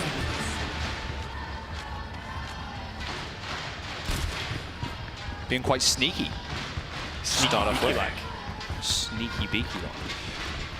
In the last map, Funny Astro and the entire Los Angeles Gladiators did a great job of dealing with Edison. Edison wants to get into the backline, take that bubble from Harbin, and help the Dallas Fuel create that space, but Gladiators didn't give him any purchase. Once again, you're gonna see the Gladiators pick up the Reinhardt on Kings Row to try and deal with this Harbin Zarya composition. Couple of missed headshots, but it's okay. Only switching over. No one's died to that just yet. Rush comp for Glads, straight through Hotel. Padapan doing a little bit of spy checking there, it seemed like. They just want to get on top of Harbin ASAP. Oh, nice wall, in fact. They're just going to rush straight towards him. Good move from Chio. And look at this, surrounding the Glads are the Fuel right now. And now they're starting to get tick. The Gladiators, the Dallas Fuel managed to diffuse the aggression, but now they have to go. Edison gets the bubble, getting in. Padapan's in trouble. Padapan is in trouble, so as the ice block and Funny Astro again with another final blow. However, Spark will take care of Reiner. It's a good start for the Fuel. So 4v3, Chio finds Kevster. These Lucios doing absolute work. Astro in the corridor in the 1v1. Chio so low, so is Astro. Will he go for it? No, he will not. He's going to back off to the rest of his team as the Glads secure another tick. I don't think the Dallas Fuel are going to be able to get back in here. It's ticking up, it's ticking up. Chio's going to go for it. Yep, okay, Sparkle there with a touch. Ryder going pretty low, and Edison Forge used the Wraith form already. Wall erected, however, Edison just needs to be able to survive, and Nano is going to make sure he does just that as Reiner falls yet again. A close spawn for the Gladiators and 2 ticks on the board already. Harmon goes pretty low with a nade landing directly on his head, but the Fuel still have control. Padapan, in fact, is nanoed. They might be able to focus him down. The right clicks are going to do damage, but the left not so much. He finds a little bit of work done, but Kevster using that visors, forcing the Dallas Fuel to respond. They do so in kind with a beat, but Reiner is back in the fight. Astro uses a beat of his own, and the Dallas Fuel will end up falling over. Oh, Fuel almost managed to turn that one around, getting onto the point with 97%, but the Gladiators just able to sustain with a great sound barrier from Funny Astro. But interestingly, they were able to retain the May Ultimate and the Reinhardt Earth Shatter. The Shatter is so valuable against this composition from the Fuel because the only defense they have from it is the Harbin bubbles, and that's not very much. But the Fuel have the Graviton Surge, the Blade, and the Death Blossom. They've been so good with all of these ultimates so far in the series. Especially on this map. See mad clips of Edison last game. The Gladiators must be expecting it. Nice little wall onto the high ground. There's Sparkle in the back with the Blade. He's found Kevster. He's pretty low. Nice dash. Big reset from Sparkle. He gets another one, but chooses not to go in just yet. Waiting for the rest of his team to back him up, and they do just that. The Gladiators right now retreating to their spawn as they get chased down by the Fuel. The Gladiators using the Earth Shatter and the May Ultimate off screen as well. Didn't get any value with them while Harbin and Sparkle coming up big. So now we need to look forward. Edison with this Death Blossom, he's so sneaky, he's always waiting. They need to check every single corner because he's gotten so many highlight clips, as you've said, Jack. There he is on the right, hiding in this Z. Reiner looks like he has an inkling of where he is. Maybe he doesn't know. Okay, he definitely does now. Is Edison shooting in the back? The whole of the Glads just turned towards Edison. Before he can hit that shift, he just goes down. Harbin 2, die on the payload. Aiming the game right now for the Fuel. Very quick team wipe for the Glads. Onto Edison's tricks. They've been doing their homework. So we now have the Nano Death Blossom. Dallas Fuel might have to use this one aggressively as they're going to be coming back and they have to touch the checkpoint. 3 minutes left and the Gladiators are approaching. Should be good for the touch. Nano Death Blossom versus Nano Visor. It's the main course. Nano, Visor, Nano, Death Blossom at the back. Edison, he's trying to create some space. He jumps straight in. Kevster annihilated. Reiner holding the shield firm, but not quite quick enough with the charge. The Gladiators are halted just for the time. I say that actually. They end up getting the payload. The Dallas Fuel rather unhappy with that one. I expect everybody else will be as well. Paddy Pan with not what you want to see. Oh, that's tragic. That was going to be the important hold the Dallas Fuel needed, but the fight's going to go early. Chio's using the sound barrier. They're using that beat. They're using the grab too. Touch the spawn challenge, maybe a bit over-ambitious right now. Reiner's got the shadow, but ends up getting cut down. Okay. You're okay with that if you're the Gladiators. That's so close to your spawn. That's only wiping about 20 seconds off of the clock. Big biotic nade from Shu might force Dallas Fuel back a bit, but Sparkle's getting set up on the high ground. His blade's going to need to come up big, but Funny Astro has the sound barrier to answer. Yeah, you can see Sparkle already kind of setting up. He's already used to deflect, not ideal. And now Reiner can march on forward. He has the pressure of the Shatter. He's ready to let it loose. Sparkle with the blade goes in and then dips straight back out. Big sleep onto Reiner, stops that ping going through, but still holding onto the Shatter. Ready and waiting to go. Gladiators rounding this corner now. They're looking, as soon as they get that speed up once again, they just want to send Reiner straight to the back. The Shatter hits the ground, and Nano onto Harbin will help him survive just for the time being, but that Blizzard splitting up the rest of his team. He takes Paddy with him, and in fact, it's the DPS for the Fuel that are doing a lot of work in the back. Shu ends up falling, a very close spawn. Kevs also goes down. Sparkle and Edison stopping this payload for a brief moment. With the closest spawns of the Dallas Fuel, they should be able to reset, and you see Reiner pinning back. Not a bad fight for the Dallas Fuel. And they used a lot of ultimates, the Los Angeles Gladiators did, and Edison getting up to that Death Blossom. He needs to come up big again. He can use these high grounds up in these windows, teleport up there and drop onto the back line. The Gladiators know though, they're trying to route around to the right. Ice block already used by Padapan there. If Edison gets this online quickly, that could there goes Edison. To Padapan. Edison, high ground with the bubble, focusing Reiner as much as he can. Shield almost breaking, and Edison ready to break them. The Death Blossom comes out, it separates the team. Reiner goes down, Padapan caught in no man's land. Sparkle now cleaning the floors with the Gladiators' purple blood. And now we've stabilized for the Fuel, and they're so good at rotating their ultimates at this point. Hanbin has the Graviton Surge. Sparkle's almost at that Nano Blade. Which one are they going to use first? They don't want to use both of them at once, as we see Paddy Pan actually switching over to the Hangzhou. Good bit of range on this last point. Depends if you get around the corners first. Sparkle with the blade. He's going straight into the healing station. There's nothing that can save you now. So patient from Sparkle, not wanting to go in. Just willing to zone. Still, Padapan and Reiner find 2 kills in this fight. But the spawns are so close for the Fuel, it shouldn't matter a whole bunch. Not much time left in the back now, Scott. You can see the Gladiators who want to up the tempo, realizing they have the advantage from those couple of picks. They can get that space for almost free. But Hanbin held onto that grab, and more importantly, Fielder held onto that Nano. So they have lots of answers, and we're going into last fight territory. Shadow for Reiner is lining it up. Hanbin has to be careful. The Shadow hits the ground, but it hits absolutely nobody. A beat, a grab, a Nano. They want to end this right here, right now. Kevster with a Nano. Visor in the back, and he finds one. The Dallas Fuel unable to kill Kevster, even though he was right next to that grab. The Gladiators, with 15 seconds to go, find a team kill, and now the spawn door, the camp, This is what they need to do to stop the Dallas Fuel from touching the point. A couple of meters to go. They force them all the way back. Sparkle comes in, is surviving for long enough. Still, Hanbin falling is not a good sign. Padapan with a couple of arrows to the front, and the Glads in OT will complete. Good play by the Gladiators dealing with that Fuel aggression. But it is important they finish in overtime. So now the Dallas Fuel, they have to match that. We know that when Fuel is able to set the tempo, they're able to just roll over their opponents, but the Gladiators on that rush, are they going to play it on defense once again? The way that the Gladiators have liked to do this historically is they set up their Reinhardt and their team on this top left, so when the Dallas Fuel tries to rotate towards the point, they can rush down the back line. The Fuel answered that last time, had a great response, and the Gladiators couldn't really deal with it. Are we going to see adaptation from either team? More rush from the Glads. This worked once, why not do it again? Reiner is an unreal Reinhardt player. Oh. Luckily enough, he booped himself off, so at least they had a little bit of revenge there. Nice. Okay, let's see what the Fuel want to run. I can't imagine Harbin's going to stick on the Doom, but we've seen crazier things today. So Kev still wants to sit on this high ground, and it's going to be Edison who's going to have to be the one who deals with that.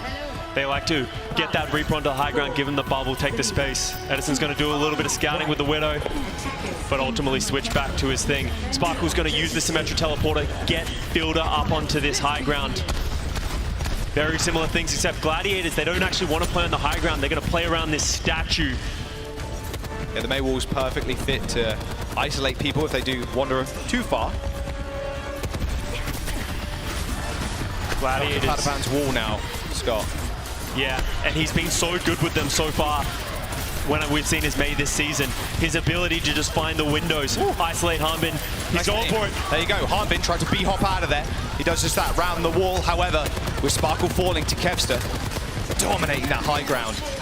It's going to be a bit of a tough journey now for Fuel. They just end up backing off. Oh! Clean tracking, and you can see the difference of the Gladiators versus the Atlanta Reign. The Gladiators don't want to allow the Dallas Fuel to take space, move around the map, and then converge eventually. They want to play aggressive so that it feels like the Fuel have to take a head-on fight time and time again. Nice TP from Edison there. Received the bubble. Forces Kevster down from the high ground. They're so scared. Pretty well charged right now. Edison in a little bit of trouble, but not for long. And now you're in my house. That nano boost is doing a fair bit of work to that shield, but can they get more done? It doesn't look like it. Once again, Kevster coming up massive. Killing off Sparkle, but a good sleep onto Reiner. Stopped him putting that shield in front of Padapan's ice block, and the Blizzard gets absolutely nobody. Stone cold right now are the Gladiators, but they're stone cold killers going straight to the spawn. A nano boost. Oh my. And Gladiators walking straight to where the Fuel want to lead. Dallas Fuel getting a taste of their own medicine from the Gladiators, touching the spawn challenge. And they just can't get any space, and Sparkle especially. Every time he tries to move around, he's just getting peppered by Kevster and Shu. They're just sitting on the high ground, and Funny Astro just booping anyone down who tries to go anywhere. This is so difficult. Oh, aggressive charge. Oh, nice charge cancel. Shatter, there's the wall. No way you're escaping that. Just a masterclass right now on defense of Point A Kings Row from the Gladiators. Dallas Fuel, a minute and 40 to go.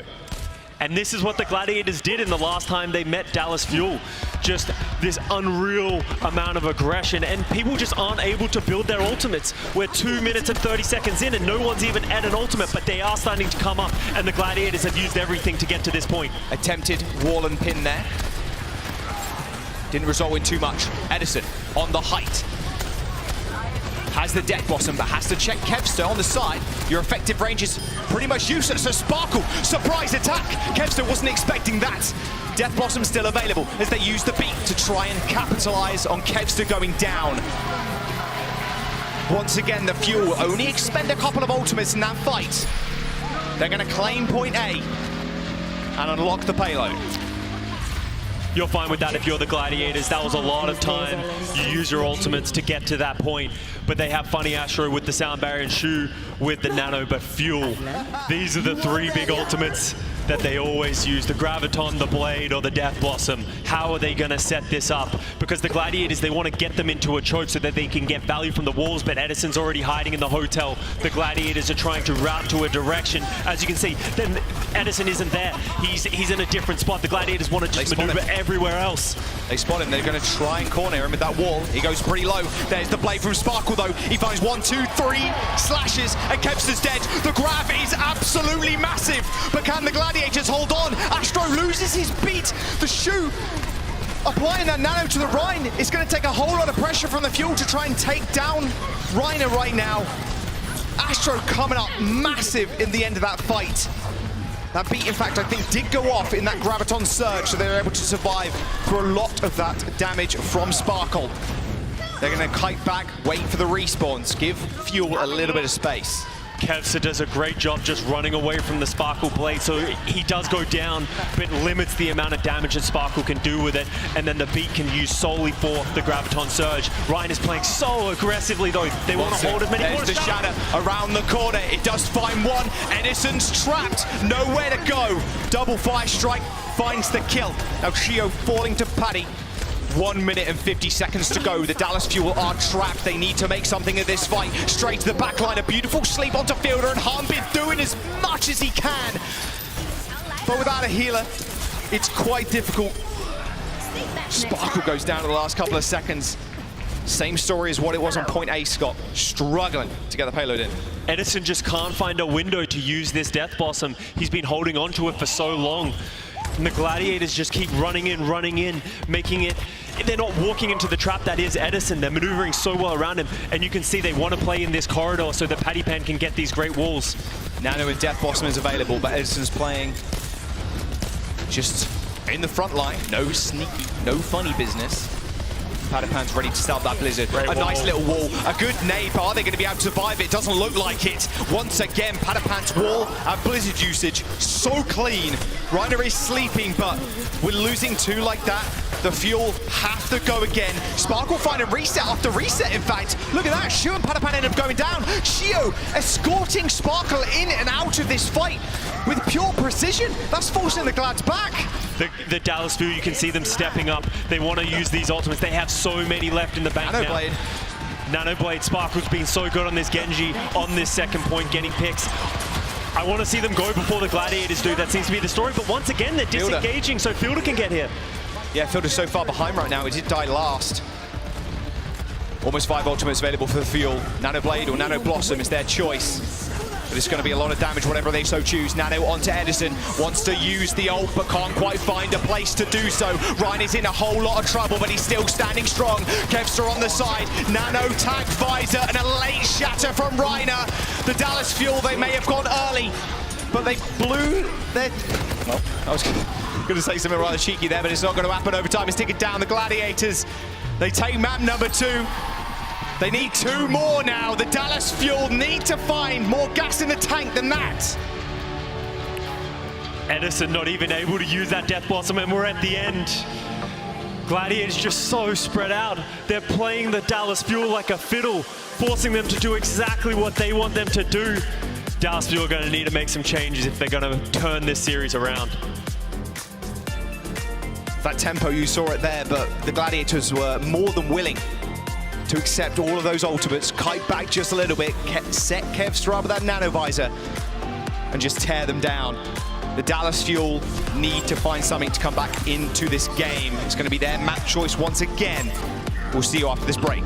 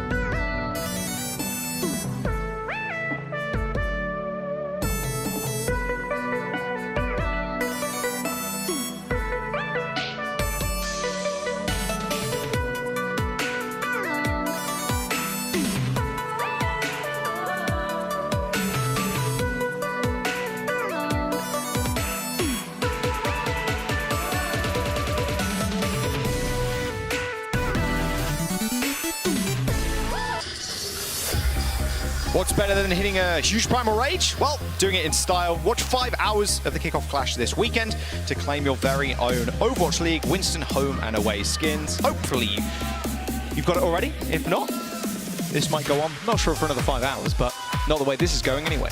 Maybe if Dallas Fuel turn it around a little bit, but yes, they have been struggling, and the Gladiators seem to just have the answer to everything that the Dallas Fuel are throwing at them. But we go on, Dallas Fuel get to choose the next map, and we're going on to Route 66, which to me screams respect for the Los Angeles Gladiators on Circuit Royale. They weren't going to take them to a dive map, but Dallas Fuel have been winning Circuit Royale recently, at least. Yeah, and you best believe if the shoe was on the other foot, maybe they would have taken them to Watchpoint Gibraltar, but Route 66, way more in the wheelhouse right now for Fuel. You got to feel for Space. Space is just like, take us to Circuit Royale. I dare you, take me there. He wants to play. He's always been their pinch hitter to come in on that map. But instead we're here on Route 66. And no subs, which means that we should expect a lot of the same. It feels like Dallas Fuel believe in the composition. They just need to find a way to play their style, because so far they've just been playing the Los Angeles Gladiators game. Yep, no substitutions. Does that mean Glad maybe playing a little bit more of this rush? I mean, Patapan has been looking fantastic. Even, I was going to say hovering the Hangzhou. He's been looking pretty good on the Hangzhou too. Absolutely. I don't expect to see as much rush. Route 66 is such an open map, not as many corridors, so the Mei Wall a lot less effective than you would imagine on King's Row, for example. So Dallas Fuel going to come out with the Reaper Soldier composition, not too surprising. They'll give up the first half of the map probably, and then set up on those high grounds. And the Gladiators, are we going to see the Reiner Doomfist to try and counter this Xayah style? A very different look to what we've seen so far in the series.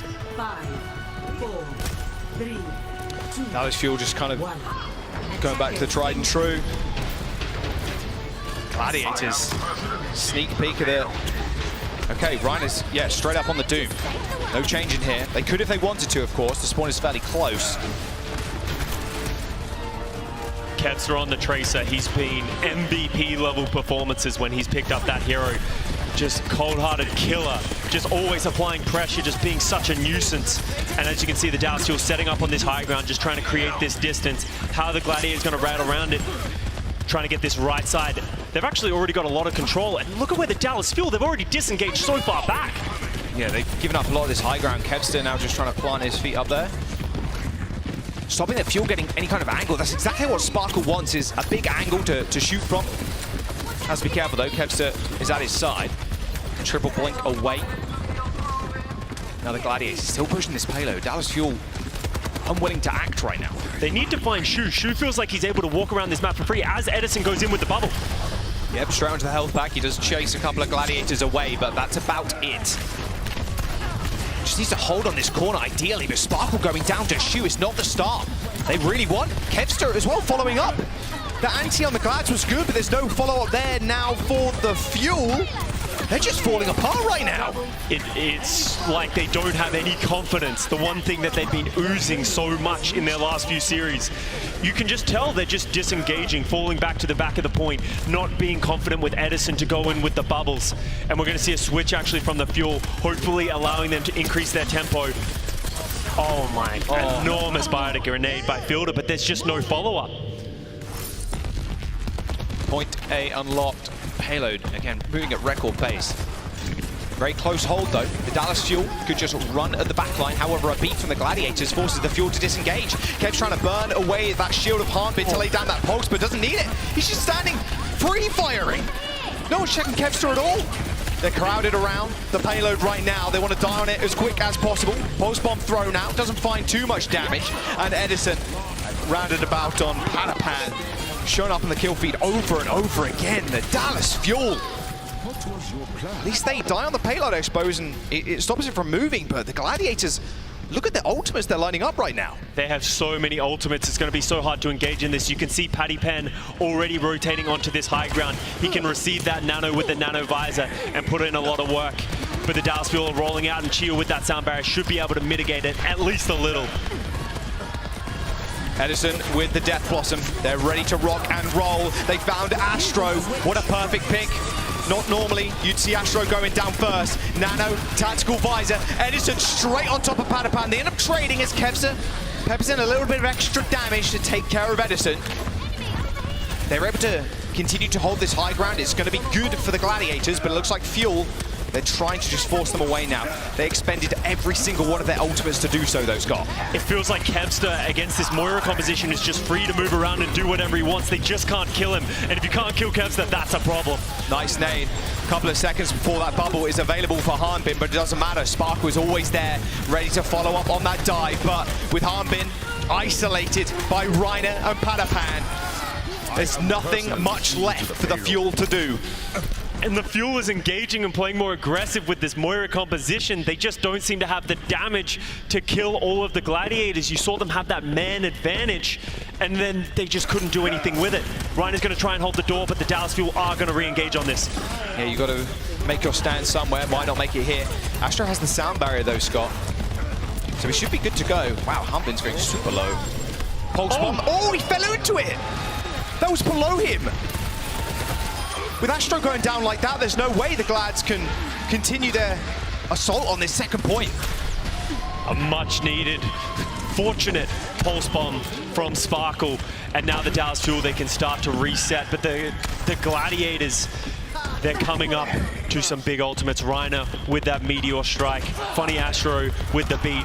Are they just going to run into the Dallas Fuel with these ultimates? Because they should have the sustainability. Nano Boost coming online for Shu. Fielder needs the Coalescence to stop this. Okay, Reiner going in pretty deep. Wants to be able to touch that payload. All ultimates expended. And now the jump onto Hanbin. They know the focus, they know the target that they want to go for. Edison actually just jumping in the way almost there of that punch. And Astro's already taken down Shio. Meteor Strike comes down, only a little bit of damage, but that pulse from Kevster is absolutely massive. The Coalescence couldn't heal Hanbin through it. And Padapan with the Nano Visor. There's point B captured, and with 3 minutes to go, they're making their way to point C. Not quite record pace, Scott, but still incredibly quickly. You can tell how much pressure they're putting onto Hanbin. Hanbin's having to use his bubbles selfishly, having to use them on himself, and they're still managing to just work him down in the Gladiators. They switch. They know we're in a narrow corridor now. We're on the third point. They switch over to the rush. They have so much time, they'll be able to get these ultimates, and Sparkle responding by switching over to the Echo. Fielder onto the Ana. Fielder onto the Ana, yeah. Away from that Moira, tries to get those bio nades. Sparkle has some crazy good dupe targets, but it's getting to that ultimate first. Getting that damage through that Reinhardt shield a little bit harder than it normally would be. Especially in this tight corridor. There's the beat from Shio. The Dallas Fuel surging on forward. Speed booster beat. Nothing really the Glads can do there. They just want to fall over. They can go again. They have time to burn here, Scott. Just making slow and steady progress. That is the cost if you're the Gladiators of doing such a big swap over to the rush. They don't have any ultimates to answer that Chio sound barrier. Great play by the Fuel, but they still have 2 more minutes. They need to keep going, and look at this aggression. This is the better Dallas Fuel that I love to see. More confident. Hanbin should be with a grab in his pocket. Throws it out, catches 3. There's the nade, there's the kills. That healing station's got nothing to do with this fight. Astro now just dying on the point. The Fuel find a team kill. They need to keep this up. Keep playing with that style. Edison with the Death Blossom now. Gladiators have been so good at snuffing him out, never giving him that freedom. Edison going to a very, I would say, obvious spot. I wouldn't be surprised to see the Gladiators clear this one already. Oh, yeah. Already know. Still with it. He's going in with the Death Blossom regardless. Forced Padapan shift. Ice Block no longer available. Beautiful focus fire from the Dallas Fuel. And now a Nano in the back. Shu doesn't really expect it, but Astro did use that sound barrier to stop Shu from going down. Edison shift up in a couple of seconds. You can use it as a get out of jail free card, but now they have to run. Hold S. Ryan's got the Nano. Kevster with the visor. Fielder not quick enough. And you can see the Gladiators trying to clean up the scattered members of the Fuel. and the Gladiators' ultimates are starting to come online, and just in time. We got 35 seconds remaining for the Gladiators. Reiner with that shatter has been so good. It's so hard for the Fuel to deal with it, and Pattypan with that May ultimate, they might be able to just drop it on the point and then push the card forward, and someone from the Fuel hat is going to have to stop it. Reiner's lighting up, doing a little 360, trying to bait out some bubbles. There's the wall. Sparkle copying into the Lucio. Can he get the beat in time? He might just be able to. He's a couple of percentage points away. Boom, hits the beat. Reiner going low. He goes down. 10 seconds, turning into 5. Sparkle with an unbelievable big brain copy onto the Lucio. Gains them another support ultimate to use, and they're wiping away the Gladiators. Overtime ticking down, and the Dallas Fuel hold the Glads on 3rd. Gladiators just holding on to those 2 ultimates a little bit too long. Reiner gets bioignited and isolated with a great sleep from Fielder, and before you know it, they've already lost that front line. Great play from the Fuel, and on that 3rd point, we're starting to get shades of the Dallas Fuel that got them to this position right now. They're going over to offensive side. The Gladiators, I thought the Doomfist was a good look for them, but will it work on the defense? That is what you want, the confidence coming in. You saw Harbin stepping up. Edison too, when they were holding the door. As soon as Harbin has that grab, he knows how much damage can be done. And I think you can tell that switch when Edison goes in with the Death Blossom, doesn't get anything. They don't run away with the tail between their legs. They go in. Re-engage with the Nano. That's the difference that we haven't seen from them so far in this series. Reiner actually going to play the Winston, a hero that sometimes does struggle from the high damage output from the Reaper. Let's see if it pays off for them. A look we haven't seen so far, other than on Ilios. Nice for holding the high ground, though. Yeah. Contest the Balo for quite a while with that bubble. I'd love to see Sparkle stick on the Widow here, but I don't think it's going to be the case. Just scouting and going again. All right, clear win condition for the Fuel. Just basically a completion. Yeah, and they will win the map, and they are a much-needed map. If they go down 3-0 in this series, almost an insurmountable task to come back from that. Gladiators are going to do a close hold with the Winston on top of that. They have Shu and Pattypan playing back, cover firing for Reiner, who's trying to slow down this cart movement. Yeah, really nice play by the Gladiators so far. Quite scared to jump out in front of Reiner. Has to look 3 different ways. Edison, though, big nade onto Shu. Edison TPing to the back to try and finish the kill, but no, Shu actually finds the better of him. Wow, that 1v1 didn't go the way that they hoped. Oh, Astro! The right click from Hanbin. A couple of Cheerios thrown in, and Sparkle just lasering him down. Now the Gladiators don't know what to do with themselves. Stein on the point. Good start from the Fuel. And that's what they need to keep doing. Even with Edison down, they don't take the foot off the gas, keep playing aggressive. They start getting some of those picks. We have so much energy from Hanbin already, holding aggressive, forcing the Gladiators to jump past him to get to the back line. Because look at this crossfire once again from the Dallas Fuel. Spark on the left, Shu on the right. You can't dive both. Nice little B-hop there to get out of the bubble. Hanbin's so charged up right now. Couple of seconds for another bubble, but he's near 100 anyway. He might not even need to use it. Pattypan goes down to Hanbin, just throwing out the right clicks willy-nilly. Nano onto Reiner. Hanbin's safe. The rest of the team should be also. Good protection from Chio there, just booping away Reiner. However, Edison going down. Not the best start you want to this fight. You do force out that nano boost, so that's not bad. But Reiner closing into that primal rage could spell disaster. Oh, just in time to get away. No connection. Kev's looking to go again, still controlling this high ground. You can tell Kev's is just walking around for free, doing whatever he wants. Sparkle gets that visor up though, and he pops it. Spark with the visor, it is on the low ground, so maybe not getting maximum effectiveness, but forcing the Gladiators all the way back. A beat to make sure he doesn't fall. A nice anti-nade's good, but Fielder's still under a lot of trouble. Pattypan just pops the visor in return. You see Hanbin pop those bubbles, and hey, guess what? You got a whole lot of bullets traveling towards your face. The Gladiators, they're gonna hold, they're pushed Fuel all the way back, but right now, I'm looking at the ultimates. The Dallas Fuel have that Graviton Surge online, Astro with the beat. It's all about that little dice of death. Edison is struggling so much in this series right now, just unable to get any space to do anything, not even close to his ultimate yet. And it's just the value that the Gladiators are doing. Funny Astro, Shu, they're just such a dominant backline that Edison, every time he goes in, he's just getting punished. Another pulse bomb available for Kevster. Shu's got the nano, so if only one person tanks it, he can nano them and just pump them full of heals and they should be good. This Harbin grab needs to be big. 60 seconds remaining. Pulse bomb yet again goes wide, but Fielder's still in trouble. Padapan nano on the high ground trying to find targets, but unfortunately not right now. He's trying to jump straight in. Big grab from Harbin. Can they follow up with the damage? Yes, they can. Sparkle from height. Jumps down to low, just giving him a friendly love tap. The Gladiators wasn't expecting that grab, that beat from Astro fairly early on. That overhealth just chunking down, and Harbin responds in kind with a grab. They get through that first point, an important part for them. And now they got the cart moving, they have control. Edison finally getting up to that Death Blossom. Can he find some value with it? He's, as I said earlier, he's been struggling. The Gladiators have an answer to everything they try and throw at him.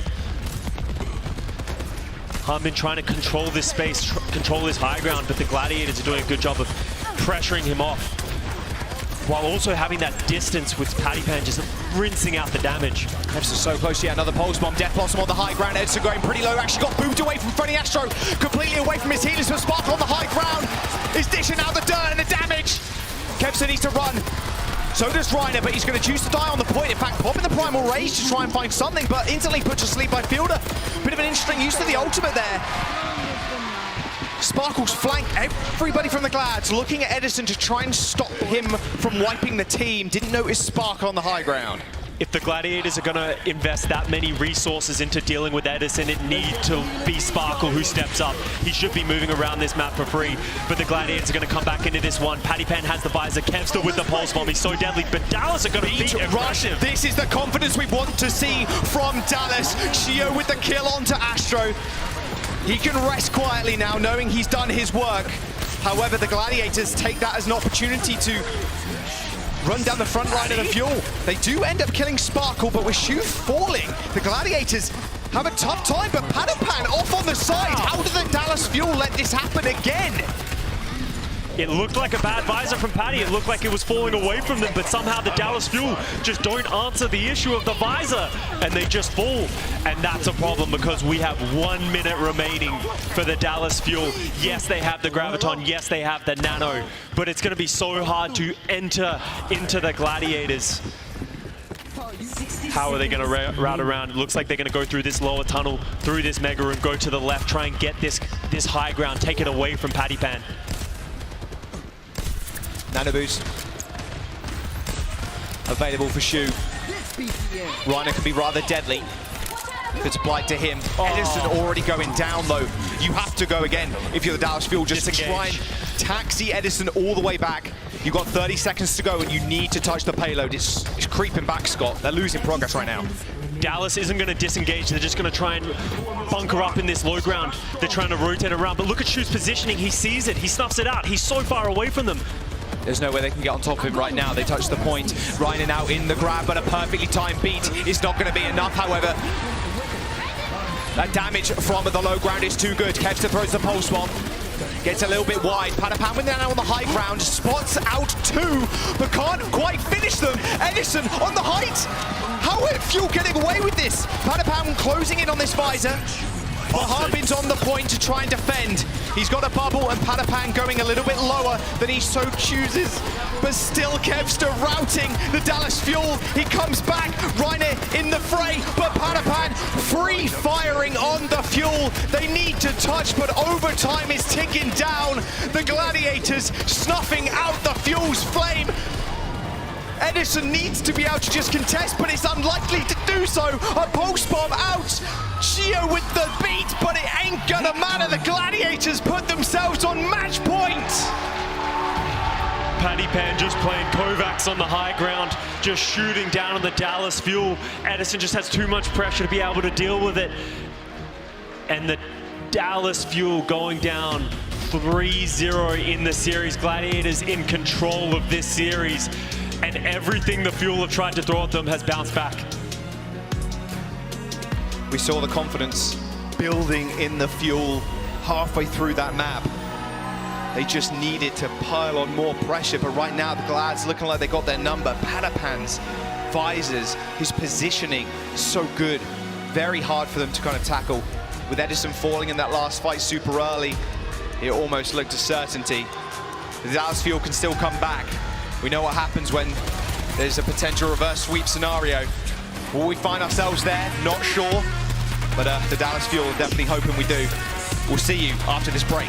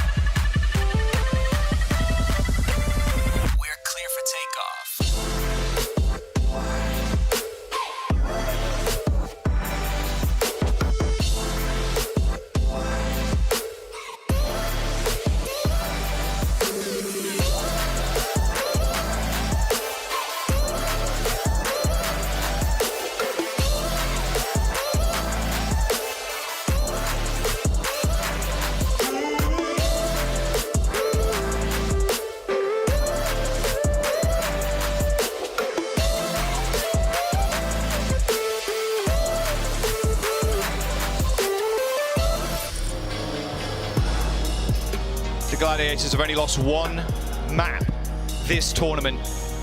They want to keep that streak going, and that is what lays in wait. That statue is one map away now from being in the Gladiators' hands.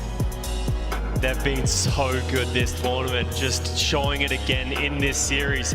They're just so flexible. Their ability to just maneuver around the map, but also great coaching, something that we don't talk about that much. The Gladiators, they have a great, clear plan coming in against the Dallas Fuel. They're routing around them, making it impossible for them to be able to play their game. And I just want to give a special shout out to Funny Astro on the Lucio, been having so much impact. We saw it the most on Ilios, but it's so easy to sort of not realize how much they're doing. But Shu is getting so much impact because Funny Astro is dealing so well with Edison. Now just checking the DPS players. The confidence in the Fuel is definitely rising. And this is a similar situation. Well, the Glads have been before this season. They've been reverse swept twice this year alone. We have to bring it up. It's a Gladiators match in which they are getting close to a clean sweep. They've been reverse swept twice this season, as you said, Jack. Dallas Fuel, if anyone can do it, but it needs to start here. We just saw them play Colosseo against the Atlanta Reign and had the fastest cap ever on that map. Absolutely dominant performance. They need to do it again against the Gladiators. Yeah, this is their comeback. This is their opportunity in front of their home crowd to get back in to this series. They don't want to let Gladiators run away with this one at 4-0. The crowd have been behind them this whole time, Scott. It's been very loud. They've been a little bit quieter as time goes on, but Dallas Fuel fans, they need your support right now because it's not looking good. It's just interesting to see how no one has ever been able to challenge this Dallas Fuel team, but the Gladiators just have the answer time and time again. We thought that maybe that Route 66 was Dallas Fuel's map to take, but the Gladiators just pumping the brakes on it. Paddy Pan has been stepping up in a big way for this Gladiators team on that Soldier. He struggled early on in the kickoff clash, but it feels like he's found his legs. No pun intended. That's fine if it was intended. His mate's been looking good too. Exactly. The rush style from Gladiators rather clean. Looks like they're a master of a couple of different compositions right now. Definitely the best in the game currently, but the Dallas Fuel want to take that away from them, right? I mean, they were the grandfather of that Zarya composition, and with Colosseo coming up, we're going to see the Edison Hangzhou again. A bit of a slower take. Are the Gladiators prepared for that? Because they can also play that, but more of a rush style here with the May might be what they want to play. Yeah, I could absolutely see that coming out from Edison. My only problem, if he does that, they need to find an answer to Paddy. It feels like he's just everywhere around them, and that's making it impossible for especially Hanbin. We talk about how aggressive Hanbin likes to play on that Zarya. When he goes aggressive, it just feels like Paddy always has that crossfire. Just thinking, look at it right here. He's just shooting down, pops the visor. This was a fight that the Gladiators should have lost. They were down players. Pops the visor with the confidence, picks off the Tracer, picks off the Lucio, and from there it just falls apart for the Dallas Fuel. And look at that. What do you do against that? Just playing aim training right there. I mean, that's where you need Chio to kind of step up, push him off. You need Edison to TP to high ground to get him out of there. But yeah, if you're doing that, it's easy breezy. All right. Colosseo is the map. Players are getting ready.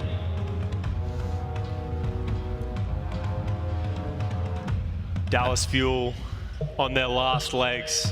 One map away from being eliminated from the kickoff clash, and the Gladiators lifting that trophy.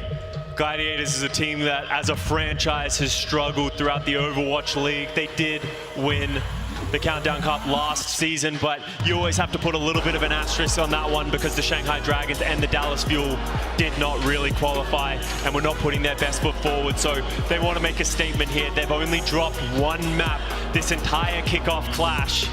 And if they finish this tournament, there is no doubt in my mind that this Gladiators team is one of the strongest teams, at least in North America. They are the strongest team in North America. Looks like both teams are ready. Colosseo, where they need to make their final stand. Get that ball rolling in their favor. Get that confidence back. Touch the spawn. That's what they did against the Atlanta Reign. Record time finishing Colosseo and completing it. On top of that, push, pretty tough game mode to complete. Yeah. Normally it just comes down to how many meters each team can push. But completing the map is something special. They've done it once, they can do it again. It all comes down if the Gladiators have anything to say about it, because, as you said, Dallas Fuel, they spawn camped the San Francisco Shock, they spawn camped the Atlanta Reign at certain points. But the Gladiators, they're the ones who's doing the camping today. Just so much aggression. Reiner on that tank, doesn't matter if he's on the Winston, the Doomfist, the Reinhardt. He's just so in your face. He has that confidence. And the Dallas Fuel, they need to answer it. Okay, let's see what they want to run.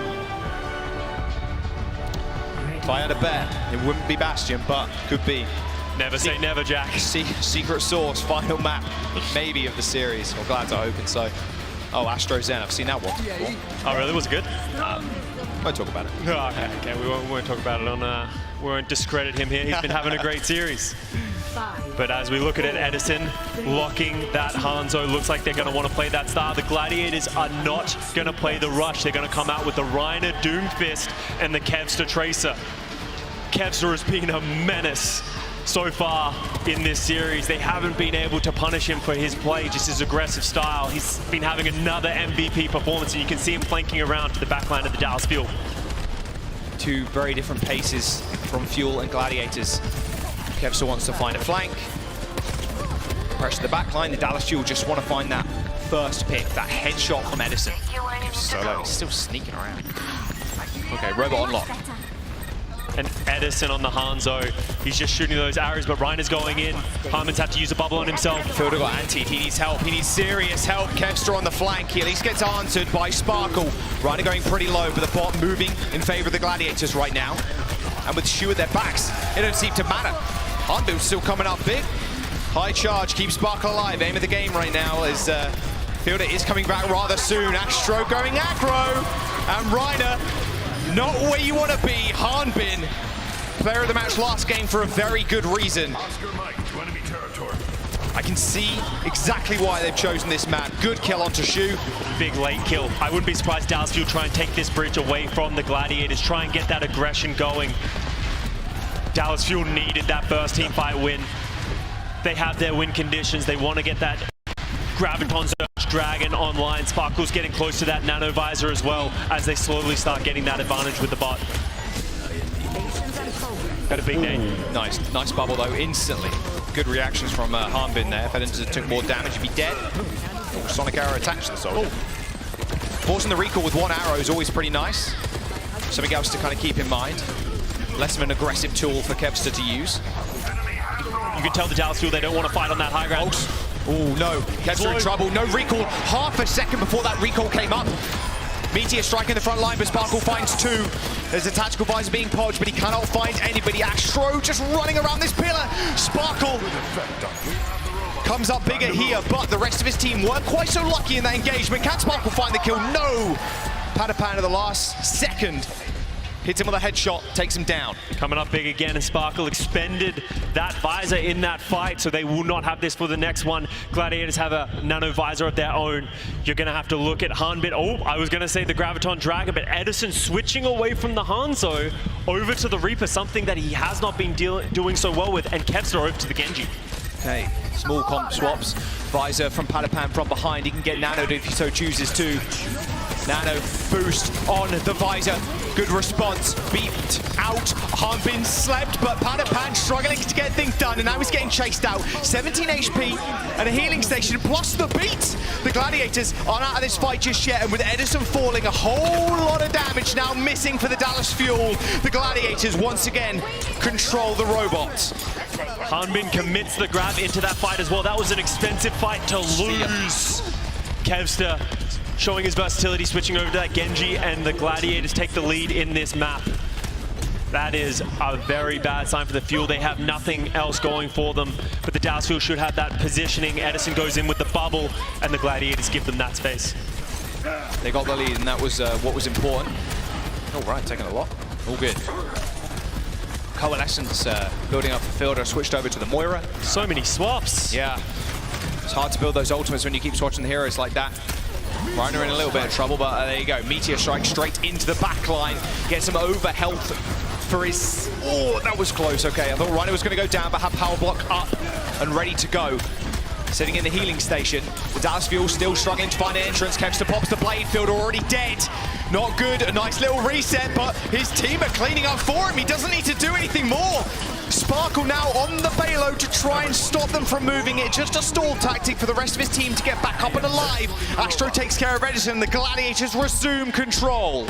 We saw this the last time these two teams played on Colosseo. Dallas Fuel fell apart. They lost their coordination, they lost their commitment to the ultimates and the cycling that they do, and we're seeing it again. Fielder switching again. Fielder again, they just can't decide on what they want to play. Resetting that Coalescence Charge, swapping back to the Ana. Nano boost onto Paddy. Oh my word, didn't even need the visor. The Gladiators are just tearing through the fuel. They need to be stopped. But there's nothing left. The robot's going to make it to this checkpoint, and Gladiators unlock the forward spawn. The all-important checkpoint, and I wish I could say Dallas Fuel has ultimates coming up, but they've been switching so much that they don't. Graviton's getting close. Maybe Edison with the Death Blossom can put a stop to this aggression, but Reiner says no. They're playing a whole new tempo. Maybe Dallas Fuel haven't seen an unreal nade from Shu. Edison, though, luckily enough, with the help of Harbin, a bubble on the Death Blossom so he couldn't be slept, kills both supports, and the Dallas Fuel, with 2.5 minutes to go, now control the bot. Okay, so now they need to start making their way forward. Only 2.5 minutes left. Gladiators, I wouldn't be surprised to see them play back. Never mind. That's not the name of the Gladiators game right now. Reiner's going in. He wants to control the bot, doesn't want to give Fuel any free space. Just stalling for time. Aim of the game right now. Harbin putting up towards that grab. Reiner into the backline, disrupting Edison as much as possible, trying to force out that Wraith Form.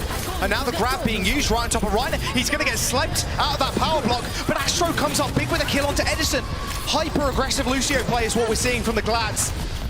If you can do much damage as Astro can, you wouldn't blink an eye. You just go for it. Gladiators now lose control. Hanbin just unable to get big value from this big pulse bomb, though. Ooh. No, Reiner tagged that one, in fact. Should have a charged up punch at this point. Meteor Strike being used, and Dallas Fuel a little bit scared there, Scott. They popped the beat so early, but it might be good though, because Harbin killing Funny Astro. Now the Gladiators have very little room to work with. The nano boost onto Padapan doesn't result in all of anything. Reiner goes down, and there you go. The Fuel back-to-back fight wins. And they needed that. They're going to be pushing the card up. The Gladiators aren't going to want to let them get towards this checkpoint. But the Dallas Fuel might have something to say about this. We've seen Hanbin take this positioning in this room time and time again. He's with Fielder. Are they going to isolate some of the Gladiators? But Sparkle's down. Sparkle goes down. Pulse One goes wide for Kevster, but he's still being a nuisance in the backline. The Dallas Fuel in a 4v5. Oh, not quite so much anymore. Kevster dishing out the damage. Hanbin solo, no bubbles to spare, and Kevster's going crazy right now. The Gladiators, with 50 seconds to go, are walking the bot back. Funny Astro was on the bot before the fight even ended, so look at how far it's already gone. The Dallas Fuel are going to need to win multiple fights to get it even back, and there's only 40 seconds left on the clock, so the advantage is huge for the Gladiators. They don't need to push it any further. They just need to stop the Dallas Fuel from winning team fights, but Hanbin has another Graviton Surge. I said earlier, he needs to get more value with this, but Paddy on the flank. He wants that visor from behind them. Dallas Fuel might not expect it. They must know Paddy's just not in the fight right now. The visor from Padapan on the back. The big grab from Hanbin, the nade on top. But the Gladiators are just tearing them apart! Fielder and Shield already dead. The Dallas Fuel now need to defend for 9 seconds. I don't think the Fuel can come back. There's only one person that can do it. Edison, he's up on the high ground. He's using can't get to the bot, and they can't do it. The Gladiators have done it. With a victorious roar, the Gladiators extinguish the Fuel's flame and secure the Kickoff Clash title. A 4-0 dominant fashion. The Fuel lose at their Kickoff Clash homestand. The team takes the stage. Oh my God, the Gladiators just, without a doubt, the greatest team we have in the Kickoff Clash right now in North America, making a statement. We are flexible, we have a deep roster, we have the best players in the world. They've set the benchmark high, and you can tell how much this means to Paddy Pan. They lost one map to get to the finals, Scott, and then they 4-0 the Fuel. The Kickoff Clash champions. the LA Gladiators. Emotions are running high, but what an unbelievable roster of players. The depth, the versatility, just on showcase today. They had an answer to everything that not only the Dallas Fuel, but every team who made it to this Kickoff Clash had for them. But you got to feel for the Dallas Fuel. They had an incredible run through the lower bracket, taking names, taking teams, but the Gladiators are their kryptonite, and they go home second. Feels like that curse may be fading away now, that reverse sweep, because right now the Gladiators with just an unbelievable dominant finish. Come on, Paddy. Head up high. What an unbelievable story too. Padapan in this whole tournament started off very cold. Didn't feel like his head maybe was in the game, but his May, his soldier, the flanks with the visor, looks so clean. Coming into the very last day, it's like a brand new player. We've been watching him since he was 14. Absolutely astonishing player, getting the victory that he needed now. But honestly, the entire Gladiators team, you can talk about every single individual player playing their role. We have Arns in space we didn't even see in this series, who have been stepping up when they've needed them in the Kickoff Clash. They didn't need them in this series, but important players to have on the bench. Yeah, their depth of roster is unreal right now. And although Dallas didn't win in front of their home crowd, I mean, still a very, very good showing. Hanbin, Shio have been just exceptional performances this tournament as well. You can see them lining up behind the trophy. Everyone wants to live that trophy at least once in your career. These players have done it. A lot of these guys have been around for a very long time. It's awesome to see them get this opportunity.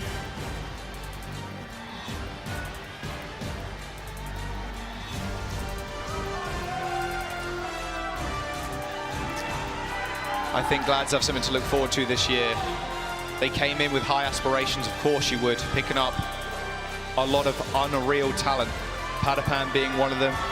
I mean, honestly, anybody who picked up Astro would be extremely happy with themselves. He has also been an outperformer this tournament too.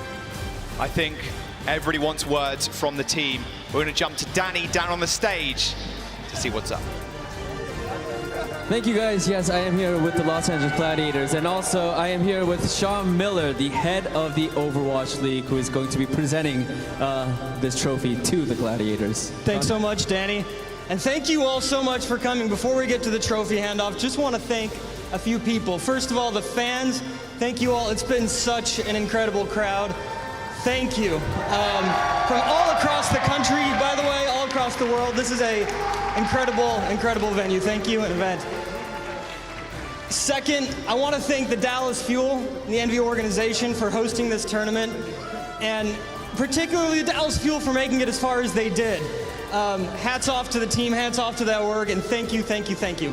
So now, the champions of our 2022 Western Region Kickoff Clash, the LA Gladiators. Congratulations. Where's Kevster? Right here. Oh, Patty, it's to Patty, I guess. Congratulations, you guys, you did it. Let's give it up for them.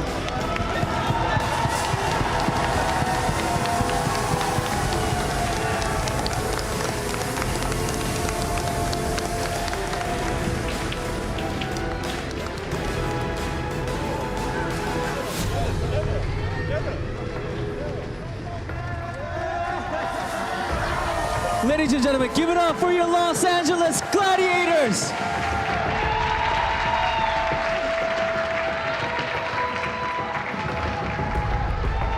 All right. Let's, I think we're gonna take a quick time to just talk to our players. Patty Pan, you mind if have a quick word with you? I mean, we all know how much energy you've put in this game and how much you grinded. You retired, and then you came back this year, and now you're one of the champions. What is winning this tournament? Not only this tournament, but what does this moment mean to you right now? Yes, I don't have I can't.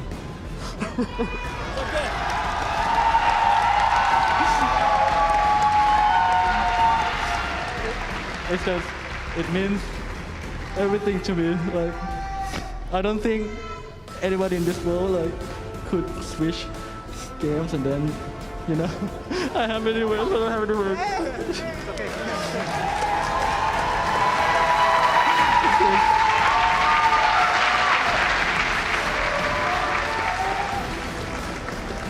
Everything is just too overwhelming for me. Like, I got shit on a lot, like on Twitter, Reddit. Everybody thinks I'm bad, and we did it. Finally, we did it, and I did it as well. Thank you, everyone. I don't know.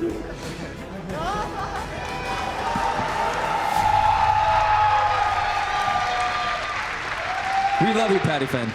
I just want you to know, everyone in the Overwatch League loves Patty Pen.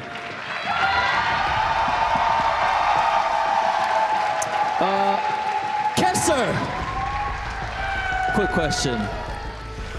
I mean, we gotta talk about what you guys have done in the Kickoff Clash Tournament. Like, LA Gladiators, you guys just blazed through the whole tournament, and you guys only dropped one map throughout the whole Kickoff Clash Tournament. Like, how were you guys able to be so dominant in this tournament? I think just we're very flexible as a team, and like pretty much every other team is very one-dimensional. So we can just like predict what they play and just like play against that pretty easily. Yeah. All right, Kessler, thank you so much. And last but not least, Mr. Shu. One last question. The Shu train. Shu train이라는 단어 아시죠? 네. I mean, just as one of the representatives of the Los Angeles Gladiators, if you have anything you want to say to your fans, to your family, to anyone that supports the Los Angeles Gladiators, please go ahead. 마지막으로 이제 글래디에 어떻게 소속된 한 사람으로서 팬들이나 또 이제 가족분들이나 또 이제 감사를 표하고 싶으신 분들이 계시면은 지금 이 시간 해주시면 될 것 같습니다.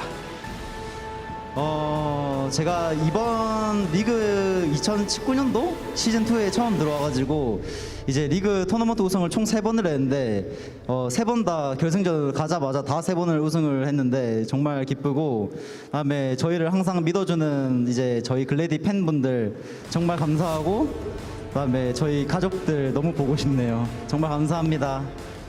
들어와서. I mean, coming into the Gladiators in 2019, I just want to say I was really lucky to be able to win all of the 3 tournaments that I was partaking in with the team. So I'm really grateful for that. And also, I want to thank all of our fans who support the Gladiators, and also our family members. We really, really miss you. Shu, thank you so much. Ladies and gentlemen, again, please give it up for your Kickoff Clash Tournament champions, Los Angeles Gladiators.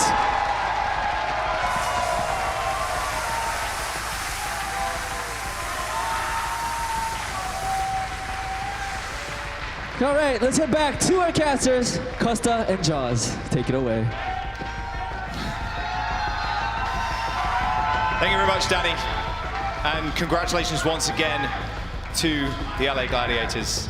I think there's legends standing on that stage right now, and from not being able to make it into top 500 to standing on the stage taking a trophy here in the Kickoff Clash, it must feel pretty good. And I think Patapan, for one, should feel exceptionally proud of himself just up there. And like you said before, Scott, the amount of emotion just poured into this, you can just see it kind of exploding on stage as soon as you win. And I'm so happy that he got to experience this. It's not every day nowadays we get to come to a LAN event and see our favorite players, our favorite teams on the stage. So this has really been a special one. People don't realize how much time, effort, everything they commit their lives to this game, and so many players don't ever get to stand on that stage and lift that trophy. And I think it's an important moment for all these guys. I've done it one time myself, and it's still one of the best moments of my life. These guys will remember this for years to come.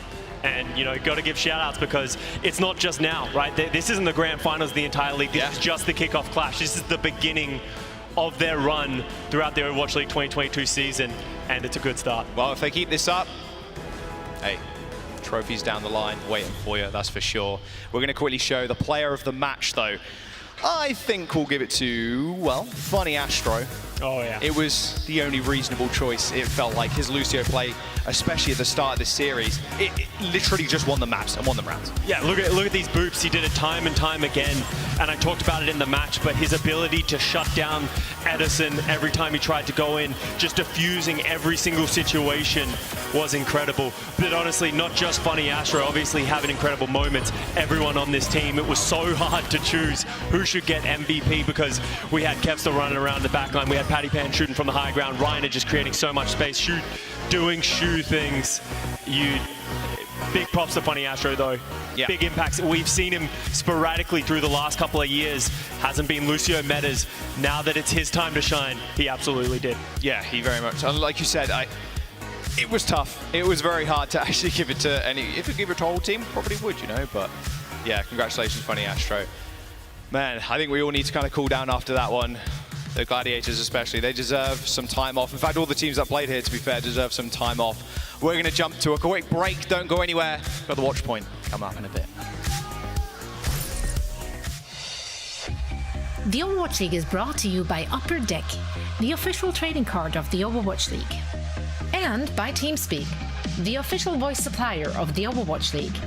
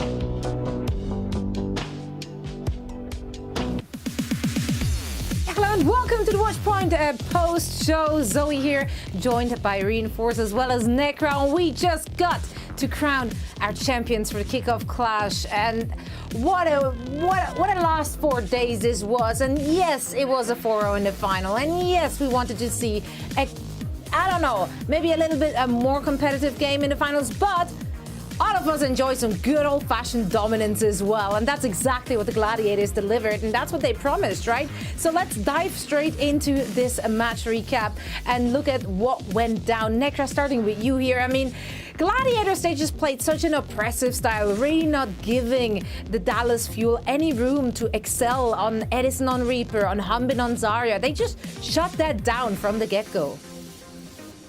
Yeah, that's right. I mean, whether it was Reiner just creating a ton of space with Doomfist, Winston, we saw so many different things coming out from the Gladiators today, so many different flavors of those aggressive compositions. It just really didn't look like Gladiators were missing a beat. And, you know, thinking about how to shut down Edison in particular, you know, our casters, Jaws and Custa, did call out multiple times that, you know, Edison just couldn't really quite reach the backline. Whether it was Funny Astro or Shu kind of keeping each other alive, that was just such an integral part of the Gladiators' success this series, because if Edison's not finding value, then it's going to be a little bit tough, I feel like, for the Dallas Fuel in particular to really make some headway. But great compositional diversity. The Gladiators just really gave us everything they had in this series. Yeah, I really like just like the rotations and their positioning as well. Too many times, too often we usually look at the composition, the compositional matchups. Well, can you really get away with playing this hero versus the other, etc.? But I think the LA Gladiators, they also just put forth like a masterclass in positioning, and you can see in this highlight right here where Patipan, he establishes the high ground here on Route 66 and just rains down fire from above. And the Dallas Fuel, they just couldn't stop them. The only person who can contest him here is the Reaper, right? They can teleport upwards, but the Gladiators were quick to shut that down. So just a masterclass in rotations, really, where other teams have struggled to break down these SAR compositions because, well, they haven't been able to figure out the team coordination. When is our Tracer going to hit their backline? Where is our Soldier going to position? Just Patipan's positioning on the Soldier combined with Kevster's just excellence on this Tracer. You gotta give a shout out to Reiner as well. Gator on Twitter called him probably the front runner for Rookie of the Year award, the way Reiner has been playing so far. It all really just came together, and then as Necro said as well, the backline, Funny Astro and Chu taking care of each other, and Funny Astro's aggression on the Lucio. This is a perfect display of Overwatch performance from the LA Gladiators. They nail it, everything, the compositions, the hero swaps, the rotations, positioning, ultimate usage, you name it. Incredible performance by the LA Gladiators and a much deserved 4-0 win. Absolutely. I mean, the depth of that roster is just absolutely incredible. They didn't even have to field everyone. Then you have, of course, the individual skill, and then everything comes together, and there you go. You got yourself a super team, and they rightfully carry that trophy back home with them. And love the post-game interviews there with Danny as well on the stage. Very emotional moment, of course, for players such as Patiphan, but of course for the rest of the team as well. But Patiphan is definitely someone who didn't just have his opponent in his side, but we got him in our side, and that's why we got some special highlights to showcase and a little bit of a backstory here as well, Reinforced. Yeah, I mean, Patipan's story is just like one of the best in Overwatch. Very really. Cinderella. It just established. It is a Cinderella story. It really is. I mean, the first time this guy really popped up on everyone's radar. Of course, he spent some time playing in Contenders region, but the first global stage he played on was the 2018 World Cup qualifier event. I was there to play, and you know, in one of those matches, I found myself against Patiphan, and Thailand's just sheer ruthless aggression playing these dive compositions, and Patiphan became a fan favorite because of that event, because of his performances since. Now, he was 15 at the time, he was held back by age restrictions. You have to be 18 to perform in the Overwatch League. So it's been, you know, a rough 3 years, him trying to make a name for himself in Contenders. He swapped games at one point as well, and then decided to come back this year to the Overwatch League when eligible to try and get this trophy, and he did. Now, as I said, it's been a bumpy road for Patiphan because we'd be remiss to not mention that he actually started off struggling this stage early on. But that's not a blemish on his record. That's more another brilliant thing about this story of his. He was able to take those struggles early on in stage, improve and reiterate his game, and finally just figure it out. The rotations from him were perfect, whereas earlier in the stage, he went a bit too early perhaps. He caught himself off guard. He got sleep darted during nano-visors. His game just wasn't there. He was missing that extra step. Well, just in time for the Kickoff Clash stage playoffs, he found his groove, and he has been a star player throughout this entire event. What a story, and what an incredible glow-up for Padipan here. I'm so proud of him, and his team just has to be so thrilled with his performance. Sounds like a proud dad. I kind of like it. Good jacket thing going on as well. Well, I think we all want to be Padipan's dad. You know? Yeah. I too want to be Padipan's dad. Yeah, Necro actually predicted dad, the Gladiators, so she had more faith than us. Exactly. Aren't we all a little Paddy's dad? Necra, if we're looking at the opposition though, Dallas Fuel, they had an incredible run through the lower bracket as well. So any highlights, any shout outs you want to give the Dallas Fuel roster here? I just want to give a shout out, honestly, to the entire roster. Dallas Fuel, you played so well this tournament, and I know that while the grand finals may not have gone your way, you have an incredibly bright future for the rest of the Overwatch League season stages. Cannot wait to see what this roster is going to get up to, and Dallas Fuel fans, y'all are cracked. I mean, we could hear you through the comms from the casters, and you could clearly tell how much that ended up resounding with the team, and so it just makes me ever more excited to get back to live events and continue to have them. Yeah, big shout out to the entire org for putting together that incredible event. We wish we could have been there in person, but the pictures alone got us at home absolutely hyped. Love the fans in there, love the signs. Keep those up. We missed them. We really missed those fan signs from the Blizzard Arena the first few seasons. And of course, incredible cosplay we got treated to as well. Looking at Lucio, who was skating around the venue. I wish we could have gotten a full-on shot of that. So if anyone has a video, hit us up on Twitter. Definitely want to check that out. And yeah, I mean, this is it for the Kickoff Clash. However, this is just the first tournament in our 2022 season. So let's take a look at the schedule to see when we're coming back with more Overwatch action, as our mid-season madness qualifiers will start on Thursday, June the 16th, and we're going to kick things off with the London Spitfire and the Florida Mayhem. Afterwards, the Dallas Fuel will go again against the San Francisco Shock, and we're ending that first day of action with the NYXL, or rather New York Excelsior, and they will go up against the Washington Justice. So honestly, at the beginning of this last tournament cycle, the first match for me would have been like not even that interesting. But based on what we've seen from the Mayhem as well as the London Spitfire towards the end of their 4-week qualifiers, I mean, those are incredible teams. Johnny? I don't know. Let's go. Yeah, but we're also going to play on a different patch, of course. So we can see some changes as well. Do you think there's a particular team you see that will maybe benefit a lot from the changes we have coming, Necra? I just think that it'll allow a lot of teams to be able to play the Zenyatta a little bit more comfortably, and so, you know, there's definitely some pretty heavy-hitting Zenyatta players in the league, and so I just would love to see how that interaction ends up changing things. I mean, the fact that Zenyatta can kick, I feel like it's going to remove a little bit of the Tracer diff that's kind of happening, that's really been pushing Zenyatta away, but we have seen Zenyatta pop off in Circuit Royale, so it's not out of the question. I do think it's going to become more prevalent in the future, so let's see what these teams got. Also, we got a bit of a Sojourn buff coming in as well. We didn't get to see a ton of Sojourn this stage, but with a little bit of buff, maybe there's a chance we get to see this new Overwatch 2 hero in action. I'm pumped for that. I'm psyched for that, and I really do hope we get to see some Sojourn in action next stage. Oh, absolutely. I mean, the teams, they're going to have some time up until we're going to restart all the action. So I just can't wait to see what they all are going to have in store for us. Now, that is it for our post-show. That is it for our Kickoff Clash Tournament. Necra, thank you so much for filling the void. In fact, I kind of want to keep you, honestly. Thank you. Love Danny and love Costa, but I kind of love you more. Well, thanks for adopting me this weekend. Of course, happy to be a part of the Watchpoint crew. I really enjoy being with you guys on the desk, so thanks for having me. Yeah, we'll have you back anytime you want. Say the word, and I kick those guys out of the truck. No problem whatsoever. No offense, but you get it, right? Hey, Hex, you need another producer? You need a producer in there? I can help out. I can write stuff down. Come on. You're a great producer also. You're a great analyst. And you're a great friend. There we go. Not just you're a great host, Zoe. Well, thank you. I'm just I thought you had to end on this. Anyway, it's been a pleasure having you here as well, Reinforce. Thank you so much for joining us here in the truck and providing all that.